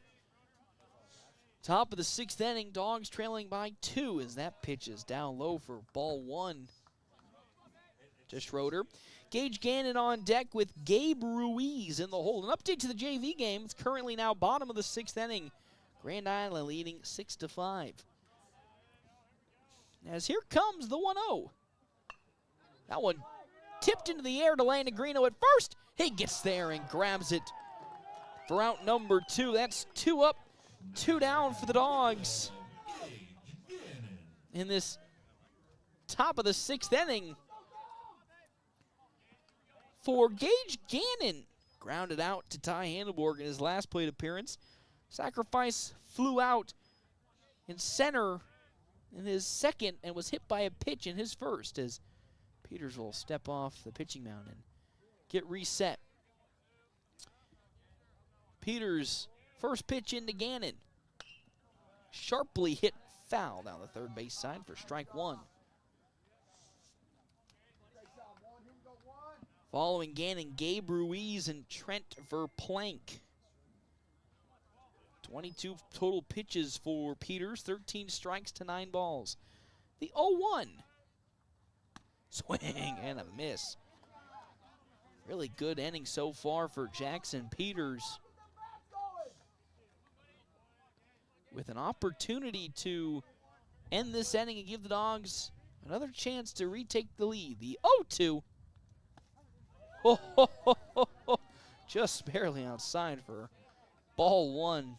Teetering on the edge of it, getting in. 1-2 the count now, with nobody on and 2 down to Gage Gannon. As Peters into his windup. It's too low for ball 2. 2-2 the count.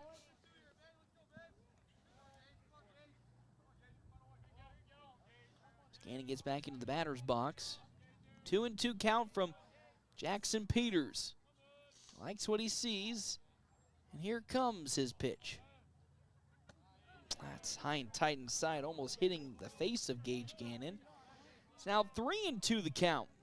After getting it started with an 0-2 point, it's now worked back full.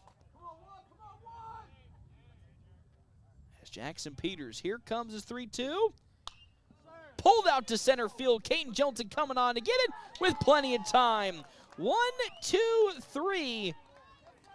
Top of the 6th inning. We're now going to the bottom of the 6th. North Platte High trailing Grand Island 9-7. We come back. FM 98.1, AM 1410, and video live streaming on our WB's Fun Center live stream at NorthPlattePost.com.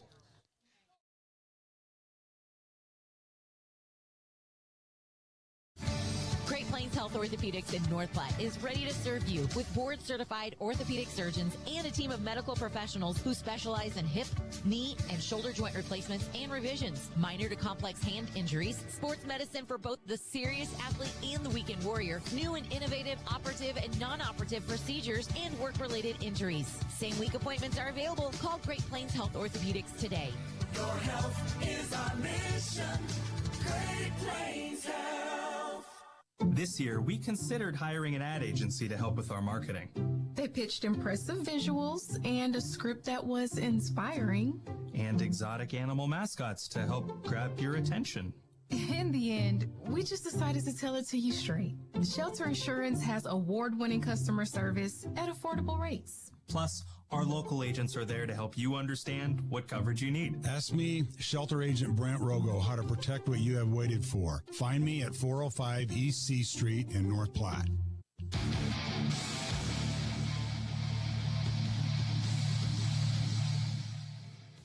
Welcome back here at Billwood Field on FM 98.1, AM 1410, and video live streaming on our WB's Fun Center live stream at NorthPlattePost.com. Here we go, everybody. Bottom of the 6th inning, Miles Nelson still on the mound for Grand Island. They had another pitcher warming up, Brock Cushing, potentially in service if need be, as Cade Songster will be the first Bulldog to be facing Miles Nelson this inning. Dogs trailing 9-7. At one point it was 9-1 before they put up 6 runs in the bottom of the 5th. And now just trail by 1. Half-inning breaks brought to you in part by Kevin McGann and the Fortified Group. Check out Kevin McGann and the Fortified Group. His location, 621 South Dewey. Sweet B as Gage Gannon now comes out of the dugout. Songster up to bat. Stifler on deck with Caden Johnson in the hole for North Platte. As first pitch from Miles Nelson upstairs for ball 1 on a fastball. As the 1-0. That fastball's there for strike 2. Anybody got a gun? A speed gun to see how fast Miles Nelson is peaking with his fastballs. Another one that's upstairs for ball 2. It's 2-1 the count now. It's a Songster again who walked in his last plate appearance for the Dogs offense. Pulls one up to the sky, but it goes foul for strike number 2. It's 2-2 the count for the right fielder, Cade Songster.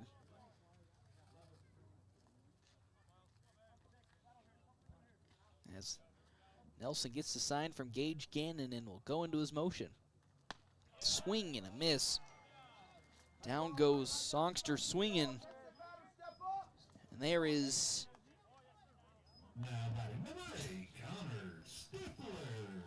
out number 1 of this bottom of the 6th inning. Stifler singled into right over Andre Lorero in his last plate appearance, as he'll see a fastball right in the zone for strike number 1.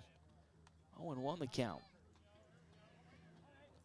Caden Johnson on deck with Ty Hanneborg in the hole, as Stifler will rocket one back to the netting for the second strike of this at-bat. Dogs trying to avoid a 1-2-3 bottom of the 6th inning after putting up 6 runs in the bottom of the 5th. Miles Nelson will step off the pitching mound and get reset. 0-2 now to Stifler. As that fastball pulls Gage Gannon way off his spot. It's 1-2 the count now.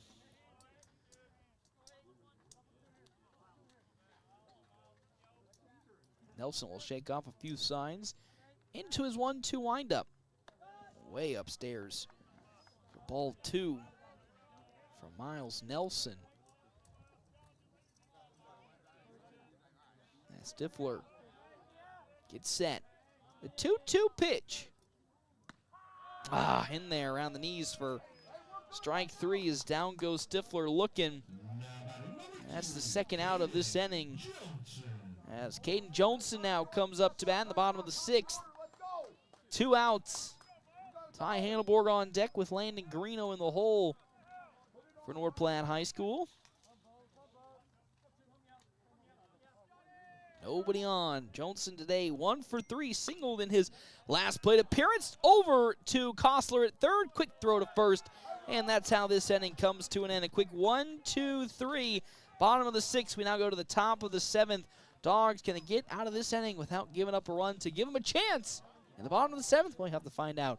We come back here, Billwood Field on FM 98.1 and 1410 and video live streaming on our WB's Fun Center live stream, NorthPlattePost.com.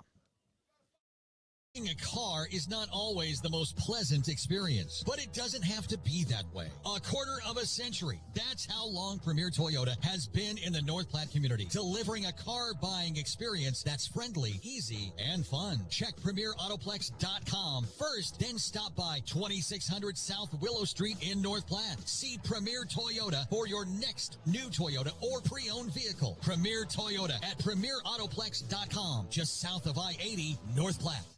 North Platte and beyond, your home just got safer and more comfortable.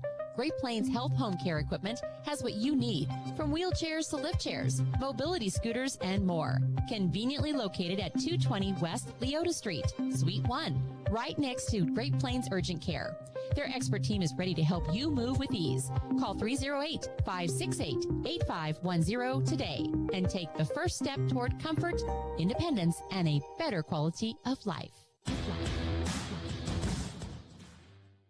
back here to Billwood Field, FM 98.1, AM 1410, video live streaming on our WB's Fun Center live stream, NorthPlattePost.com. Thank you to our half-inning break sponsor, Kevin McGann and the Fortify Group, serving Nebraska families, farmers, and businesses for more than 50 years. As well as Premier Toyota. Premier Toyota just south of I-80 in North Platte invite you to stop out, take a test drive here today. So Gabe Ruiz up to bat. He's 0 for 3 today. Flew out to Caden Jones in his first plate appearance. Struck out swinging in his second. Grounded out to Ty Hanneborg in his third as he now faces Jackson Peters. 27 pitches for Peters. 15 strikes, 12 balls. His first pitch from Peters to Ruiz. Ooh, in there for strike number 1. It's Coach Pittner getting them all motivated. You almost feel like he's out there coaching the team with how vocal he is, and you just love it. That's just the Coach Pittner way. Is the 0-1? That's too low for ball 1. 1-1 the count. Verplank on deck with Brock Cushing in the hole. 6, 7, and 8 in the order for Grand Island. As Jackson Peters, 1-1 pitch. Ooh, 8 tight inside, almost hit in the face of Ruiz. 2-1 now the count to the first baseman.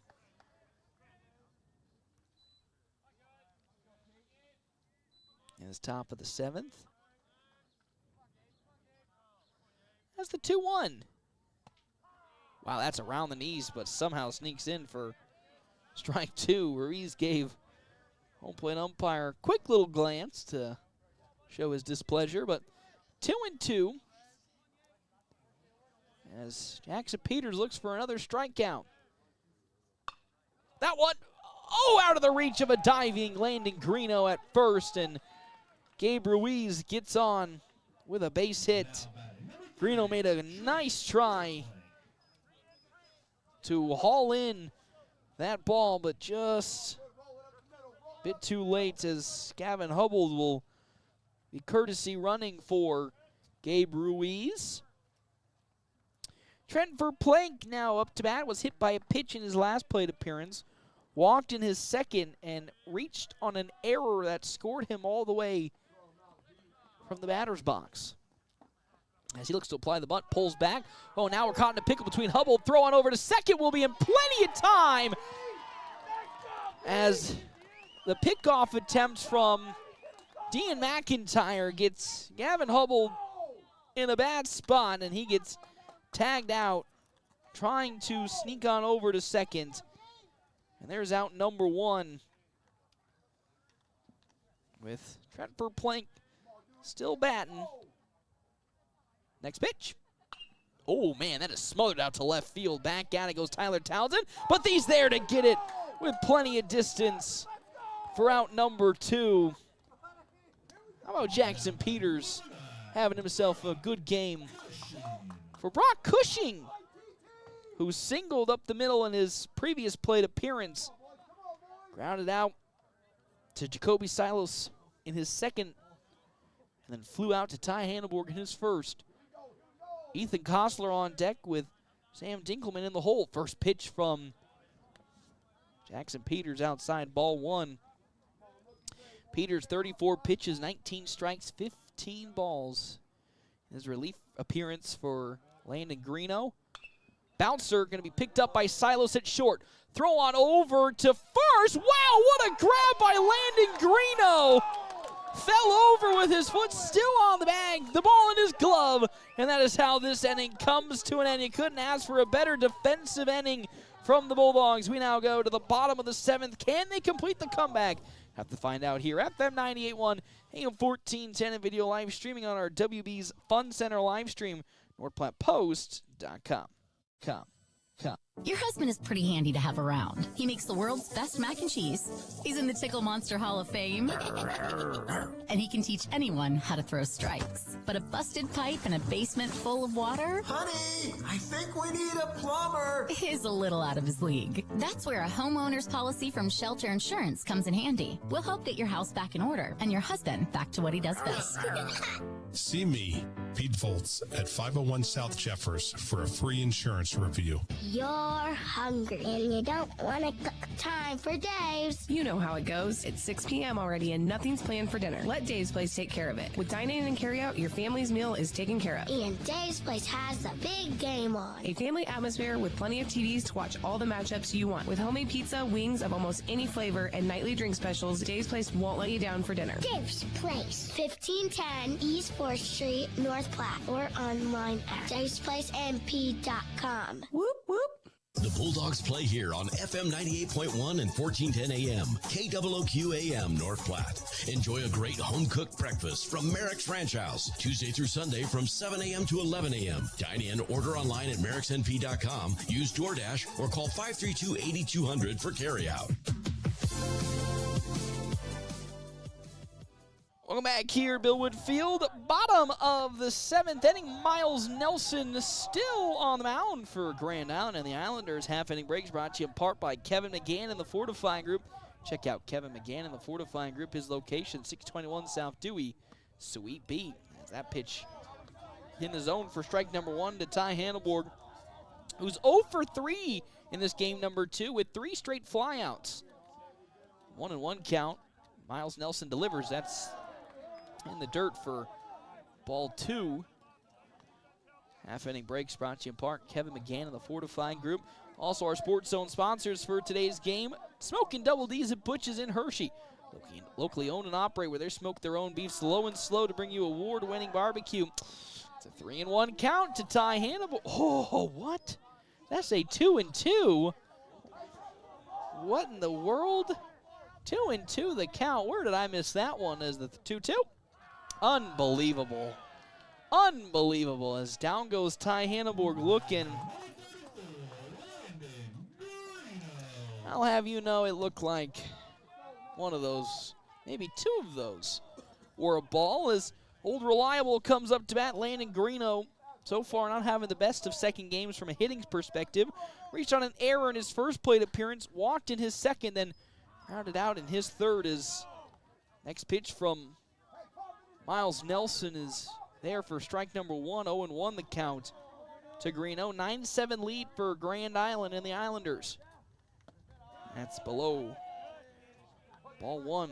Dean McIntyre on deck with Tyler Townsend in the hole for North Platte High School. 1-1. Pulled to the netting from Greeno. It's 1-2 the count to the starting pitcher in today's game, now on over at first. The 1-2 pitch from Miles Nelson is smashed into the sky. Up underneath it, gets Nelson.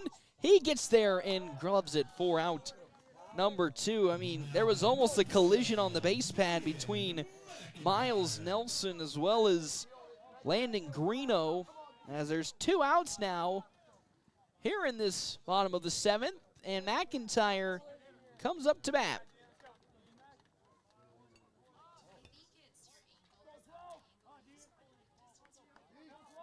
As Nelson now will get the sign from Gage Gannon and deliver to Dean McIntyre. That fastball out of the glove of Gage Gannon for ball number 1. 1-0 the count. As the 1-0. Make that 2-0 the count now to Dean McIntyre. Tyler Townsend on deck with Jacoby Silos in the hole. If McIntyre gets on the game-tying run, comes up to the plate. 2-0. Swing and a miss from McIntyre for strike 1. You know what's on his mind, and it's going yard. If he can get some good contact on it, the way he was swinging with that one. 2-1. Outside ball 3 from Miles Nelson. As Nelson will take a breath and now deliver said 3-1 pitch. That one grounded. Good glove by Kostler. Throw on over to first, and that's how this game will come to an end. A 1-2-3 bottom of the 7th, and that's how the game will come to an end. The Dogs had a comeback in the 6th. Were unable to complete that comeback. They fall in both games in this doubleheader. 13-3 in game 1, 9-7 in game number 2, but both games had their moments.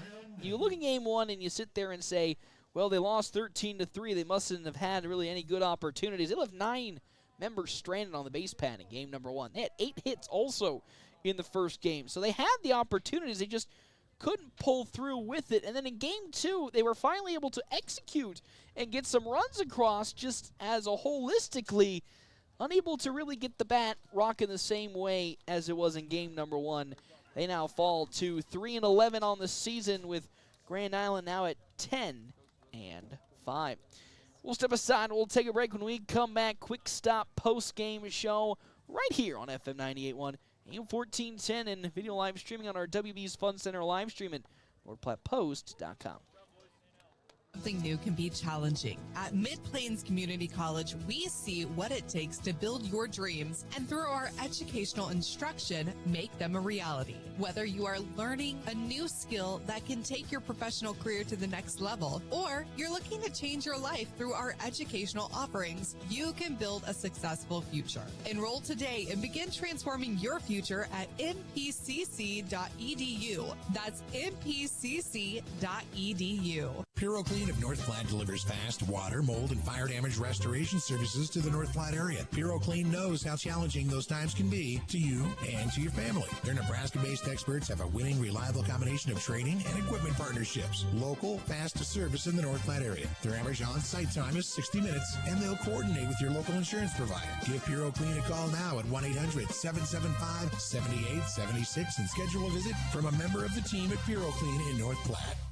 We're always open right around the corner. Quick stop. Save money at the pump at Quick Stop with the Dino Pay app. Dino Pay offers contactless payment using your preferred debit or credit card. The savings add up with 12 cents per gallon and even more on Tuesdays and Thursdays with rollbacks for savings of 15 cents per gallon. Huge savings with Sinclair Dino Pay, saving you at the pump. Don't forget Frazzle Gourmet Slushes and For Real Shakes and Smoothies. Gourmet coffee at everyday low prices on your favorite beers.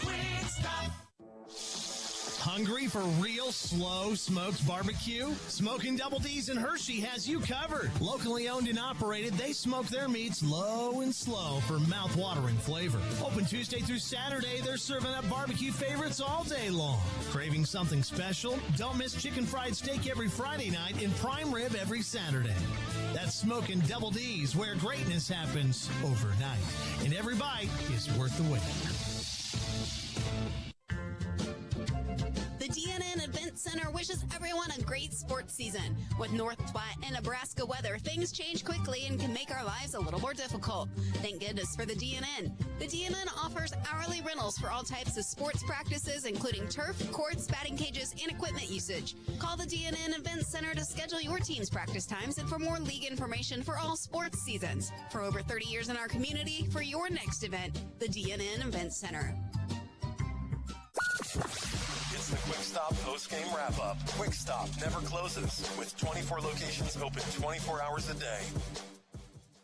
Welcome back here at Billwood Field, FM 98.1, AM 1410. Post-game show, our Quick Stop post-game show. 27 locations open 24 hours a day. I'm joined by head coach Ricky Holm. Coach, we came in today when you were handing me the lineup, said you were looking to get a win out of both these games. While you didn't come away with the victory, I thought there was a lot more chances than I think maybe were coming to you in not only game number 1, but also game number 2. And in both times, they just couldn't really come to fruition at any moment, but you at least got to find some solace in, the team is able to generate the opportunities, but just not enough to get it over the hump.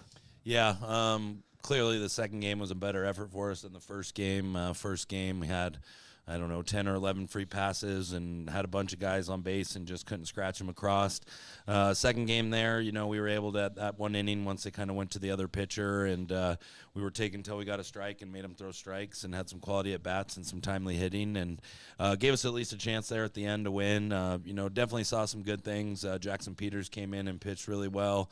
Jacoby Silos, after being with varsity last week and throwing and hitting a little bit versus Creighton Prep, came in the first game and I thought pitched really well. And then played shortstop and had a couple of hits and a walk. And so I'm getting kind of oversaying it of, I'd rather win or learn lessons while we're winning as opposed to losing. But definitely saw some better things in that second game than the first game.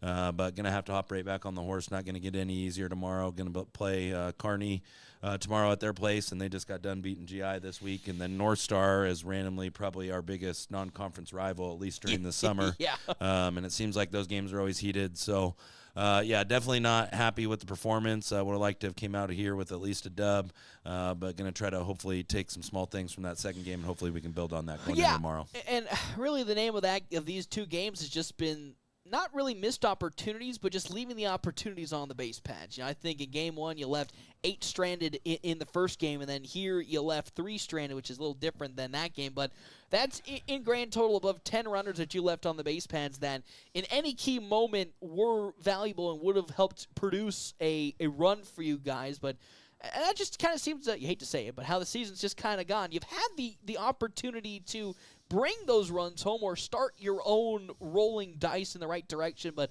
it just hasn't really gone your way. Yeah, I mean, there's not a lot of teams with losing records that get lucky. You know, I mean, those usually two don't go together, and it's tough when you lose a game like 9-7 there, and then you start adding up all the runs, when Songster throws that one that gets past the third baseman and Greeno's not backing up and they score 2 runs there. And I think they got 1 or 2 other cheap runs. And so that's the toughest thing as a coach is when you do battle back as a team and you put your best foot forward, but then come up just short. And then you kind of think of those runs or those outs that we left out there. So kind of the same thing we've been talking about since day one. There's real simple things that we're usually pretty good at that we need to clean up. But in the end, it's one of those things that as long as we're playing our best baseball as we move in here into the next couple weeks, it's not going to be too bad. As far as getting a winning record or anything like that, it might be a little deep now to do that. But it's all about at this point just making sure that we play our game, we do the stuff that we do well, do it consistently. And like I said, I was talking to these guys, these senior groups that have, been with me for 3 or 4 years during the summer.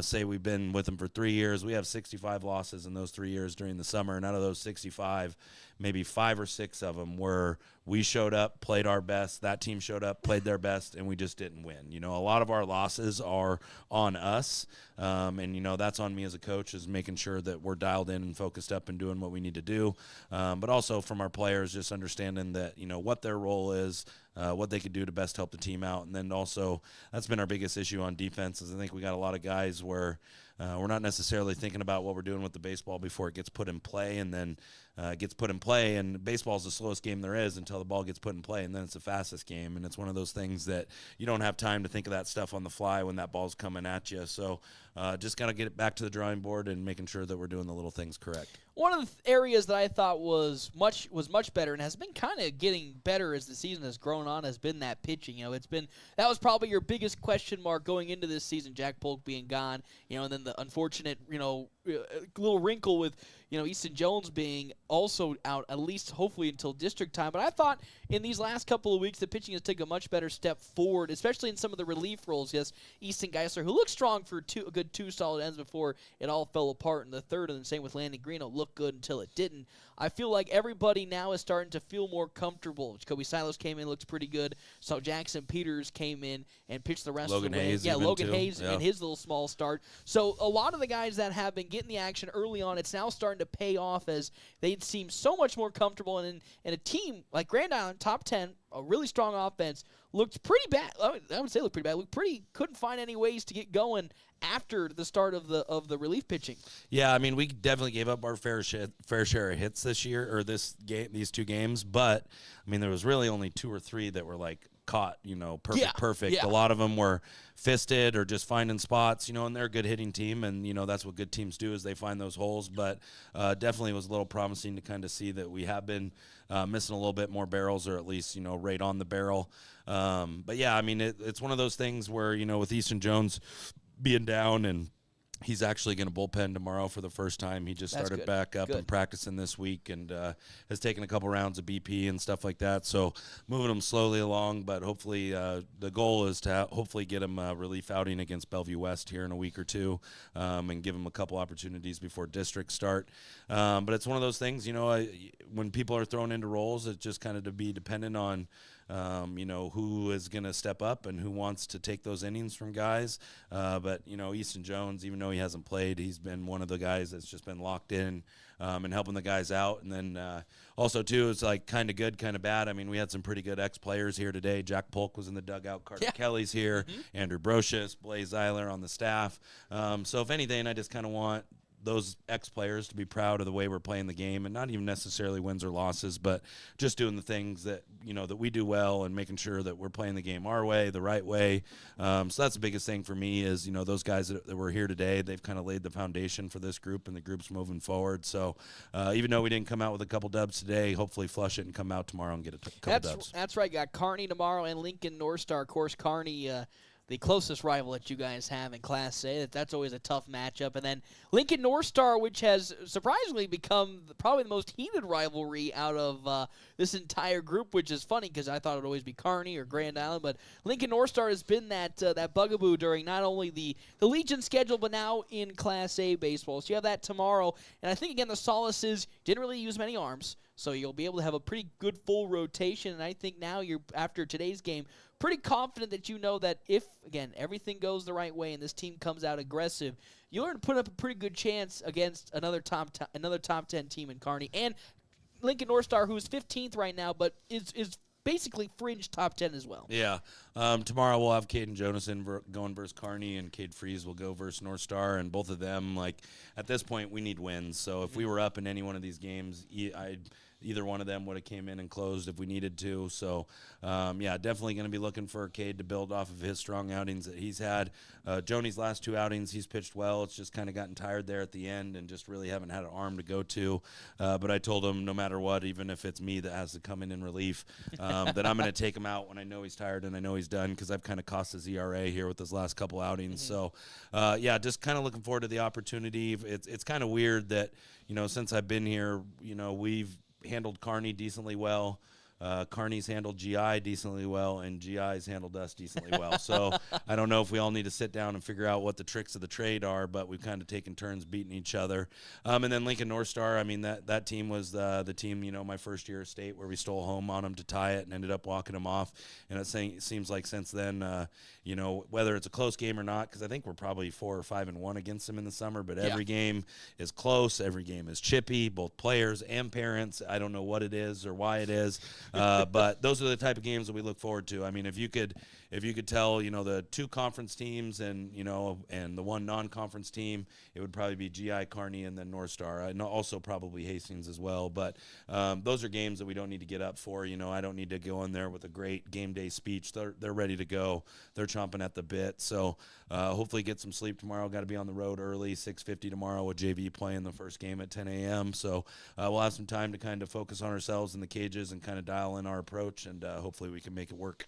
Before I let you go, let's talk about some of those young fellas that came in today and made a big difference. Cade Songster came up with some big hits, and yes, while his throw on over to third didn't result in an out, you have to be pretty impressed how it's gone again, transitioning into the outfield. And then also with Jacoby Silos, these young guys, coming in as freshmen have been thrown into the fire and have been asked basically, hey, you got to swim through this, especially against teams like Grand Island who eat alive young, inexperienced players. So to see them, as you say, continuing to take that next step forward and chomping at the bit to take over more playing time, got to be happy with how they've progressed so far this season. Even some guys like Jackson Peters, who may not be a freshman, but still on that youth movement. Yeah, it's we have a really big senior class, but kind of looking at it, we've definitely leaned on a lot of underclassmen in key positions, and we still have open position battles. I mean, it's been kind of a battle between Tyler Townsend, Cade Songster, and Tommy Haggart between who's going to be that third outfielder, who's going to be the DH, who's going to be the courtesy runner, and then decided to give Silos a crack at short today and Hayes at first, just kind of trying to play with lineups and figure out if there's something that I haven't done yet that's going to give us the best chance to win. So that is one, it's kind of a catch-22 where I'm I'm glad that there's a lot of competition because there is spots open, but also too at the same time I kind of want someone to step up and take that spot. You know, so you can supplant that. And start focusing. I mean, it makes it easier on me as a coach. It makes it easier on the team, just kind of knowing who your guys are. But that's also that's a good part of it too. Is we have 3, 4, 5, 6 guys that have been kind of interchangeable at this point, and I don't think necessarily one of them has taken the bull by the horns. So until one does, we're just going to kind of keep mixing and matching them and giving them an opportunity until someone takes that and runs with it. The best example I can think of is last year with Logan Hayes, where he didn't play a lot of varsity in high school and started on juniors for the summer. And Ty Hanneborg had to go to a wrestling tournament that first week versus Cheyenne, and called up Logan Hayes as seniors, and he went 4 for 9 and never looked back, and ended up hitting 330, 340 for the rest of the year. And not saying that that's what I'm asking for, because as a freshman, that's very impressive. But looking for someone that's willing to do the little things right. In hitters counts, we're ready to hit fastballs. They're taking the free 90s. They're diving for balls. And so it's good that we have that competition, but also too, I'm ready for some of those guys to kind of take that for themselves. Well, hopefully as the season grows on and we get close to district time, they can be able to do so. Coach, as always, thank you so much for stopping on by. Good luck out there on Saturdays. The Dogs, of course, fall in both of these games. 13-3, game number 1. 9-7, game number 2. Fall to 3-11 on the season. Get back in action tomorrow against Kearney and Lincoln North Star. Of course, we will see you all next week for more of our Bulldog baseball coverage here, FM 98.1, AM 1410. That'll do it for us on our Quick Stop post-game show. 27 locations open 24 hours a day. I'll see you all next week here, FM 98.1 and AM 1410. Get ready, North Platte. Brigham's Tap Room has a brand new menu you do not want to miss. Catch all of the action on game day with your favorite teams. The Huskers, the North Platte Bulldogs, and the St. Pat's Irish on their big screens. Pair the excitement with our amazing drinks, and you've got the ultimate game day experience. Don't forget to enjoy axe throwing with your friends. Brigham's Tap Room, where great food, great drinks, and great times come together. Brigham's Tap Room, 1100 South Jeffers Street, North Platte.